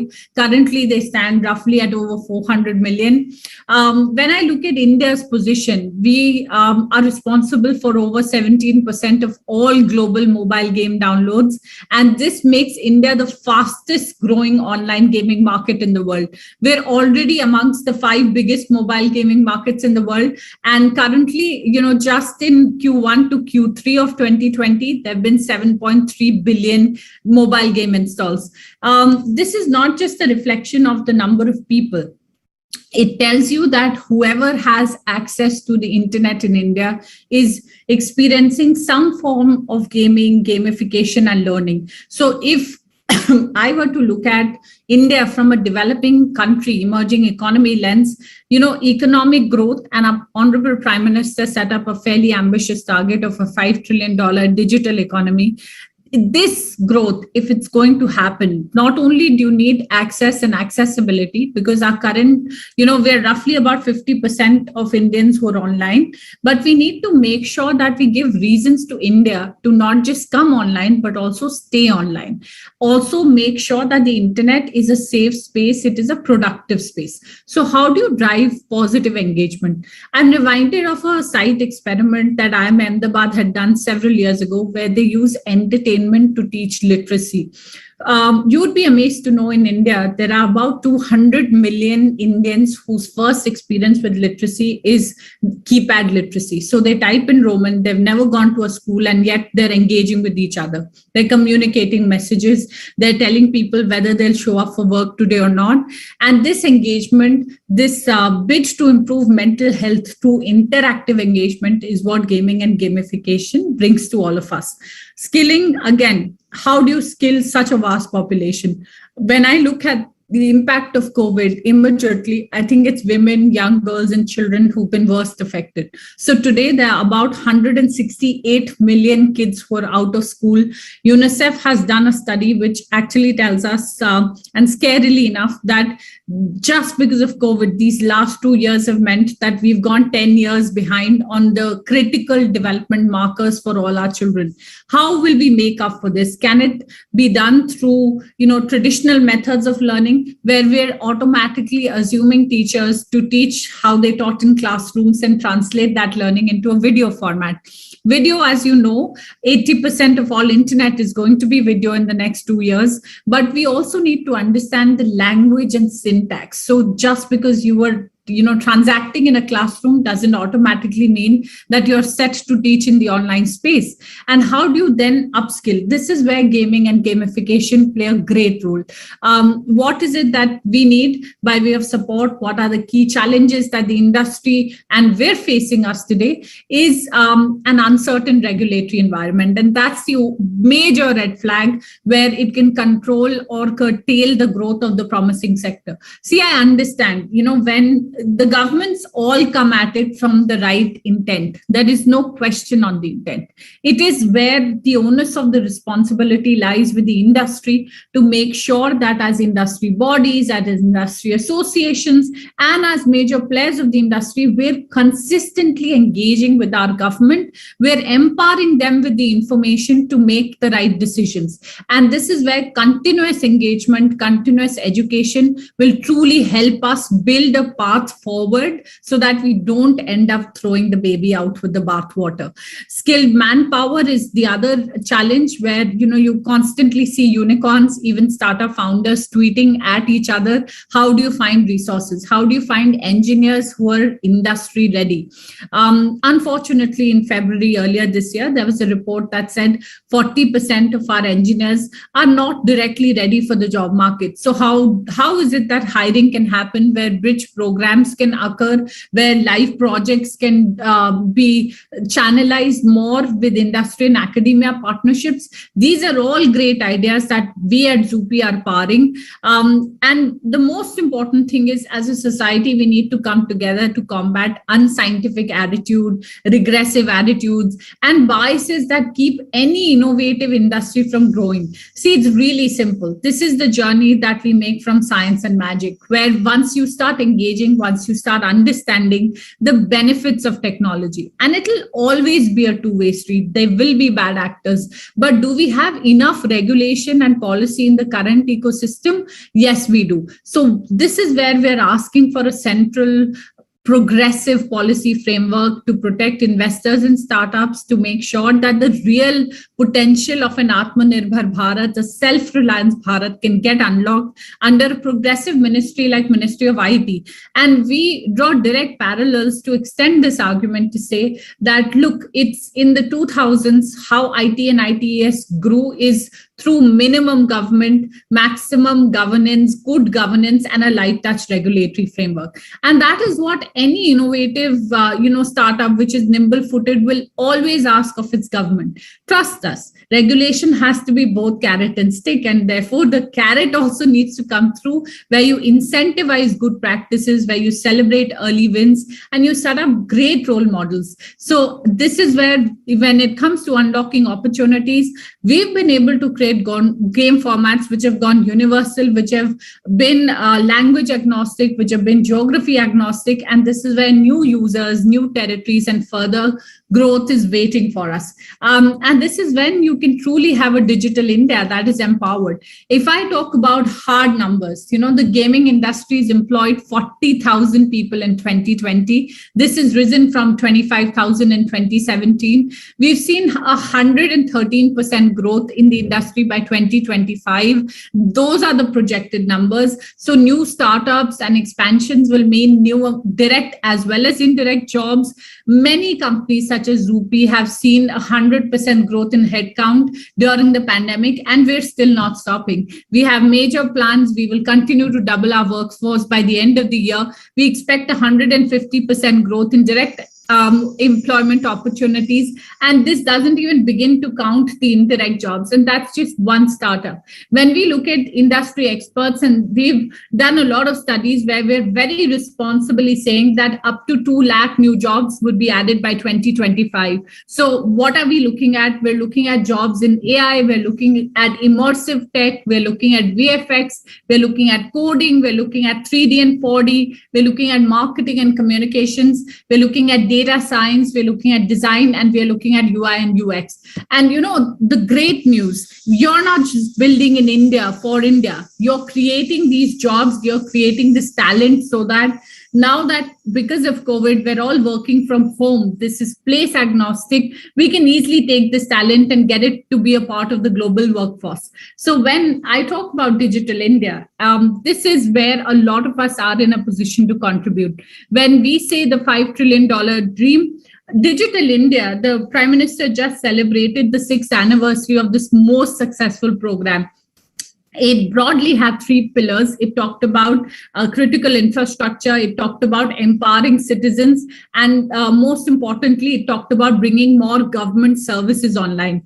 So when we're looking at this dream, clearly a private and a public effort is required to bridge this. What is it that works really well for you? Our broadband highways, our programs like BharatNet for last mile connectivity and access to high speed broadband. And this is where, we will be connecting and building this bridge with high-speed fiber and high-speed connectivity for over 600,000 villages in India, for over 250,000 village panchayats. So e-Kranti, electronic delivery of services, improved access to critical government. And that's been the ask. You've seen what the jam tyranny has been able to unlock for us. And this is where, if we continue to build, you're looking at universal access to mobile connectivity. You're looking at further reduction in prices of data and devices. You're looking at cheaper smartphones, where smartphone penetration increases. You'll see a lot more services coming online. And you're also going to see electronics manufacturing, where affordable data, affordable devices, coupled with IT for jobs. So training and skilling of our young people, making sure they're contributing equally to the workforce, is the dream that we're dreaming together. So skilling India again, let's share some numbers. 50% of all employees will need reskilling by 2025, according to WEF. 1.4 million people need to be reskilled and upskilled only by the government and the industry together over a period of next 5 years. So this ambitious target can only be reached if we're looking at newer formats where there's higher recall and the turnaround times are much faster. So 290 million people working in the industry and service sectors also still need to be upskilled, not just reskilled. Imagine reskilling or upskilling even 50% of that through new age formats where learning is truly fun. So when we talk about how do we get this, how do we look at solutions, we're saying gamification is the way to go forward. Globally, it's worth on its own legs by, of about 27.8 billion US dollars, the remarkable reach of 440 million users. Imagine using games to reach more people. Imagine powering this learning through game-based formats and not just rote learning where you're translating offline to online. Improved access and connectivity. So this is the wheel, not just a fortune, but thought through strategy that we've put together that we think has all the key levers for change. Gaming and gamification is clearly language agnostic. Remember, it has a large number of online gamers, and they're coming not just from metros, but tier 3, tier 4 cities. Gamification is also an instant process of reward, where you make connections, where you instantly understand that this is how you can get to your path of learning forward faster. You can also choose the speed of learning depending upon testing and retesting. So let's look at a global case study. Tesco did this, and they ended up training 4,000 employees across 4 weeks, where 96% of the participants completed the required modules, and they scored an average of 84% across all modules. So take a boring corporate strategy manual, look at fire safety manuals, look at customer service, look at digital, look at retail. How do you unlock all of this together, right? You make a game out of it, you get employees to engage, you get employees to challenge each other, and you foster a learning environment which takes the pressure off classrooms and off performances. So 90% of all employees obviously liked content. There's a child in all of us. 70% thought that their knowledge had improved through this training, and 74% thought that the modules were of the absolute right length, right? So no more boring lectures where your mind is already switched off. And that's why we're saying that it's not a distant future. This is not a dream that we're talking about. Therefore, serious engagement is required, both from regulatory as well as policy structures. You're looking at a sunrise sector, which is worth over 3.9 billion US dollars. This is an opportunity by 2025. Very real, tangible, and right there for you to touch, feel, and create. We need progressive policies, and that's why we ask for a central framework. Games of skill require special attention. They're not like any other game formats. And this is where courts have ruled, and recently the Honorable Madras High Court have ruled, where, we have to rise above questions of morality or ideology and look at facts for facts, look at scientific basis for making sure that this is how policy making is happening, right? And not playing up to the gallery. A glorious opportunity stands in front of us. This is our chance that we need to take it. We need, what we've done at Zupi is we've created games which enhance retention, which enhance recall, which enhance competitiveness, and they make learning fun. They make discovery fun. And this is why we're powering a movement together with the industry where we're calling for gaming for good, and we're saying gaming is for everyone. So we've seen, dads now form dad gaming leagues. And this is such a beautiful way to bond with your children and unlock a very, very powerful tool when used right, when used responsibly. This is where responsible and ethical gaming comes in. And this is where we all need to come together for a movement that truly helps us walk on the road together, grow together, learn faster, and make sure that we're all putting India on the global map, unlocking its rightful place in the global value chain. So thank you so much for having me here. Truly happy and delighted, and many congratulations again to the entire AdGully team. I'm looking forward to the deliberations throughout the day. Very, very inspiring to share the space with all of you. Thank you very much. Thank you, Dr. Subi. And now we're moving on to the next, the rise of women gamers in India. And I'm sure many of you will be excited for this one. And it will be delivered by Rajesh Pantina, Director Marketing Asia Pacific in Mobi, along with Manoj Davane, Founder and CEO, Vision Digital Analysis. Over to you both, Rajesh and Manoj. Welcome. Hi, everybody. Welcome to the GAMEXX event. I'm sure you guys are having a great time and you're looking forward to a bunch of the insights that are going to be revealed today.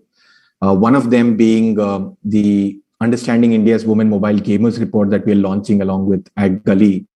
And we've got a great partner in terms of Vision that's helped us actually really bring together a lot of claimed or stated data and look at, marrying that with a lot of actual data, actual engagement that we are seeing in terms of mobile gaming through the pandemic and beyond.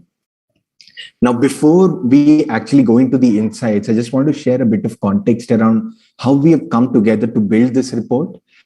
One of the key things that we've actually tried to look at is that using our programmatic research platform, consumer intelligence platform in Mobi Pulse, what we've been able to do is actually survey over close to 250 smartphone gamers, women gamers in India.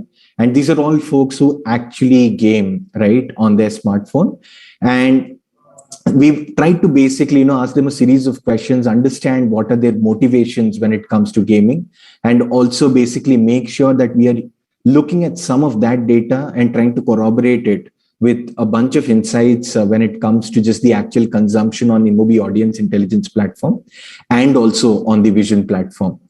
And ultimately look at a bit about how the ad engagement or the ad interactions have been for these users on the InMobi Marketing Cloud, right? And before we actually go into a bit of the details on survey methodology, I really want Manoj to share a lot about the, patent pending technology and the innovative consumer intelligence platform that Vision is. Manoj, over to you. Thank you, Rajesh. And it's meaning not only our fortune, but it's our good luck, actually, both ways put together, to be sharing stage with such a prestigious company like yours, Rajesh, on a platform that is constructed by AdGully. So thanks a lot to all of you. A special thanks because we are a tiny company, young company, 3 years old, wanting to see how we can make a difference in the world of measurement, let's say. And we started off a couple of years back with this whole mission of trying to find a way in which we can actually measure, to the T, consumer behavior, especially on digital platforms. How we went about it is constructed a patent pending technology, like Rajesh said, and worked on Android platforms largely across the world.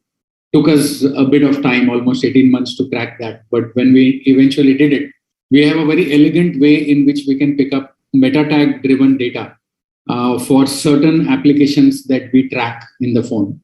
And we pick up actual behavioral data of only usage of almost 4,000 applications as we speak. How do we do this and how do we productionize the whole thing? Is that we decided to form a panel. So we decided to actually walk the line of a market research company.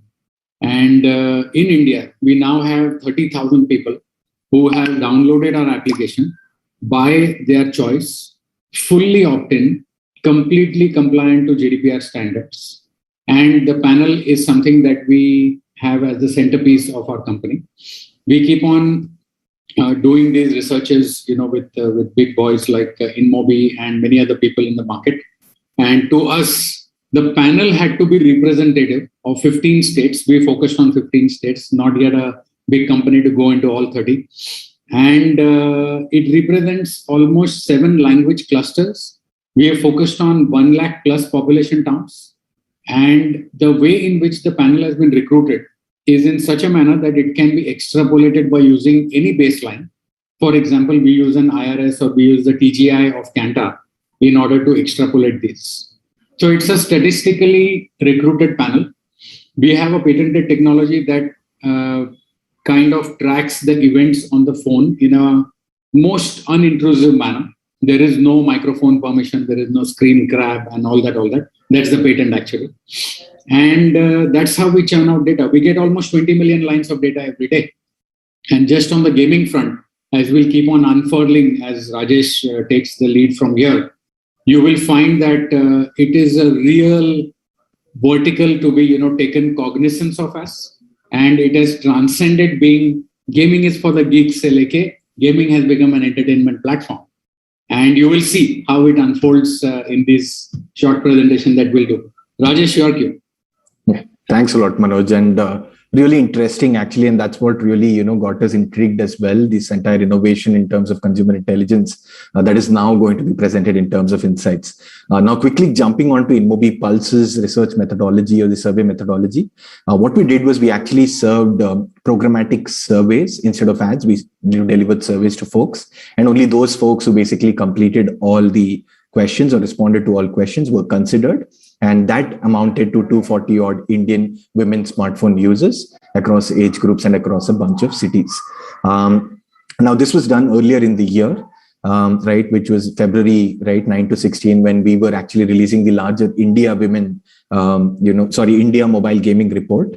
But that's where what is really important, right, and what was really striking was the fact that we found out that there was basically a huge chunk of smartphone population, and within that smartphone, mobile gamers who are women, and they had very peculiar ways of basically, gaming. They had very unique insights and some great mythbusters that we'll actually, unravel going forward. And how we're going to actually cover all these pieces, very typically in a game fashion, we're going to hit home by first starting and setting the stage. Putting out the dice out there, and then we're going to hit a bit, of roadblock in terms of the idea of what women gamers across regions are doing. How do they engage differently with games, and primarily then trying to understand what is the commitment that women gamers have to mobiles and the gaming that they do on top of that, and ultimately just giving you the key takeaways from this entire session. Now, more importantly, like I was mentioning, right, the survey was done a long while ago. And why did we want to then go into this idea of basically digging deep into what women mobile gamers do? The fact is that we've seen that overall, there is a huge growth, 1.7x growth from July 2020 to April 2021, just in terms of the number of smartphone gamers in India. But what is very unique to notice is the fact that 43% of the smartphone gamers are women, and 49% of women gamers are above the age of 24.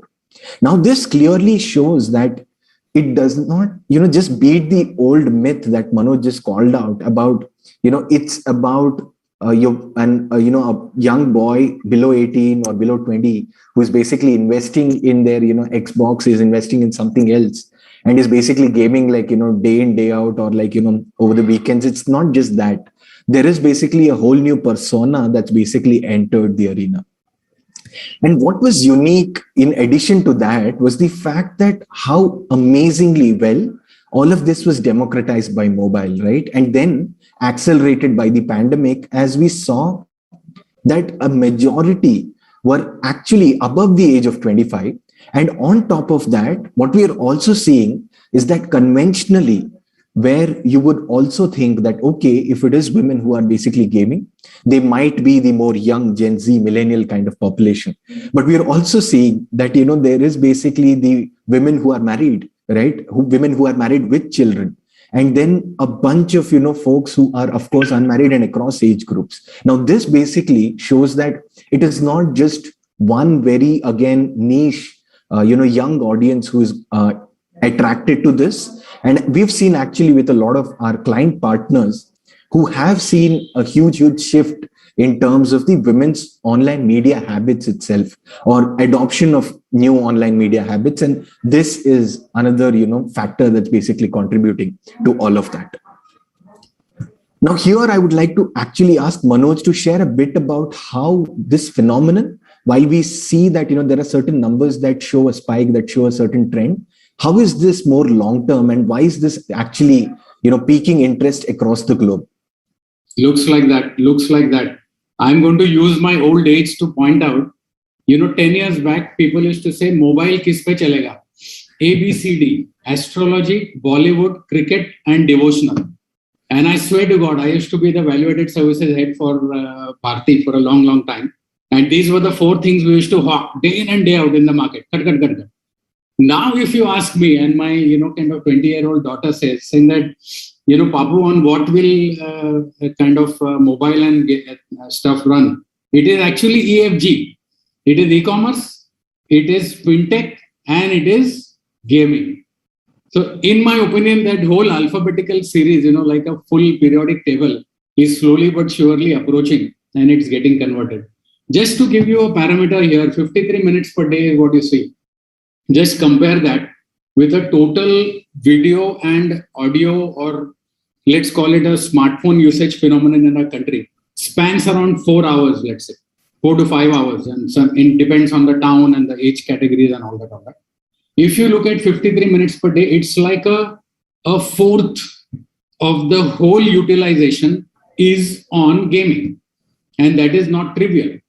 The key thing is, again, to what this quick banter between Rajesh and I is, gaming was known to be for geeks from the ages that I came, because people used to be just on the console only playing Prince of Persia.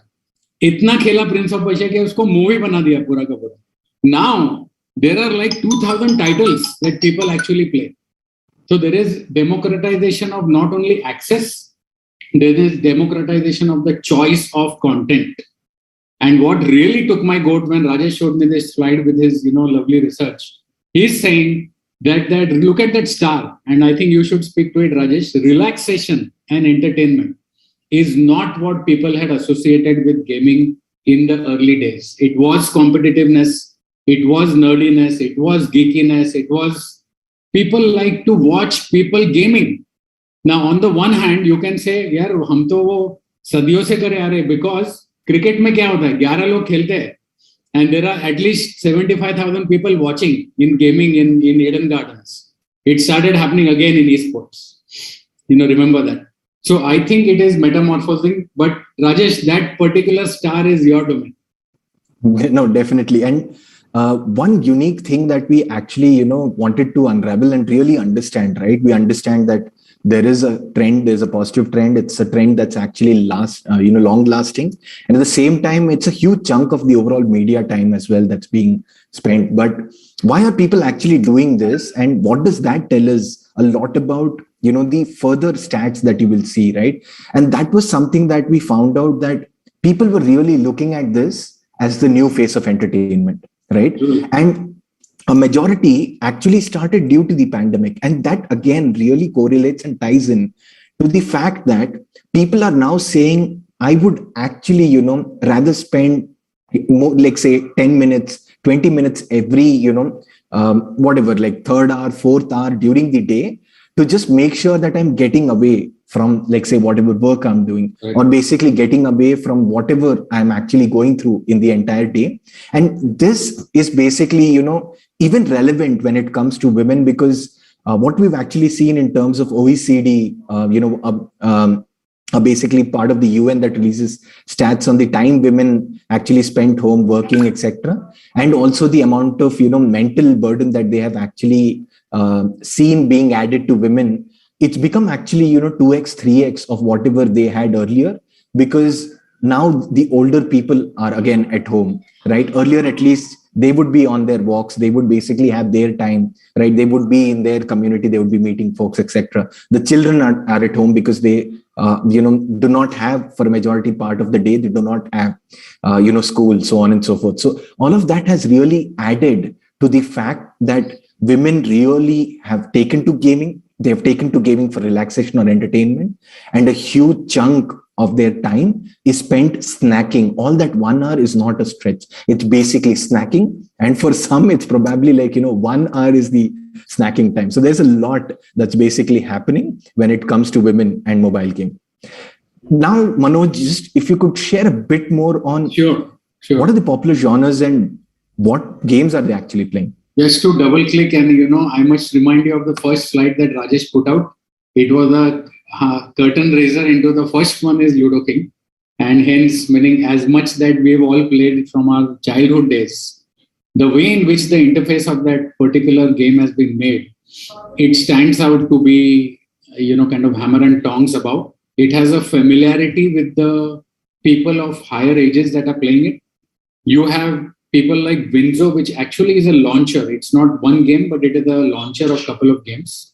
Meaning who will survive in this country without cricket? So there is always going to be an MPL or a Dream 11. Remember that this particular survey was done in the months when MPL was the prime sponsor of quite a few of the tournaments that happened in the first part of the year. M-Gamer is actually a rewards kind of gaming platform where you can keep on collecting various points as well as you get coupons for playing certain games. Pretty famous platform. And finally, this the Carrom pool, as much that we disregard small little board games like this, which is a game of skill, actual skill. There is a lot of physics involved. I don't know whether anyone of you have played Carrom on the small screen, on a 4-inch or a 7-inch kind of screen. But there is a bit of physics involved in making sure that your projectiles are going correct.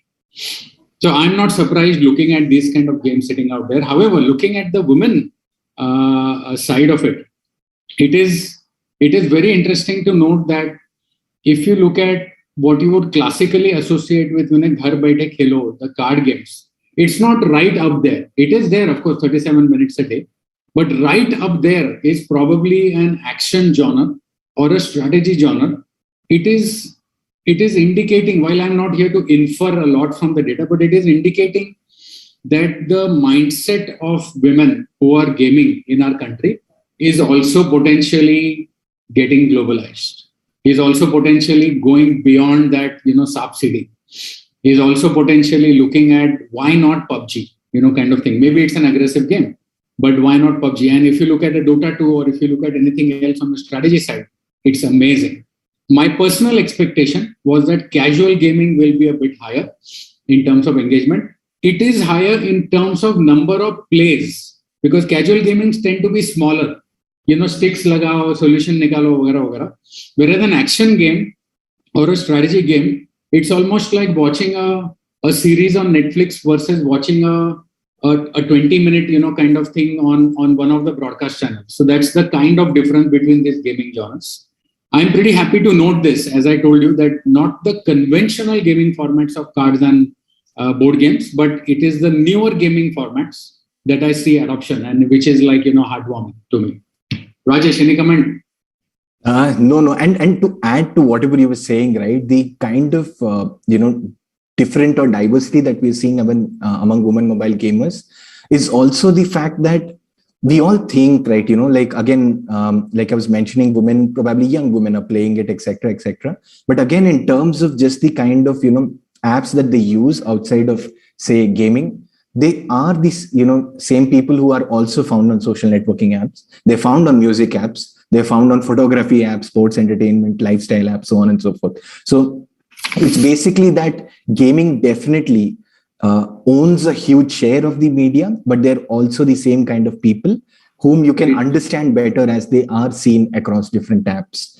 And at the same time, from an offline sense, they are actually the same people that you would feel are, people whom you would want to target if they are retail store visitors, people who might be, high-end mall visitors, people who are more sports and recreation, interested folks, so on and so forth, right? So all of those kind of audiences are again actually represented in terms of gamers. And like I was saying, ultimately mobile is actually, through the advertising ID, is able to actually help tie all of this together. But the reason why we are actually calling out gaming is again the conventional thinking, where you're saying that your core target audience is not a gamer. But again, if you look at it, it is basically out there. They are, your target audience, and you can actually figure out a way to reach them in more interesting ways using all of this intelligence. Agreed, absolutely. Now, but again, Manoj, like, I think there is a lot that we actually need to deep dive into when it comes to regional trends. Yeah. So quickly, just wanted to, ask you to run, folks through what is happening across different regions and probably the top 5 epicenters in India. For sure. Meaning, we aren't only blessed to be 1 billion and 3, let's say. We are also blessed, like it's actually 30 countries, put together. It's not states. And if somebody answers the question saying that, which is the 3rd largest state in the world, it is Uttar Pradesh. It's 210 million people, and if you put Uttarakhand, then it becomes another little bit more. It is amazing to see that irrespective of the state that you look at or the cluster of states that you look at, you see a decent bit of trend happening out there. Unbelievably, that the whole Ludo King thing, classic board game, but very nicely interfaced. We see it cutting across almost all the states.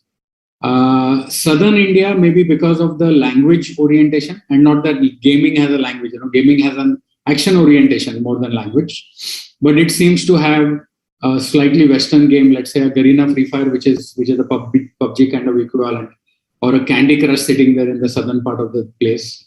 But maximum share of downloads of gaming actually come from the Western part of the country, in our opinion. And we have the same 5 or 7 games that does the rounds.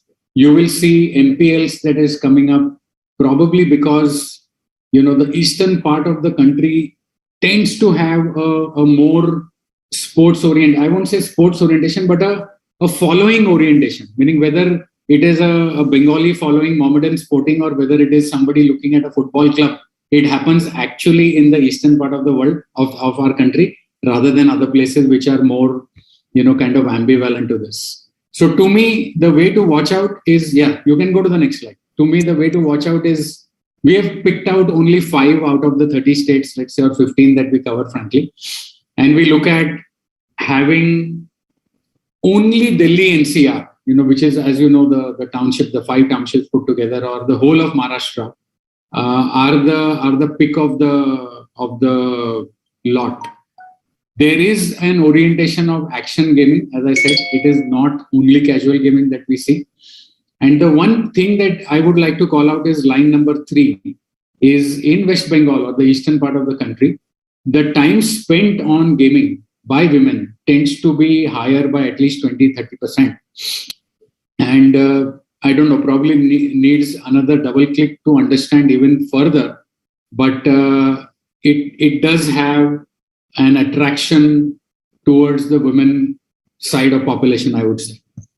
So pretty interesting when you're especially going to come into inferences of your media planning, of your targeting of certain audiences, where are the most inventories generated from, and what are the most valuable ROIs that you're seeing, let's say, what are the more central things. Rajesh and I will speak about it in a bit. You do need to keep into mind what is the shape of gaming in the country, at least for the next 2 years. Rajesh.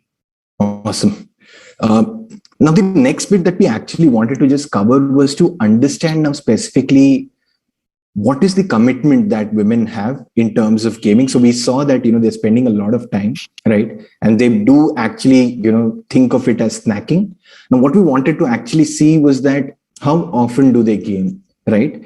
And what we found, right, through our survey back then was the fact that 77%, so clearly a majority, actually played once a month or less, right? And now this ties back, they play actually once to several times a day. And this actually ties back to the fact that I was calling out, that they actually said, they came on board because of the pandemic. They really thought of it as relaxation or entertainment. And then they thought of, the average time spent per session would be somewhere around 20 to 25, right? And so 25 minutes. So that's where it clearly shows that they are very, very committed when it comes to gaming and seeking their entertainment. No wonder Netflix is actually thinking of expanding to gaming and basically figuring out, how to capture a bunch of these audiences. Now, in addition, what is intriguing, and this is more for the gamers, game publishers and developers out there, is that how are these women actually discovering new, mobile games? And what it clearly shows that irrespective of the way that they basically actually, play, or they basically, dedicate themselves to gaming, they actually figure out, what the next game is going to be from the ads on the existing gaming apps that they're playing. So that's probably your biggest avenue for sure in terms of figuring out. But then the App Store recommendations, they really come out in terms of the majority and the most, engaged gaming audiences that I would say, which is the committed and regular women gamers. So these two really rank high in terms of, figuring out the next game that, the women audiences would want to play.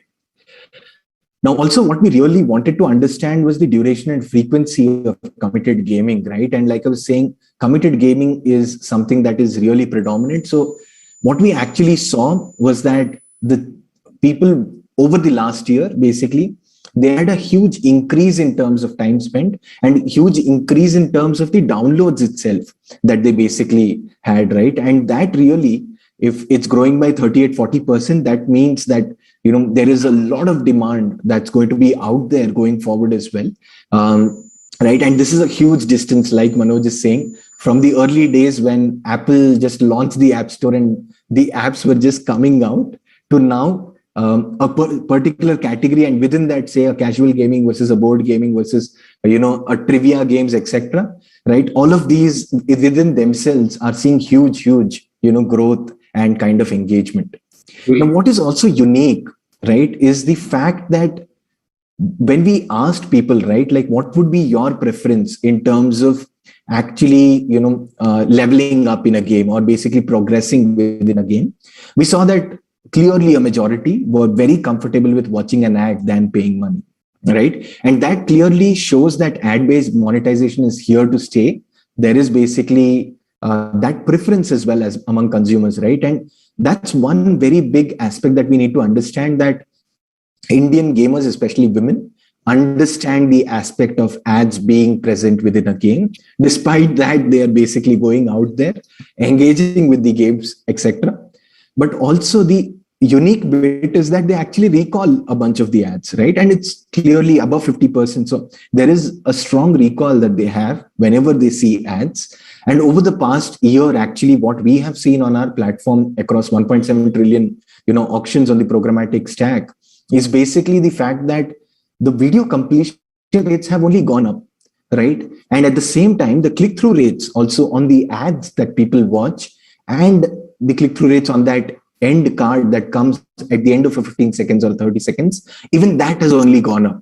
So that clearly shows that people are discovering more games, or they're also at the same time discovering more interesting content that newer brands are actually figuring out and using gaming for. Now, in terms of key takeaways, right? Manoj, you want to just quickly probably share your take on the key takeaways? I feel, meaning this nicely done slides by you, Rajesh, merit your attention, but I do have a kind of a simplistic view of a slightly senior citizen here. Number one, inventory is very high and lots of people play for lots of time, already established. Number two, they have a preference saying that humko dikhao ad chalega. We are saying that. And number three, that whatever they see, they recall. Meaning this is just a Brahma, Vishnu, Mahesh ready, kind of a potent kind of combination which is ready for proper scientific targeting of these audiences, in my opinion. And that is what my mega takeaway is basically. If you look at now the peppering and the condiment on this whole thing, guess whether it was more women or more men who won Olympic medals for India. Meaning this is not any comment for yes or no or maybe. But there is a whole movement, there is a whole energy that you can see. In my opinion, if I were an advertiser, I would take great advantage of what is happening today. And over to you for the summary. No, Awesome, Manoj. And I think that's the best summary that we could have. And so therefore, my only closing comment is to say, just hit play. Whoever is basically thinking about, figuring out gaming or basically leveraging gaming, this is the right time.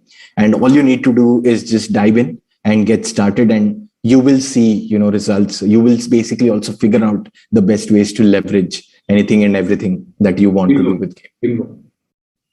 Thanks a lot. Thank you. Thank you, Rajesh and Manoj. We are moving on to our next session, which is on gaming and emerging medium for marketers. And we have with us Alaksha Tripathi, Industry Head Consumer Packaged Goods in Mobi, Ghazal Bajaj, Head Media and Management Nestle, Joydeep Basuroy, Assistant General Manager Pernod Ricard, Kapil Ori, Head Digital Marketing, Dower India Limited, and the session will be moderated by Vineet Karnik, Head Sports, Esports and Entertainment, Group M, South Asia. Over to you all. Hello everyone, welcome to GAMEXX 2021, a fabulous initiative by AdGully. And I think the subject is absolutely apt for the timing that we are in. And we have an extremely eminent set of panelists today, a fabulous set of three brand marketeers, powered with my colleague from InMobi, who will bring a lot of insights from a network perspective, from a DSP perspective. So looking forward for a fun and interactive session on an extremely fabulous and most sought after subject, especially in the last 15 months or so. So let me just give a quick context to the reason why we all believe that it's a very exciting times and the subject is absolutely relevant and to importance to all of us because of the sheer market size. Okay, I mean, pre-pandemic itself, the gaming and the esports industry was buzzing with a lot of chatter around across the world, and somewhere India was just warming up to embracing gaming culture. What pandemic has done is it has only fast-tracked the entire movement of sorts. And today we are seeing people within our households, within our friends and family who are playing games actively, whether they are casual gaming, serious gaming, someone or the other within our near and dear ones are playing on a mobile phone on a daily basis. So on that note, I want to just quickly start this with putting things into perspective from a numbers point of view. Just to give a heads up, India is predominantly a mobile first market. Globally, that's however not the case. Globally, the entire gaming industry is divided into three parts: mobile, PC and console. The overall gaming size globally is about $150 billion, which is massive in terms of number. Of that 150 billion, mobile people, 46% of people worldwide play on mobile phones, 24% people play on PCs, and about 30% play on console. So that's the pretty much a breakup from a global gaming industry landscape. While I said that India is a mobile first market, I will come to the numbers of India in a bit. Now, while these are gaming numbers, let's look at the global esport industry. The global esport industry is $950 million. Okay, so if the gaming industry is 149 billion or 150 billion, the esports industry is about 1,000 million kind of a number. Okay, now which means that globally, console and PC based gaming, subscription based gaming is very relevant. Okay, so that's the difference that you will very clearly see once we get into this session in terms of the difference between the worldwide trend and the India trend. Now coming to India. In India, the Indian gaming industry is approximately pegged at around $750 million, of which only 10 million is a esport industry. Now that's not surprising, and it's not a worrisome number because esport obviously is small because we've been going through a pandemic for the last year and a half. Esports, we all know the scale comes only when the physical world starts and large format esport events start happening. Yeah. The good news to us is that a lot of virtual esports leagues have already been mushrooming in India, and no sooner we come out of the pandemic and the lockdown eases a bit for us, and when the physical world starts, I think esports in India is going to be invincible and difficult to avoid for the kind of traction that we have seen over the last 15 odd months. To give you a sense in terms of how these numbers have been growing, India has been growing at a pace of 14x in the online gaming community since 2010. So that's the trend. It is not only pandemic which has helped it growing. In India, the chatters were already happening. It's just that people like us have started accepting the size and scale of this only now. But the growth has been there over the last 1 decade or so. I made a very strong point in terms of India being a mobile first market. Let me give you a quick heads up in terms of what does that mean in terms of numbers. So when I say mobile first, so from a numbers point of view, 250 million mobile gamers are actively playing on their mobile phones. 123% of prize money increase is that what we have observed from 2016 onwards till now. Now the reason why prize money is important is if gaming has to be an industry and if more and more people on a sustained basis have to play games or digitally, the prize money has to be significant for them to look at it as a career. So the 123% is an interesting growth and a consistent growth that we have seen over the years. Average number of mobile gamers on most Indian phones. Most Indian phones have got about 3 games on an average is what we have observed over time. 22 hours is a time spent per week by an individual playing games on a mobile phone. 35.8 million is what fundraising has happened in a startup economy in the last 5 years. Now, 35.8 million startup funding is not a small amount. The moment you have private equity startups investing into a industry, you know that we are here for a big haul. We are here for a very sustained scale up towards this business model.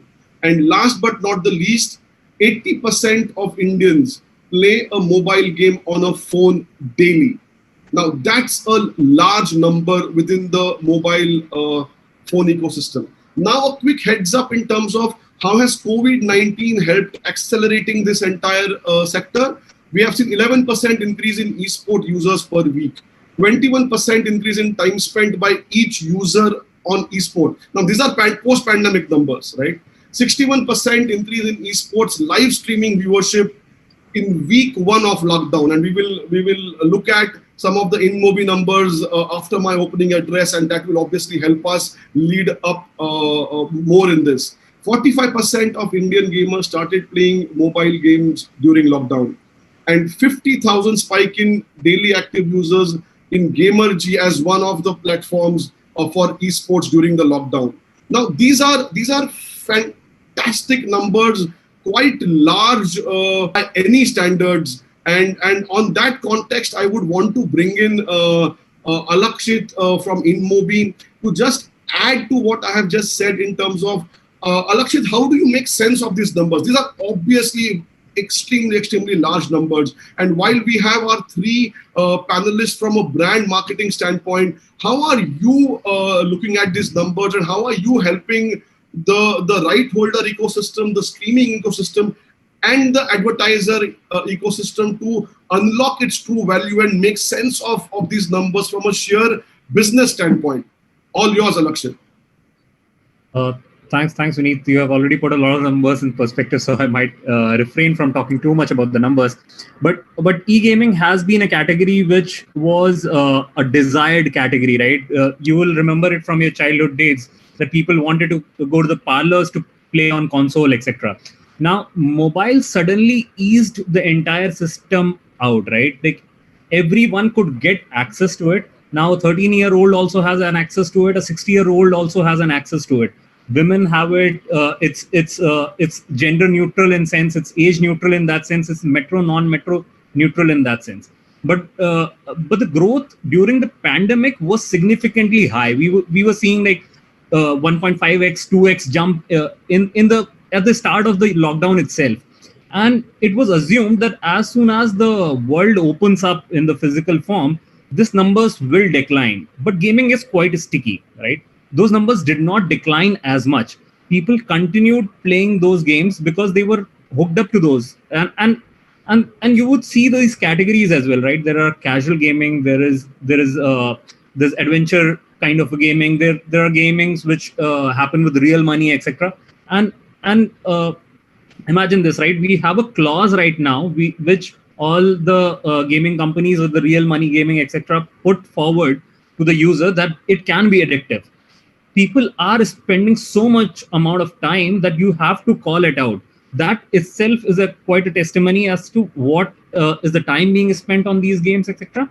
And to bring in the marketeers also into this discussion, right?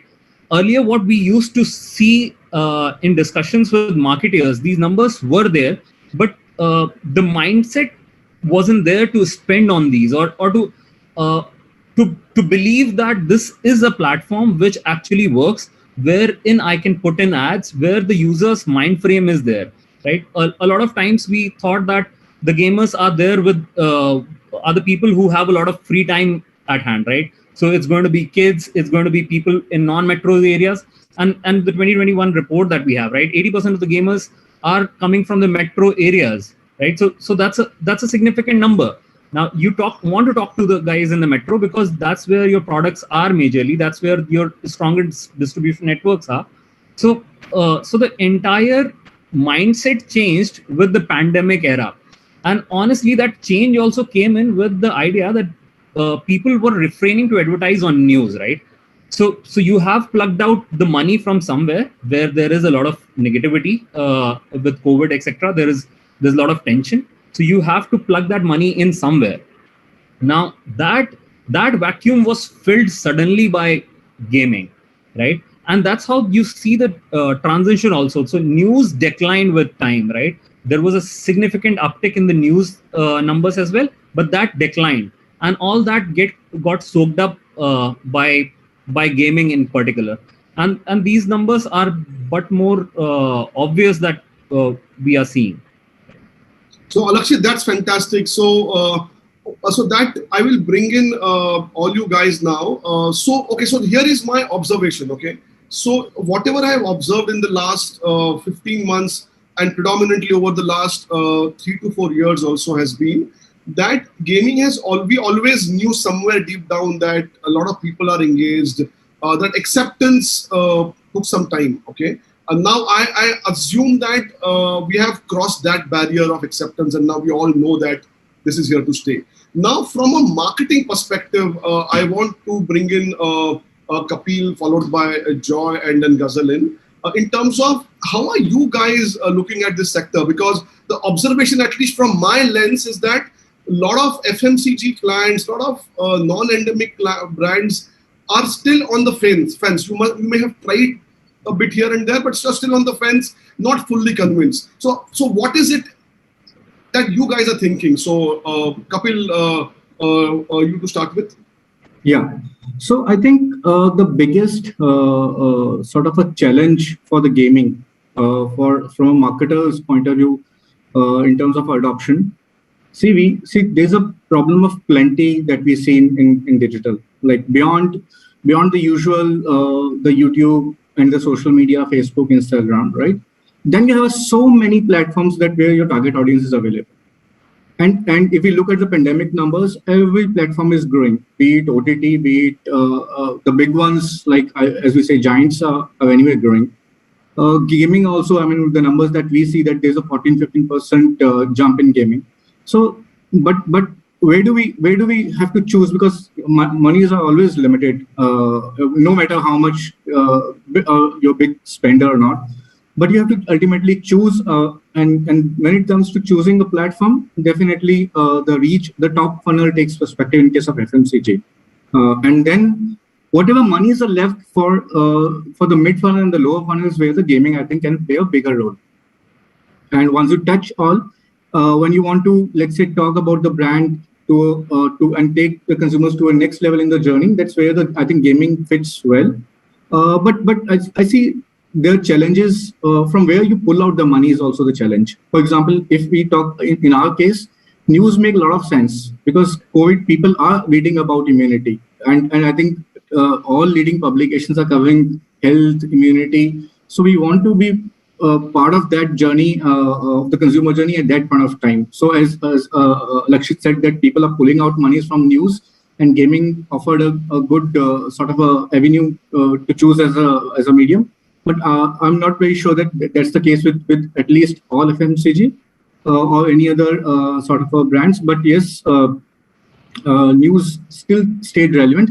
Now coming back to the gaming, I think it serves well if we take it as a mid-funnel sort of a play in the consumer's journey, because then you can talk about, for example, in our case, we want to talk about the ingredients. For example, Chyawanprash. People don't know much about the ingredients of a Dabur Chyawanprash.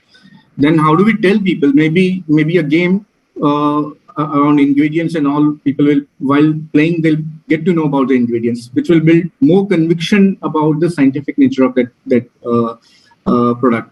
So I think that's where I see the gaming will play a critical role from mid-funnel perspective. Yeah. Ghazal, I want to bring you here now, considering Kapil spoke about an FMCG category. You have got various different categories at Nestle, and the objectives obviously will be different for a different category. How have you looked at it over time, and any opening thoughts that you have on this subject? So, Vineet, I think I kind of agree with what Kapil says. It's not a very obvious movement from news to gaming. However, there are a particular set of brands for which this might be more relevant than other set of brands. When we're talking about chocolates as a category, when we're talking about impulse categories where it's just about keeping reminders to your TG on a regular basis, that's where I feel gaming comes in more handy. For products where you need a lot of education going in, somewhere the environment is still casual, and hence you don't see every single category kind of moving in there. It's definitely something that adds more frequency to what we're doing, doesn't become mainline. At the same time, I feel it's a big driver when it comes to youth. It's the right space to be in. Also, the kind of inventory that's available on gaming kind of alludes to that only, that, you know, when a person is enjoying a favorite game, he doesn't want a deterrent between the next level. So the crisper your communication can be, the more casual, funny, interesting your communication can be, is the environment that it offers you. And hence, for me, I feel youth brands is where this plays a larger role and can really be leveraged well in that aspect for sure. Yeah, without a doubt, absolutely well said, Ghazal. Joy, I want to bring you here because I would want to believe, and most of the people within the industry would want to believe, considering the category that you guys are in, it's a win-win for you guys to engage with the consumers. Because gaming, to a large extent, before it becomes serious, it's also about casually being engaged there, because not all gamers, not all everything around gaming is serious, right? It's also very casual. So how have you responded? Any plans, any thoughts of embracing this as one of the categories which is going to be seeing a regular feature in your media plans? Vineet, one thing, let's understand and look from the very consumer perspective. One of the motivations what gaming addresses, it gives an experience. And secondly, 2 or 3 motivations which adds up and why the gaming is becoming more and more popular. Because first is that it's a route of escapism. So the consumer moves from the real world into the imagined world and he plays with that. Second is also this is another way of socialism. So another thing is isolating, but he is playing also with his relatives, with his friends, another ways of looking at. Third is also it's a mean of enjoyment. Enjoyment is always a function of story, graphics, and how it's been told. So that's what it is. And also, when some levels, he crosses the levels, there is a sense of achievement is also there. See, and I'm from an industry where direct advertisement is not possible. So there, we talk about the extrinsic side and also the intrinsic side. And experiences becomes also an important. That's why that slowly and what we have also seen, see, I agree to Kapil that yes, you don't have an abundant fund, but what we are seeing is that, see, any media plan we do is simple. It's a highest common factor. How you reach and the basic things for a mass brand, it is an RNF which we always look. And we always use the highest common factors. And obviously, with the pandemic, what has happened that the digital part, the other OTT and all parts had opened up. But where your consumers lies. And one thing which we are observing is that there is a set of the people who only engages with the game, and that's the part also need to be addressed. And slowly and steadily, because what we are doing is a part of each of the plan, we are making the brand visible in the currently we have taken a baby step, but yes, there may be things when the games, the brands can be an integral part of the games also. But yes, now the currently in terms of the video format, it's getting present in the games. Sure. So, Alakshit, I want to bring in here. So, I want to bucket the three comments into a couple of areas, and there's a very clear trend coming out from what Kapil, Ghazal, and Joy said, right? So, one is they are any which ways, it's a fragmented market, any which ways. The entire digital ecosystem is quite fragmented. Obviously, their priority in terms of the top priority is in terms of audience and the consumer engagement, right? And in a fragmented ecosystem like them, how do you carve out a niche for gaming in particular? Because the gaming industry obviously believes that it is very, very niche. A lot of youth is around the sector, and therefore they want top dollars to come into that fold through programmatically the way various different plans would pan out, right? Now, the challenge is for people like you and us actually to possibly then advise the clients appropriately in terms of how do you unlock that value for a particular sector. So any thoughts? Have you heard this before from the marketeers? How have you encountered this challenge? Any thought starters on that one? Because these are very, very relevant points made by all three of them. Right. So the three problems, right? So you need to reach the right audience at the right time with the right communication. Those are the three things that we are looking at.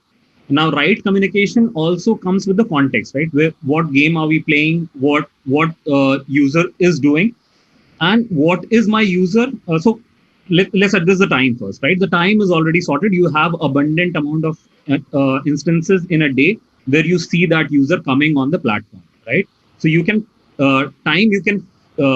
decide on what, if you need to have a day parting, if you need to show an ad when the user crosses a level, if the user wins a game or loses a game, all that can be done, right? So if you want to have a association with happiness, and that's something we do, right? So at times with the brand communication, we'll try to put it when someone clears a level, right? So that there is positive reinforcement with the brand. And then when someone loses a game, that there is a better chance for them to probably switch to a different game, right? So that's when the other apps and aspects come in. So the communication can be modified in that sense. But the major problem comes in, what is the audience that I'm reaching out to? Who are these people, right? So gaming becomes the source of showing your ad. But then there are underlying layers of the psyche of the person that you are targeting or the user that you are targeting. And that can be understood, right? So if you want to target, say, mothers, you can find out what are the games. So they are majorly present on casual games, for example, right? So Candy Crush or the likes of it, or the bubble shooter are quite popular in mothers. Now, we can look at that as a segment, or we can carve out a segment out of all the Candy Crush users itself to be to say that these are the mothers and we'll target only these, right? So it's not just about looking at the gaming as the targeting all the gamers. It's about and I saw that apprehension also, and then Joy also had a perspective, right, on that yeah, if people are looking for that escape mechanism. So it is the same user base that you have. It's just they are on a different place, in a different mindset, and we can probably utilize those users as well. Okay, interesting. So so one more aspect which I think also is an interesting view to have from the marketeers is around the game itself. Okay, so if you look at the popular genres within the Indian ecosystem, the most popular genre is shooting. Okay, now from a culture point of view, okay, someone shooting someone constantly, someone going. So culturally, do you see that as a barrier? Or do you guys are okay with that? I mean, it's a question to all three of you guys. And just be brutally honest, because I somewhere think in India, culturally, we sober down a bit, right? We don't want anyone actively to shoot someone constantly. So Kapil, starting from you, how do you see it? I mean, do you see the most popular genre in India, which is shooting, being a barrier or a challenge, or do you think it's fine?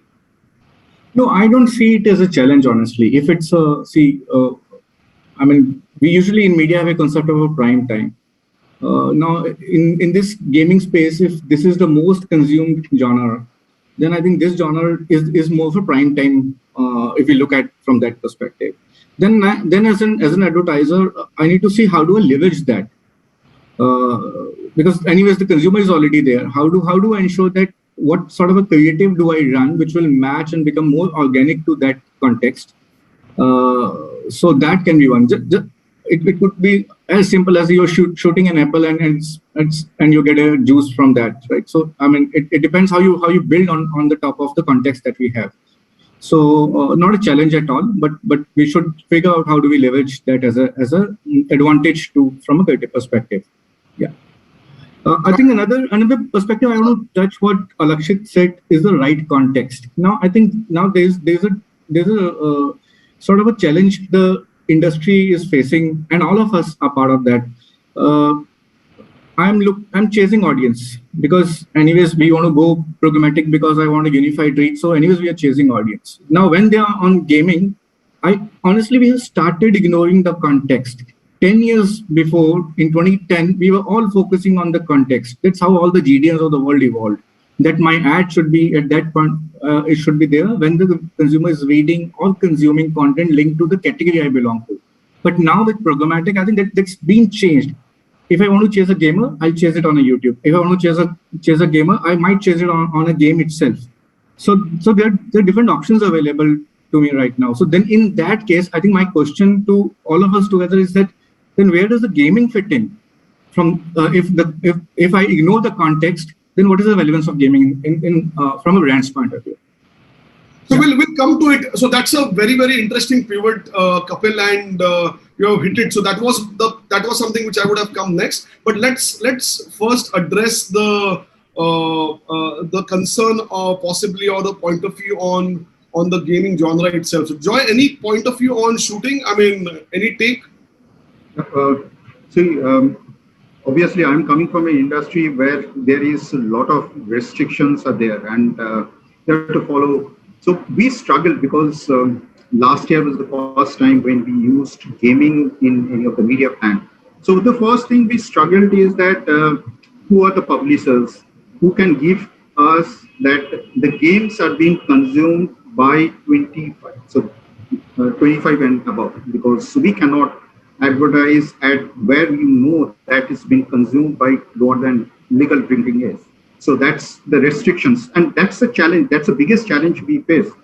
And yes, we got some responses from some publishers, and then we structured a media plan so that at least we minimize that. Yes, knowing that, for example, my phone has been used by my daughter, so it's been targeted to me. It's been consumed by my daughter. So that's the biggest challenge actually we faced of integrating the gaming into the plan. Now, coming to the core questions, that the shooting is, yes, that's a no-no for us, because any association with the brand and the shooting, it will only create a problem. That's why we have gone very safe. We have gone into the genres where it's safer. So we used things like Ludo King, things like real cricket. So that's a safer zone we have gone, so that we don't at least build that associations with the brand and the genre where you are operating. So interesting, Joy. Knowing very well that bulk of your audience, bulk of the youth is in the shooting genre. So that's a very interesting call you guys took from a brand guideline point of view, maybe, and stuff like that.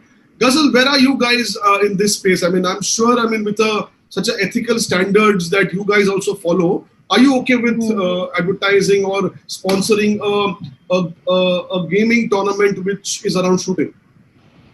No, Vineet, I would say we are extremists in that case. So, level 1 is where you want to be where your consumer is, and that's the prime responsibility of any media plan. Level 2 is you want to be where your consumer is, but with a relevant context, and hence casual gaming has a sync with most of our impulse categories, good fitment. But level 3 is you want to be with your user, you want to be there in context, but you want to be in a brand safe environment. For us, we look at it in a slightly extreme manner where we say if the game has any violence whatsoever, even if it is a bit of violence, not going to the extreme of shooting, we make sure that it is not included in our plans. When PUBG was raging amongst youth, the marketer inside us was dying to be there, but we couldn't be there because it wasn't a genre that we wanted to put our products out on. So we've completely stayed away from it. Super. So that's a very, very valid point everybody has made, and this is more for the viewers of this show. That's a very valid point we need to keep in mind, because in an outside world, okay, while we must be seeing a lot of numbers around this, from a marketer standpoint, what matters is the brand guideline, the entire environment, and that's the commitment in which the advertiser thinks of. And that's a very, very interesting, all of you guys brought in. Thank you very much for that. Alakshit, I want to bring you out here and just to extend Kapil's point, okay? So it's a question, right? So for example, and I want to draw some parallel here from the live sport ecosystem, okay? See, today, while we have been predominantly a cricket playing country, the fan story, the fan engagement on cricket happened organically. But see what happened after 2008, slowly, steadily emerging sports came in. We have got 10 plus sporting leagues now in India doing extremely well in their own ways. A lot of fans, a lot of following, a lot of people wanting to buy tickets, going to the stadium. You already see the reach numbers on TV and the digital platforms. You see the kind of interest people have in social. Today, I think somewhere we are talking about a live sport business where advertisers might ask you for a cricket fan based plan, or a fan who's a sports fan. Let me put it that way. Okay. Do you see advertisers calling out for a gamer plan, a plan which targets gamers? Because I am pretty confident, guys, that a year from now or 2 years from now, this community is only going to grow. Okay. So do you see advertisers asking for a gamer specific plan, or a plan which targets the gaming community per se? It could be casual, it could be serious, doesn't really matter. What are your thoughts? Because Kapil made a very valid point. This is coming our way very, very soon, guys. Right. So in certain instances, I mean, without naming names, there are a handful of brands which ask for gaming in particular, right? Give me access to gamers. For example, if someone has a association with music and gaming, so they will look for that kind of an audience. Typically, it comes with layers that, okay, this plus this, right? It is generally not the case that we are looking for gamers and gamers standalone. That's typically what we are seeing. Other than that, there is a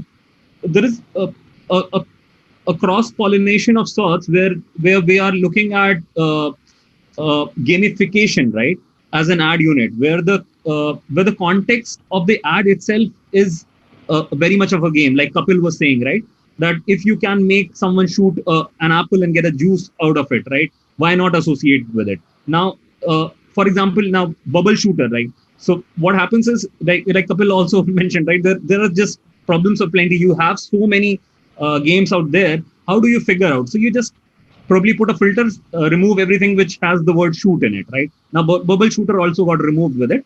But if you could get that user who is on bubble shooter and you have a gamified unit which is designed like bubble shooter, now you want to reach out to people with that ad, right? Now it doesn't matter which inventory you are serving it on, be it OTT, be it news, be it any platform. But now you have a gamified unit which you predominantly want to take it to gamers, because they will be there is no learning curve to these gamified ad units, but still, if there is any, these guys will be most easily adjusting to it and would be winning the rewards, etc., or any gratification that you might want to give.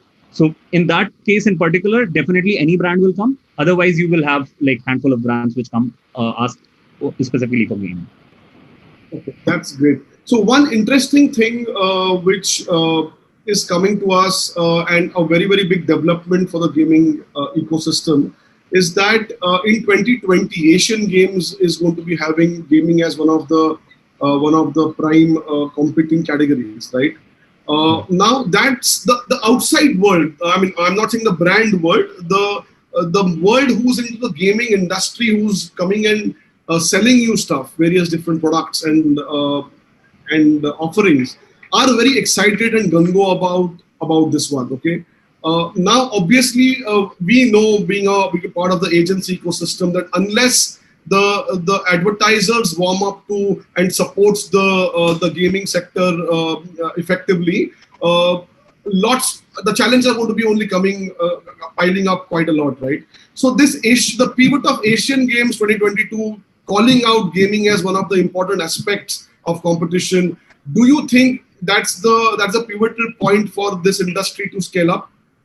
Any thoughts from you three guys? Kapil?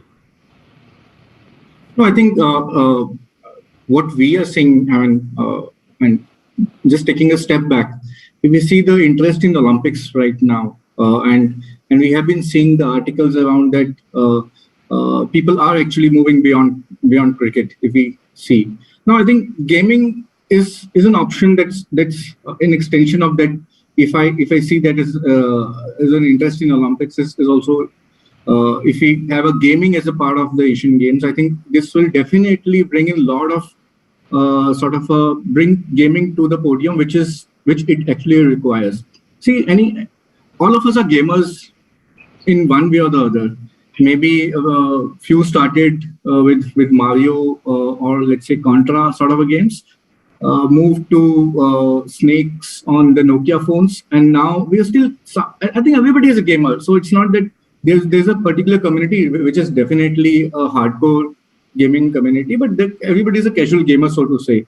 And the moment if the gaming gets that sort of a podium, I think it will definitely bring a lot of relevance to the industry. I think the only challenge now the gaming needs to solve is a scale it can offer. Though, we're talking about 250 million gamers in India. The numbers are still debatable. Some study says there are 400 million plus, some say 250 million. But I think the moment it brings scale, the more scale, I think people will start jumping into it. And the moment it connects all the parts of the funnel. So I was while you were telling, I was thinking that if e-commerce players can look into it and start, and I can buy stuff while I'm into a game, then it's a pretty fantastic. It's a full funnel itself. You're playing game, you win points, you use those points within the game, buy let's say anything within the game itself, and you move out. So much of incentivization. I think that if that can happen, that will be good. But to answer you, I think slowly, I think the gaming is getting its due, and as the numbers are growing, so Asian Games will just be another benchmark it can get. Yeah. So Ghazal, let me ask you a pointed question on Asian Games, okay? Assume, and I'm just saying assume, I'm not saying it's going to happen the way I'm going to saying it, but assume that there is a 4-member India team who's going to be participating as Team India in the Asian Games 22, okay? Would you sponsor those young guys? Okay, I hope you're not taking this back anyway, but yes. Sorry. So before you answer, let me. The spirit of my question is not actually the meaning by whether you will sponsor them or no. The spirit of the question is around: would you take them seriously? Okay, forget about would you sponsor them. Would you take them seriously and would you support them? I think yes, Vineet. Like Kapil mentioned, Olympics gaining traction more than previous years is a sign of how gaming is becoming more important. But at the same time, with all of us sitting at home, kids especially sitting at home, youngsters sitting at home, phygital is becoming a reality, and with that, cricket continues to be the heartthrob for the nation, but formats like these will gain more and more traction. With that background, I feel it will be a very interesting play to partner with some of these new age gamers who are only into the phygital area of gaming is a very interesting proposition. I do feel that in terms of opportunities on gaming, no, if we continue to keep saying that there are more and more numbers, there are so many people who are playing and hence gaming is big, it becomes one of the 20 channels that you buy. And digital is not that medium where you want to have a tick mark on all sort of genres. So the more and more it's about saying as many number of people here, then you're basically saying you get them on YouTube, you also get them on Facebook, you also get them on gaming. There is no differentiation whatsoever. If gaming needs to scale up, it needs to bring in that understanding which is deeper beyond these categories, and it may not be in the extreme zone of, oh, this is a gamer and hence I want to reach out to them, because that's a very small community. But there has to be a differentiator within gaming to for advertisers to latch on to it more than just using it as another genre. Okay. No, absolutely well said. Interesting. Joy, to you, see, for the category that you have, obviously you have a lot of restrictions, okay? How do you look at this thing from a content standpoint, okay? Because gamers also, while they play, they also, come up with a lot of short format, small, nice, quirky content pieces. You obviously have a large content play in terms of short films and so on and so forth.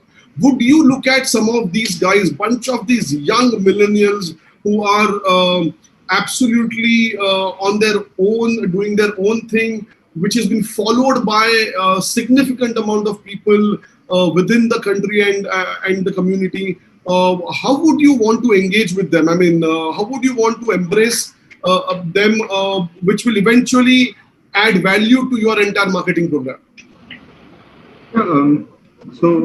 Vinit, already we have started doing certain, I've told that we have started taking that baby step. We are, yes, exactly, being a restrictive category and also being a very responsible organizations, we are very particular that how the things need to be communicated or things to be reached to the consumers.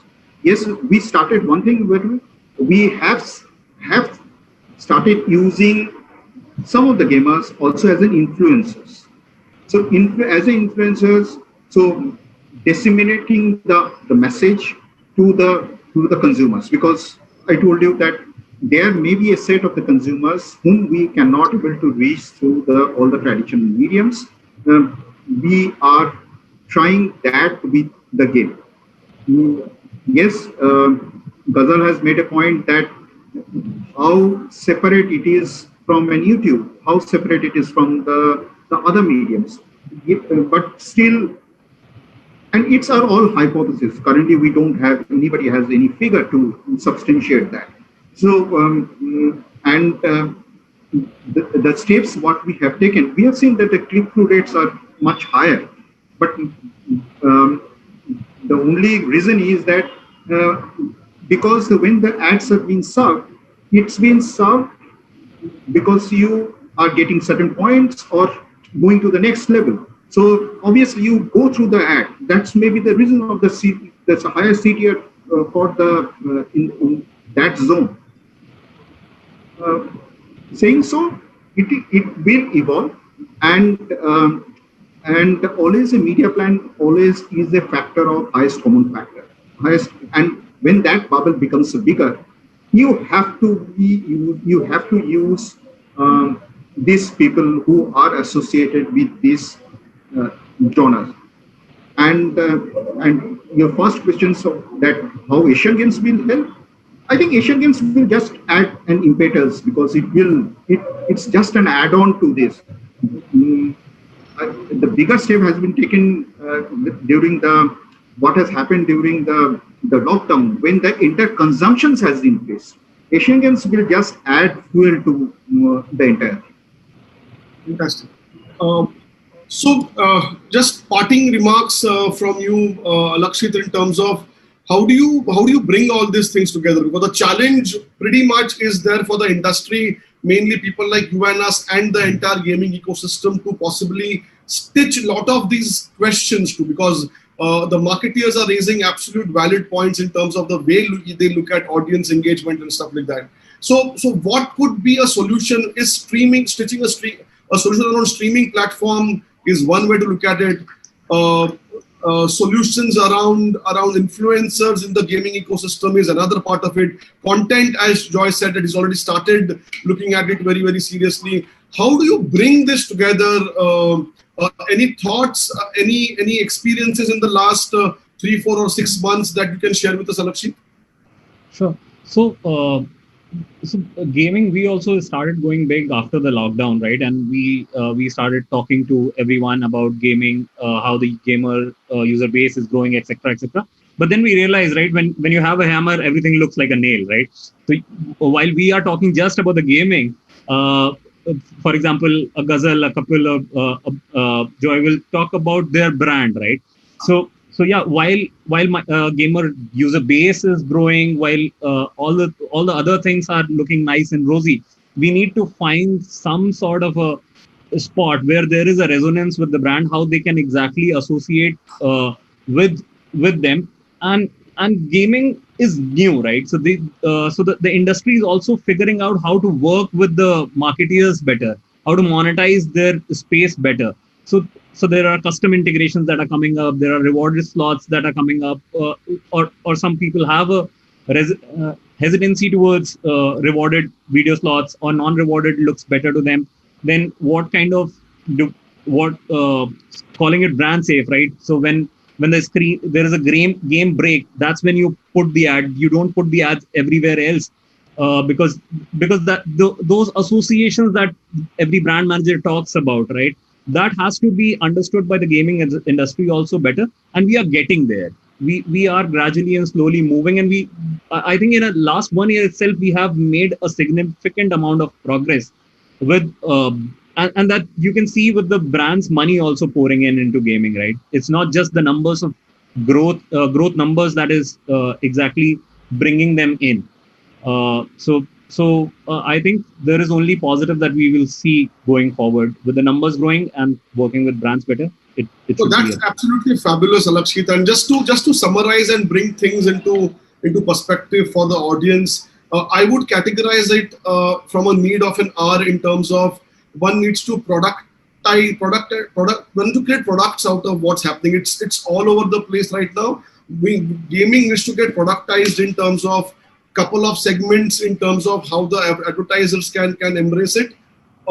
Second point that come across is we need to somewhere the whole product proposition has to get the answer to the fragmentation story. Okay, how do we defragmentize the gaming as a community, and is there a merit in looking at them separately?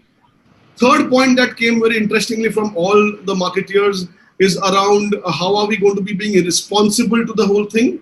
How are we going to be more cautious about building a brand on the back of something which is as quirky as shooting? So that's a no for most of them.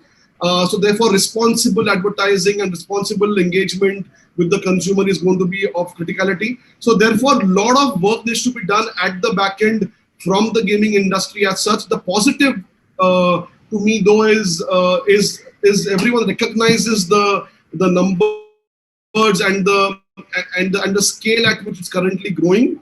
With a lot of respect, everybody is observing that space very closely. Everybody is a keen learner to the whole thing, and therefore it's here to stay. The scalability will happen as soon as we have some of these trick answers, and we are getting there, as everyone says. Thank you very much for spending your valuable time for this for the GAMEXX 2021. Really appreciate your time and the comments and the point of views you made. Thanks a lot once again for being here, and have a good one. Stay safe. Take care. Thank you. Thank you. Thank you. Thank you to all the panelists for that very insightful session. Moving on to our next keynote, which is on the experience outdoor ads in the virtual world of gaming. And it will be delivered by Gulab Patil, founder and CEO, Lemma. Welcome, Gulab.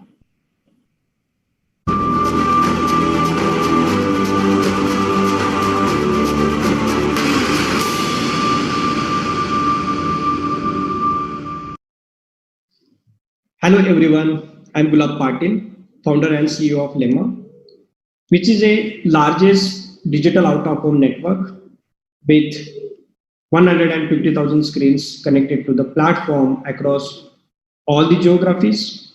And this is the only platform to support programmatic digital out-of-home through Google TV 360 platform. What is an opportunity here? We have implemented a very unique ad format for brands to increase their audience reach. We know ads within game and how it works. Mostly this is in the form of banner, video, native or interstitial placements. But this new format we have introduced that helps to give the more reach through the very informative and no disturbance to the game flow, offer high screen space, then customized experience with no battle to get the screen time, and very effective and commercial. This is called as the virtual signage ads. This is nothing but the virtual billboards inside gaming media.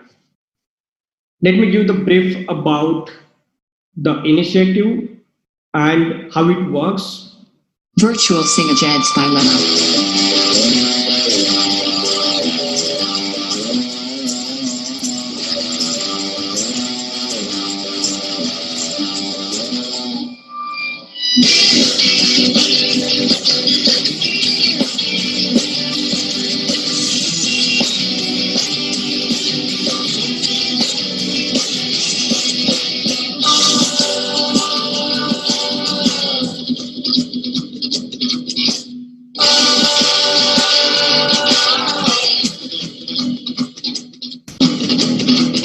Virtual Singage Ads by Lemma.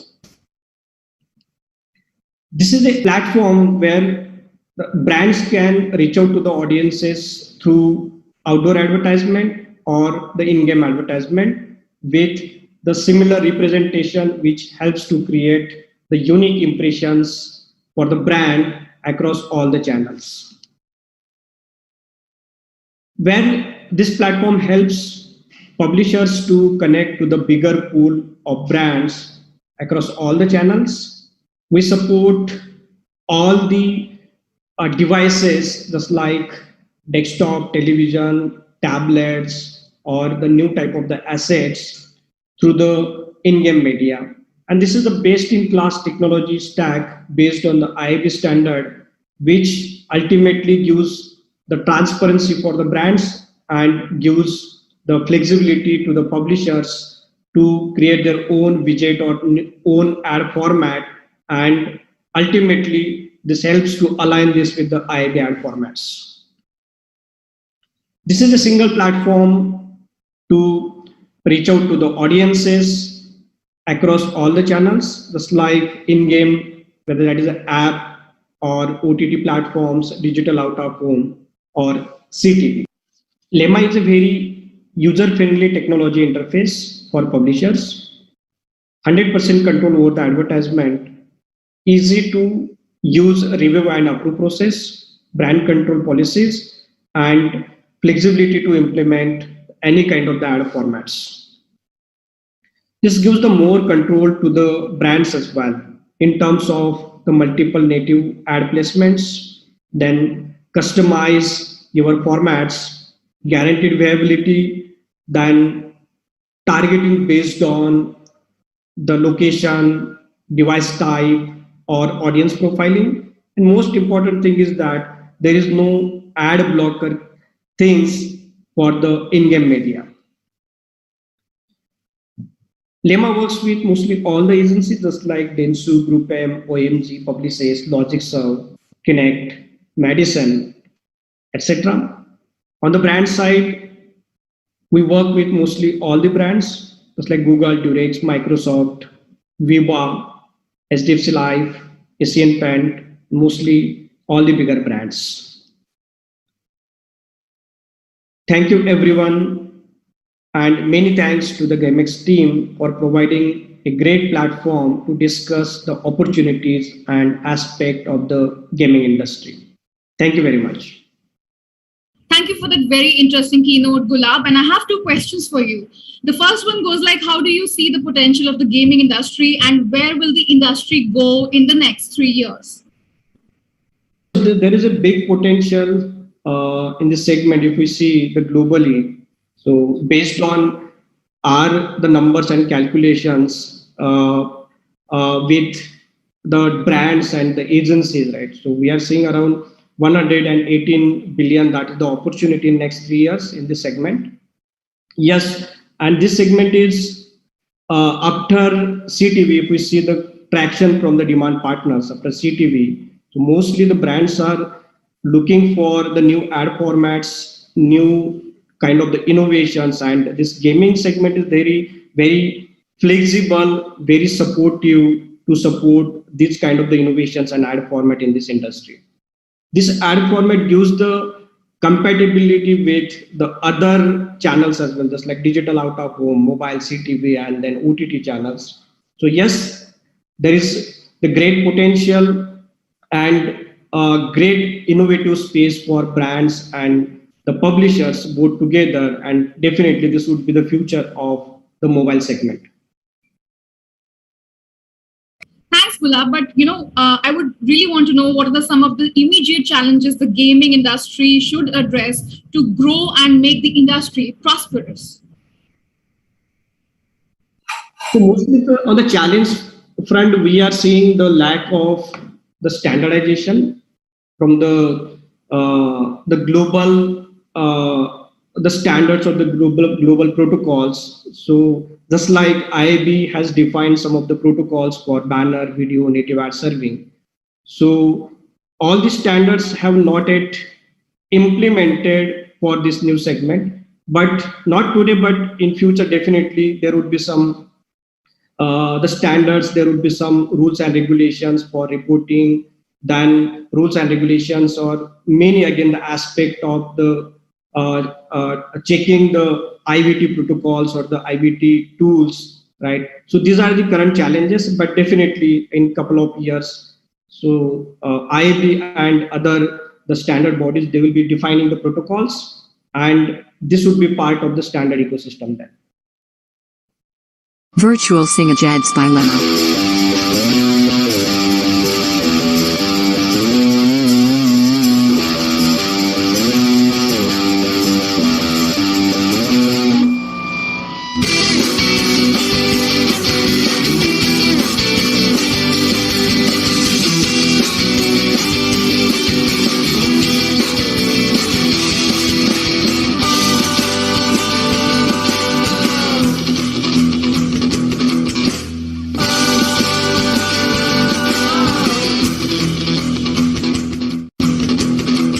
Virtual Singajad's Dilemma. Well, thank you so much, Gulab, for that very, very interesting session and talking to us. Now we're moving on to the last session for the day, and it is on the gaming. Is it a serious career yet or not? And we have with us Aditya Sawant, Dynamo Gaming, Shagufta Iqbal, streamer and gaming influencer, content creator Alpha Zegas, Shivam Rao, co-founder and COO of Trinity Gaming, Ujjwal Chaurasia, Techno Gamers, and the session will be moderated by Pranav Panpalia, founder, Opera FX. Over to you all. Hi everyone. I think this is a very general and a very broad topic, and I'm very excited to sort of speak and hear your opinion about all of the topics that we are going to cover today. So to begin with, I think we have Zaya, who's like a PC female gamer. So I think we can kickstart with this question, which is, are gamers looking at this as a career option? So Zaya, like from your understanding, you're in the PC gaming zone, right? And on top of that, you're a female gamer. What do you think, and what do you think is the future looking like for India? I think the future is looking pretty good, because back when I started about like 2-3 years ago, there were like very little streamers, but now the number has increased like drastically. And I think that is why, because like more and more people are looking at getting into this whole streaming thing. They are like understanding that this can become a career. So yeah, I think we are on the right path. We just need some support from the brands and the community as well. And I think the future looks good, basically. Lovely. So I think we can hear this from Dynamo as well, who's been a pro BGMI player, right? So what do you think, Aditya? Like full-time career option, if you already completed your college studies and everything, you can like actually go for it. But if you're a student, if you're like in a college or school something, so you give 50% to your studies and then 50% to YouTube, gaming option, esports and everything. So I think that's a subtle and equal thing you can do for your career as well. Correct. Ujjwal, what do you think? Economics wise अगर देखा जाए तो do you think कि इसमें बहुत potential है आगे जाके कि कोई गेमर सस्टेन कर सकता है, वो अपना घर चला सकता है, उसके आगे भी मतलब अपने ड्रीम्स फुलफिल कर सकता है बिकमिंग अ गेमर? या दिस इज बहुत ज्यादा बेस्ट है. जिस तरीके से डायनामो ने कहा कि हम ज्यादा दोनों चीज पे फिक्स नहीं हो सकते, तो ये चीज बिल्कुल सही है कि हम दोनों चीज पे मतलब कि दोनों चीज को हमें प्रॉपर बैलेंस करके चलना है. मेन क्या है कि गेमिंग जब से पबजी के जो टूर्नामेंट्स हुए और साथ ही इंटरनेट का जो जितना इंडिया में इजी तरीके से हुआ, मतलब कि जब जियो आया तो सब पे इंटरनेट हुआ, व्यूअर्स भी बढ़े, खेलने वाले भी बढ़े, देखने वाले भी बढ़े, तो वहां से जो बहुत अच्छा खासा बूस्ट मिला है इंडियन गेमिंग कम्युनिटी को, वो आगे तक चलता जा रहा है और धीरे धीरे वो बढ़ता भी जा रहा है. तो उस तरीके से देखा जाए तो हाँ, गेमिंग को हम लोग एज अ करियर ऑप्शन 100% चूज कर सकते हैं, बट हमें साथ के साथ अपनी जो पढ़ाई है, जो सेकंड चीज है, उसको भी बैलेंस करके चलना होगा. Awesome. So coming to Shivam, you are on the behind the scene for a lot of gamers, right? What is your take on this? Like, you might have a very different perspective from these guys. Yeah. Since Zaya, Dynamo, and Techno has given a perspective of a gamer side, right? So when they speak about this, they speak from the passion, right? From the passion side, which is driving them to create content. So we basically look out from the business end, right? So when we talk about business end, we see the number of opportunities which are available for these creators and gamers, right? So in the past 3 years, I would say we are at a very good stage right now. The gamers, the creators are basically getting brand sponsorship from all the top brands, right? So it means that the content is being recognized. So recognitions means more opportunities, right? And since there have been a lot of platforms coming in from, for example, Loco and Facebook Gaming, basically the content which they produce is now has some value to other platforms as well, and this is a great way to monetize, right? So when there are opportunities to monetize, the ecosystem in itself starts to grow. So yeah, so I think if someone is interested, they have the passion, there is definitely an opportunity available in the market. Correct. Thank you. So moving on to the next question, Zaya, I'm gonna again come back to you with this one. So what do you think are like the challenges that a gamer or a female gamer, from a perspective of yours, are that you've faced, or do you think there are that currently the gamers are facing? I think the number one challenge, so I mean, I would like to think there's no such thing as a female gamer. We're all gamers here. So I think the number one challenge that most of us, like streamers especially, face, like gaming streamers, is competition. Like we said, that more and more people are getting into this streaming scene. So there's a lot of streamers, but a limited number of audience, you know? So like at one point, a person can only watch one streamer. So I think that is the biggest challenge, the competition. And apart from that, I think like support from parents is another big challenge that a lot of upcoming streamers face. And yeah, and like trying to stand out from the others, that in turn like points to that competition point that I said. You have to be creative enough to stand out from the crowd so that people will watch you. So I think that is a kind of like a challenge. If you really want to become like big in the scene and make a full-fledged career out of it, if you're just doing it as a hobby, you don't have to worry too much about these things. But if you want to make it a career, then you have to stand out. And apart from that, I think in India, the main problem would be internet and power cut issues. I have faced this so many times that like when I'm streaming, there's an event going on and then there's a power cut and everything just it goes horrible. So I think that is also an issue, like especially in India. And also the trolls online, you have to be very strong mentally so that you don't let these trolls affect you. Because if your mental health is declining or it goes bad, then it's really difficult to have like a smile that in front of your audience, like so that you can entertain them. Because if you're not happy, then you can't make others happy. So yeah, I feel like I could honestly go on and on, but I think these are like the main challenges that a streamer faces when they're starting. Lovely. Awesome. So Aditya, what has your journey been, and what are the challenges primarily that you faced in this whole journey of yours? I mean, just normal challenge जो एक normal middle class इंसान के जो life में होते रहते हैं, वो सारी चीजें लाइक पेरेंट्स का सपोर्ट हो गया या फिर studies issues and everything. As I told you before, if you are like balancing everything in equal stages, you won't be able to like आपको इतना ज्यादा उसका टेंशन नहीं होना पड़ेगा. अगर आप एक कॉलेज में हो या ये सारी चीजें अगर आप इसको पार कर जाते हो, and if you enter this community, if you enter this streaming platform, gaming, e-sports and everything, then आपकी रियल स्ट्रगल स्टार्ट होती है ऑब्वियसली.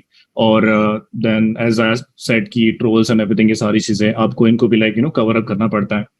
एंड अगर आप इन सब पे लाइक फोकस करोगे, ऑब्वियसली बात है, यू गेट बिहाइंड एवरीथिंग. आप सब लोग आपके आगे निकल जाएंगे और आप पीछे रह जाओगे. एंड अगर आप इन सबको कवर अप कर लेते हो, इससे रिकवर हो जाते हो, देन आपके सामने 1,000 lakhs and billions of public है जो आपको रोज देखने आती है, आपके सब्सक्राइबर्स एंड एवरीवन. एंड जो ट्रोल्स वगैरह करते हैं वो तो खैर 2-4 लोग ही रहते हैं जो पीछे ही रह जाते हैं हमेशा आपके. सो ये सारी चीजें. बाकी टेक्निकल इश्यूज की अगर हम बात करें, when I started back in 2010-12, तब भी लाइट, इंटरनेट, उस टाइम पे BSNL वगैरह चलता था, तो उसका तो KB में स्पीड आता था, वो कुछ खास होता नहीं था. सो वो एक इश्यूज है. एंड अगेन अभी जब से जियो का जो रिवॉल्यूशन आया पूरे इंडिया में, उसके बाद से तो काफी ज्यादा लोगों को सपोर्ट मिला है. एंड ग्रोथ काफी अच्छी है लोगों की, ऑडियंस बेस काफी ज्यादा बड़ा, लोगों का सब्सक्राइबर बेस में काफी ज्यादा लोगों को देखने मिला है. सो एज सच अगर हम अभी स्टार्ट करते हैं, अगर हम लाइक फॉर एग्जांपल अगर एक बंदा है जो आज के आज स्टार्ट करना चाहता है, सो जितनी प्रॉब्लम्स किसी इंसान को अगर पहले बैक इन लाइक 15-14 में फेस करनी पड़ती थी, 2014-15 की बात कर रहा हूँ, so as compare to that आपको इतनी प्रॉब्लम अभी फेस नहीं करनी पड़ेगी, बिकॉज अभी इट्स वेरी स्मूथ, काफी सही चल रहा है, चीजें काफी अच्छी है, काफी बूस्ट अप मिल चुका है इस कम्युनिटी को.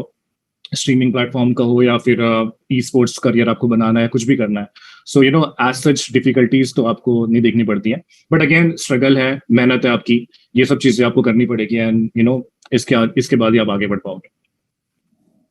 Got it, got it. So I think primarily from yours and Zaya's answers, I think infrastructure has been a very big problem in the entire journey, and trolls. And how do you ideally, how do you guys deal with like hatred online or trolls online? I think all you can do is just ignore. Just ignore. Yeah. Yeah. Because they just want that attention from you. उनको वैसे validated feel होना पड़ता है, and we should not give them that, because once we give them that attention तो वो और भी करते जाएंगे. So yeah, you just ignore. Coming back to Ujjwal, upon what are the challenges that you have faced, क्या ups and downs, and क्या चीजें तुम्हें लगता है जो better हो सकती थी अगर support मिलता? So just over to you. Yeah. First of all, according to me the biggest challenge is setup. आज के टाइम पे जितने भी अपकमिंग स्ट्रीमर्स है जो मैं देखकर स्ट्रीमिंग स्टार्ट कर रहे, वो ये देखते हैं कि सामने वाले बंदे पे 3080 है पीसी में, उसके बहुत तगड़ा 3 लाख का पीसी है, तो पहले हमें भी वही पीसी चाहिए, फिर हम इसके जैसा स्ट्रीम कर पाएंगे और फिर हम यहाँ तक पहुंचेंगे. तो स्टार्टिंग से अपनी फैमिली पे ऐसा फोर्स डालना शुरू कर देते कि मुझे पहले पीसी दिलाओ तभी मैं कुछ करूंगा. मैंने बहुत बार ये फेस करा है. मतलब ऐसे खाने पीना छोड़ देते हैं बच्चे, अपने घर वालों को बोलते पीछे पड़ जाते हैं, पढ़ाई करना छोड़ देते हैं. तो ये चीज नहीं कर रही, जितना है उतने में स्टार्ट करो. मेरे पास जो पीसी था स्टार्टिंग में, अपनी बताऊं, इंटरनेट की प्रॉब्लम तो थी, अभी आपके साथ ही होगी, तो वो तो अभी भी चलते रहती है, कभी ना कभी हो ही जाता है. तो कितना भी अच्छा इंटरनेट लगा लो और कितना भी अच्छा पीसी ले लो, कम हमेशा रहेगा ही वो. जैसे होता है ना कि अभी भी जो पीसी है, हमें कहीं ना कहीं लगता है कि नहीं यार ये इस चीज में बेटर नहीं है, इससे ऊपर ही चाहिए. तो जितना है उतने में ही स्टार्ट करना चाहिए और पहले कुछ पेरेंट्स को हमें प्रूफ करके दिखाना है जिससे कि उनकी तरफ से सपोर्ट आए. अगर हम ऐसे लेके बैठ जाएंगे कि हाँ भाई ये बंदा है टेक्नो गेमर, जिसके पेरेंट्स इससे सपोर्ट कर रहे हैं, इसकी मम्मी से डांटती नहीं है गेम खेलने से, तो ऐसा नहीं है. हमें भी शुरुआत में डांट पड़ी है, सबको पड़ती होगी, बट यह कि हमें कुछ प्रूफ करके दिखाना है उन्हें, जिसको लेकर वो लोग हमें सपोर्ट करें. तो जितना है उतने में स्टार्ट करो, उन्हें प्रूफ करके दिखाओ और फिर उसके बाद आपको उनसे सपोर्ट मिल जाएगा. तो 2 चीजें यहाँ सोल्व हो जाएगी, एक सेटअप की और एक सपोर्ट की. और थर्ड अगर चीज देखी जाए तो जैसे कि बताया कि हाँ ट्रोल्स वगैरह जो भी ये चलते रहता है, ये चलता रहता है और चलता रहेगा. क्योंकि मतलब कि सीधी सी बात है, कुछ ना कुछ होते हैं लोग जो देखकर ऐसा होता है कि यार या तो इसके नाम से हम लोग आगे बढ़े, मतलब ऐसे वो मजे लेते हैं ताकि हम लोग उन पे रिएक्ट करें या फिर उनके बारे में कुछ बोल दे जिससे कि उनको एक अटेंशन मिल जाए. तो हमें उनसे सीख लेना है. वो पता है गलतियां बताते हैं, मैंने तो बहुत वो करा है उन पे. मतलब ऐसा नहीं कि मैंने उन्हें इग्नोर मारा है, मैंने देखा है, इग्नोर नहीं मारा, प्रॉपर देख के उनसे सीखा है कि आखिरकार ये मेरी क्या गलतियां बता रहे हैं. और जो गलतियां मुझे सही लगी कि हाँ मेरे अंदर है, वो मैंने एक्सेप्ट करी और उसे ठीक करा. और मतलब मैंने थोड़ा उसे इग्नोर नहीं मारा, बस मैंने ये करा कि उसका रिप्लाई नहीं दिया कभी, और ना मैं कभी दूंगा, क्योंकि वो जिस चीज के लिए आया उन्हें वो चीज मिलनी नहीं चाहिए. बस हाँ ये चलते ही रहेगा. बाकी हाँ जो बेसिक चैलेंजेस है ये सबके पास, सबको ही फेस करने पड़ते हैं. इंटरनेट हो गया, सेटअप हो गया और सपोर्ट हो गया, ये सबका सोल्यूशन यही है. Got it. So Shivam, I think again, you being on the business front for a lot of gamers, these are the common challenges that we've heard from all of them. How do you guys sort of try to step in and like help your gamers overcome these challenges? And were you also as a company facing all these challenges along the journey? Yeah, so in terms of gamers, the basics comes down to the equipment they are using to stream, right? And initially, it's always like the basic setup every streamer has, and they are just able to they're just able to do their daily live streams, and they are, I would say, limited to the type of games they can play because of their setups. But what we have observed is like if you keep working at it, if you keep showing your worth, if you get a good response from the community, there will be brands who will come in, step in, and then support you in terms of also all sorts of gaming peripherals or all sorts of equipment that you require. And that is something that everyone appreciates in the community, that the brands are helping out the gamers as well, and they get promotion in return as well. So in terms of the initial struggles, Techno made a really great point that we have to manage the gamers who are starting out. They need to manage their expectations, their initial expectations. They cannot just go in and वो 2 लाख का PC खरीद भी लेंगे. So it doesn't mean that they will get 100K subscriber in 1 month. It totally depends on the type of content they create with that sort of machine. So yeah. So, and in terms of monetization, I would say once a gamer is, regular enough and he's getting a good type of feedback from the audience, and I would say unless until the creator is making like at least 20,000 a month, he won't really get a lot of support from his parents as well, because this is what we have observed. Once you start making a little bit of ad revenue, a little bit of money out of chats and everything, then you get the confidence, and then your parents also see that confidence in you, and they also, invest some sort of money in you. So I think it's a very slow process. I mean, everyone can agree that it didn't happen overnight, over months. It took years for everyone to reach here. So yeah, it's a slow process. I think the last question would be, before my internet goes off again, would be what are the revenue options that we have, right? You all are I would say successful in the gaming space right now.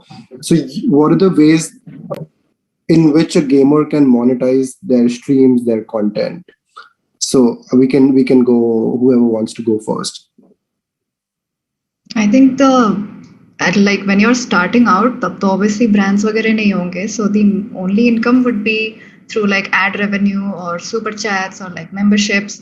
And then once you have like a big, like small following and a community ban gaya and the brands see potential in you, tab jaake I think the brands reach out, and then you can earn through brands as well and other like brand collabs also. So yeah. I think मेरे लिए तो those are the revenue sources. Yeah.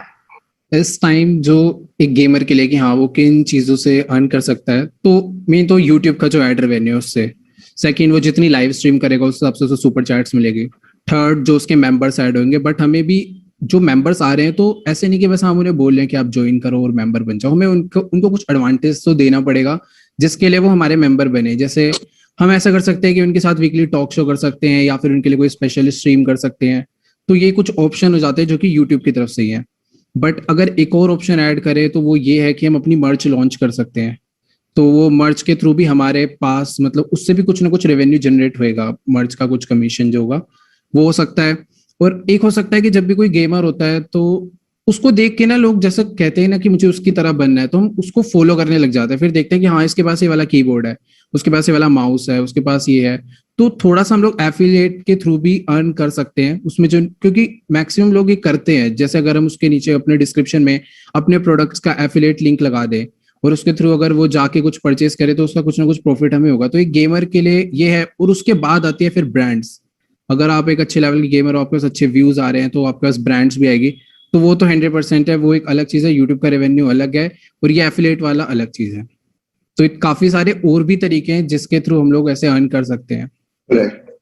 ये काफी सारे अच्छे lucrative earning options हो गए. Aditya, what do you think? इसके अलावा are there multiple more ways to earn revenues? I think Ujjwal ने सारे पॉइंट्स कवर कर लिए यहाँ पे. एंड थोड़े बहुत अगर रह जाएंगे, that is may be promotions कुछ हो सकता है, may be like through Instagram post हो गया या ट्विटर्स हो गए, आपका यूट्यूब कम्युनिटी पोस्ट वगैरह होती है, काफी सारी चीजें होती है. एंड मे बी कुछ और चीजें होती है जहाँ पे फॉर एग्जाम्पल कहीं टूर्नामेंट चल रहा है, या जहाँ पे आपको लाइक शो अप करना है, मे बी खेलने जाना है, कुछ चीजें करनी है. हेलो हेलो, मेरा लैग हुआ या फिर डायनामो का lag? No, it's all good. All good. All good, yeah. या सो ये सारी चीजें, फॉर एग्जांपल अगर हम देखा जाए तो as a e sports content creator बोलो या ई स्पोर्ट्स प्लेयर बोलो, उनको भी टूर्नामेंट्स खेलने के लिए बाहर बुलाया जाता है. मैं अगर मेरी पर्सनल बात करूँ तो एज अ कंटेंट क्रिएटर भी हम लोग खेलने गए थे ताइवान वगैरह. सो वो भी एक सॉर्ट ऑफ थिंग होता है कि आप वहाँ पे अगर जीत के आते हो, या वहाँ पे लाइक कुछ चीजें होती है जिसमें आप पार्टिसिपेट करते हैं, then you win that tournament और विन दैट पर्टिकुलर सेगमेंट, तो वहां से भी आप अर्न कर सकते हो। इसके अलावा सारी चीजें उज्जवल ने कवर कर लिया है, सो आई थिंक ये सारी चीजें होगी जहाँ पे एज अ कंटेंट क्रिएटर या ई-स्पोर्ट प्लेयर अर्न कर सकते हैं। Got it. Thank you. Shivam, do you have more ideas on how gaming can work? Yeah, so like most of the stuff has been covered. So like Dynamo also mentioned that when you have a face value at some point, then you start to get deals for your appearances as well. For example, brands pay you to be a part of the advertisement, right? So that is one way which I would say is not feasible at the very beginning, but at a later stage, it is something that everyone can look up to. And other point which I would like to add is basically, since everyone is a creator is basically creating a content, right? And right now we are in the market that content, a lot of brands and a lot of platforms are after that content, right? So the monetizations for gamers are available in two ways right now. One, I would say, is of course their live streaming content, which a lot of platforms are paying creators to live stream on their platform. And another is a piece of content which is VOD, right? Highlight clips. That is also something that brands are now paying for. For example, we work with Facebook Gaming, right? So we have a program for VOD. So we know that content has a monetary value. So that is also something that creators should look up to, because now their content can be sold in two different aspects. One is live and one is highlight content. So that is also a very good source of fixed monthly revenue. Got it. What do you think about gamers in general building brands around themselves and turning themselves into a brand itself?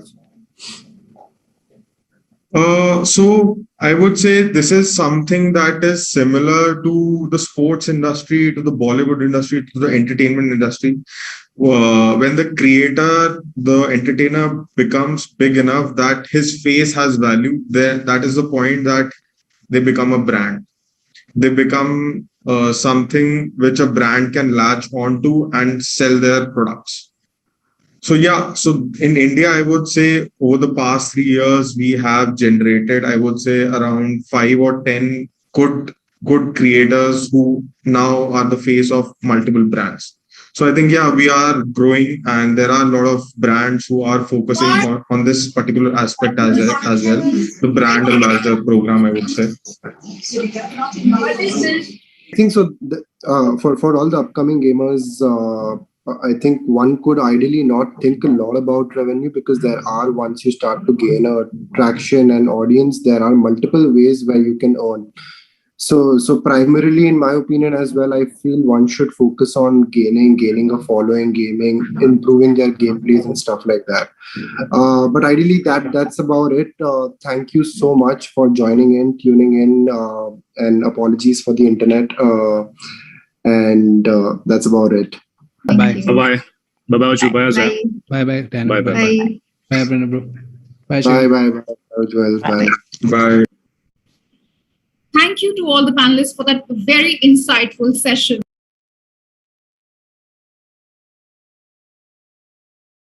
And now we're at the most sought after segment of our event, the Ad Gully GameXX 2021 Awards. We received a massive response in terms of nominations, and winners are taking it all. There's only one winner in each category, so congratulations to those who have bagged the top laurels. And we would also like to take this opportunity to thank our esteemed jury members for helping us in identifying the GameXX 2021 winners. Thank you so much. To our first category, Best Integrated Marketing Campaign, Consoles and Games. And the award goes to Player Spot Media for the campaign Khela Kya. Congratulations. And the Best Gaming as a Service and Tech award goes to Poker and Rummy. Congratulations. To our next category, Best Use of Influencers. And the award goes to MPL Gaming, nominated by Confluence for the campaign #MPL Pe Khelo.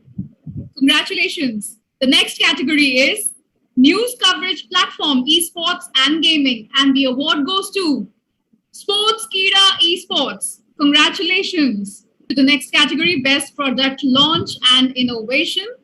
And the award goes to Bazi Games, the National Poker Series, for the campaign #Ab India Khelega Poker. Congratulations. Now to the best use of social media. And the award goes to Player Spot Media for the campaign Player Spot Become India Ka Naya Maidan. Congratulations. The Best Talent Management Award goes to Trinity Gaming. Congratulations. And the best online esports platform is Ultimate Battle. Congratulations. And the best cloud gaming innovation goes to Now GG Inc. for enabling game developers to bring mobile gaming to the next billion. Congratulations. Best Strategy Games Award goes to Spartan Poker. Congratulations. Now to the best in simulation games. And the award goes to World Cricket Championship 3 by Next Wave Multimedia. Congratulations. Now to the category Best Real Money Gaming, RMG. And the award goes to Spartan Poker. Congratulations. And the game developer of the year is Bazi Games. Congratulations, Bazi Games. With that, we draw curtains to a very interesting summit full of learnings, insights, and big wins. We thank all of you for joining in and thank you for such a great response. And before we leave, we'll thank our sponsors one more time. AdGully GameXX 2021, powered by Mobile Premier League. Our gold partners, Lemma and Zupi. Cybersecurity partner, Akamai. Knowledge partner, InMobi. Fashion partner, Bewakoof.com. Sound partner, Truk. Gifting partners, Baggeries and Vedix. And our industry partner, AIGF. All India Gaming Federation. Thank you so very much. And now to the sponsor, AV. Virtual Sing a Jad Stylema.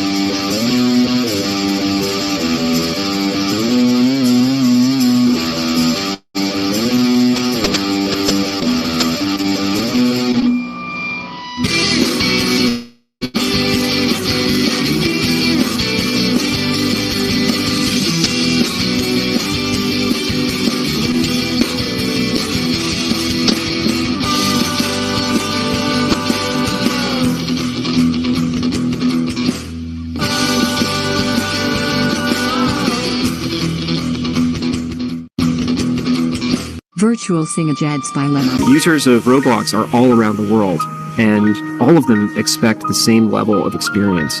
The success of games is measured by how much can you keep users engaged. Sword's mission is all about player experience first. Everything we do, the player is sort of core to our thinking.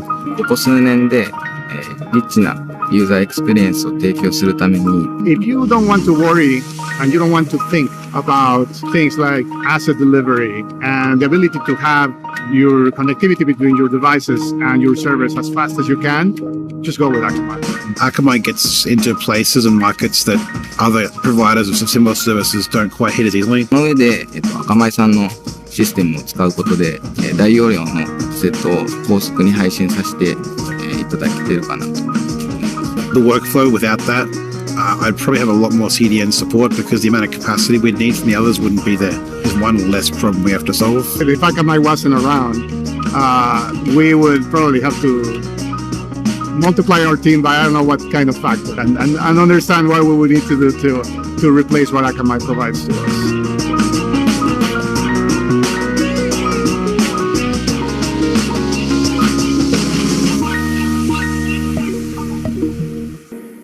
In the age of the connected consumer, InMobi helps brands deliver communication that are timely, personalized, and real. Brands can understand, identify, engage, and acquire customers using InMobi's integrated marketing platform. Understand and identify your consumers using the Pulse and Audiences platforms. And engage and acquire using InMobi's trusted and transparent media buying platforms. Connect with your consumers in ways that matter. InMobi, driving real connections. पुराने boring कपड़ों से बनानी दूरी है मेरे दोस्त, थोड़ी बेवकूफी जरूरी है. Bewkoof.com. Shop from 1 lakh plus हट के products. Download the app.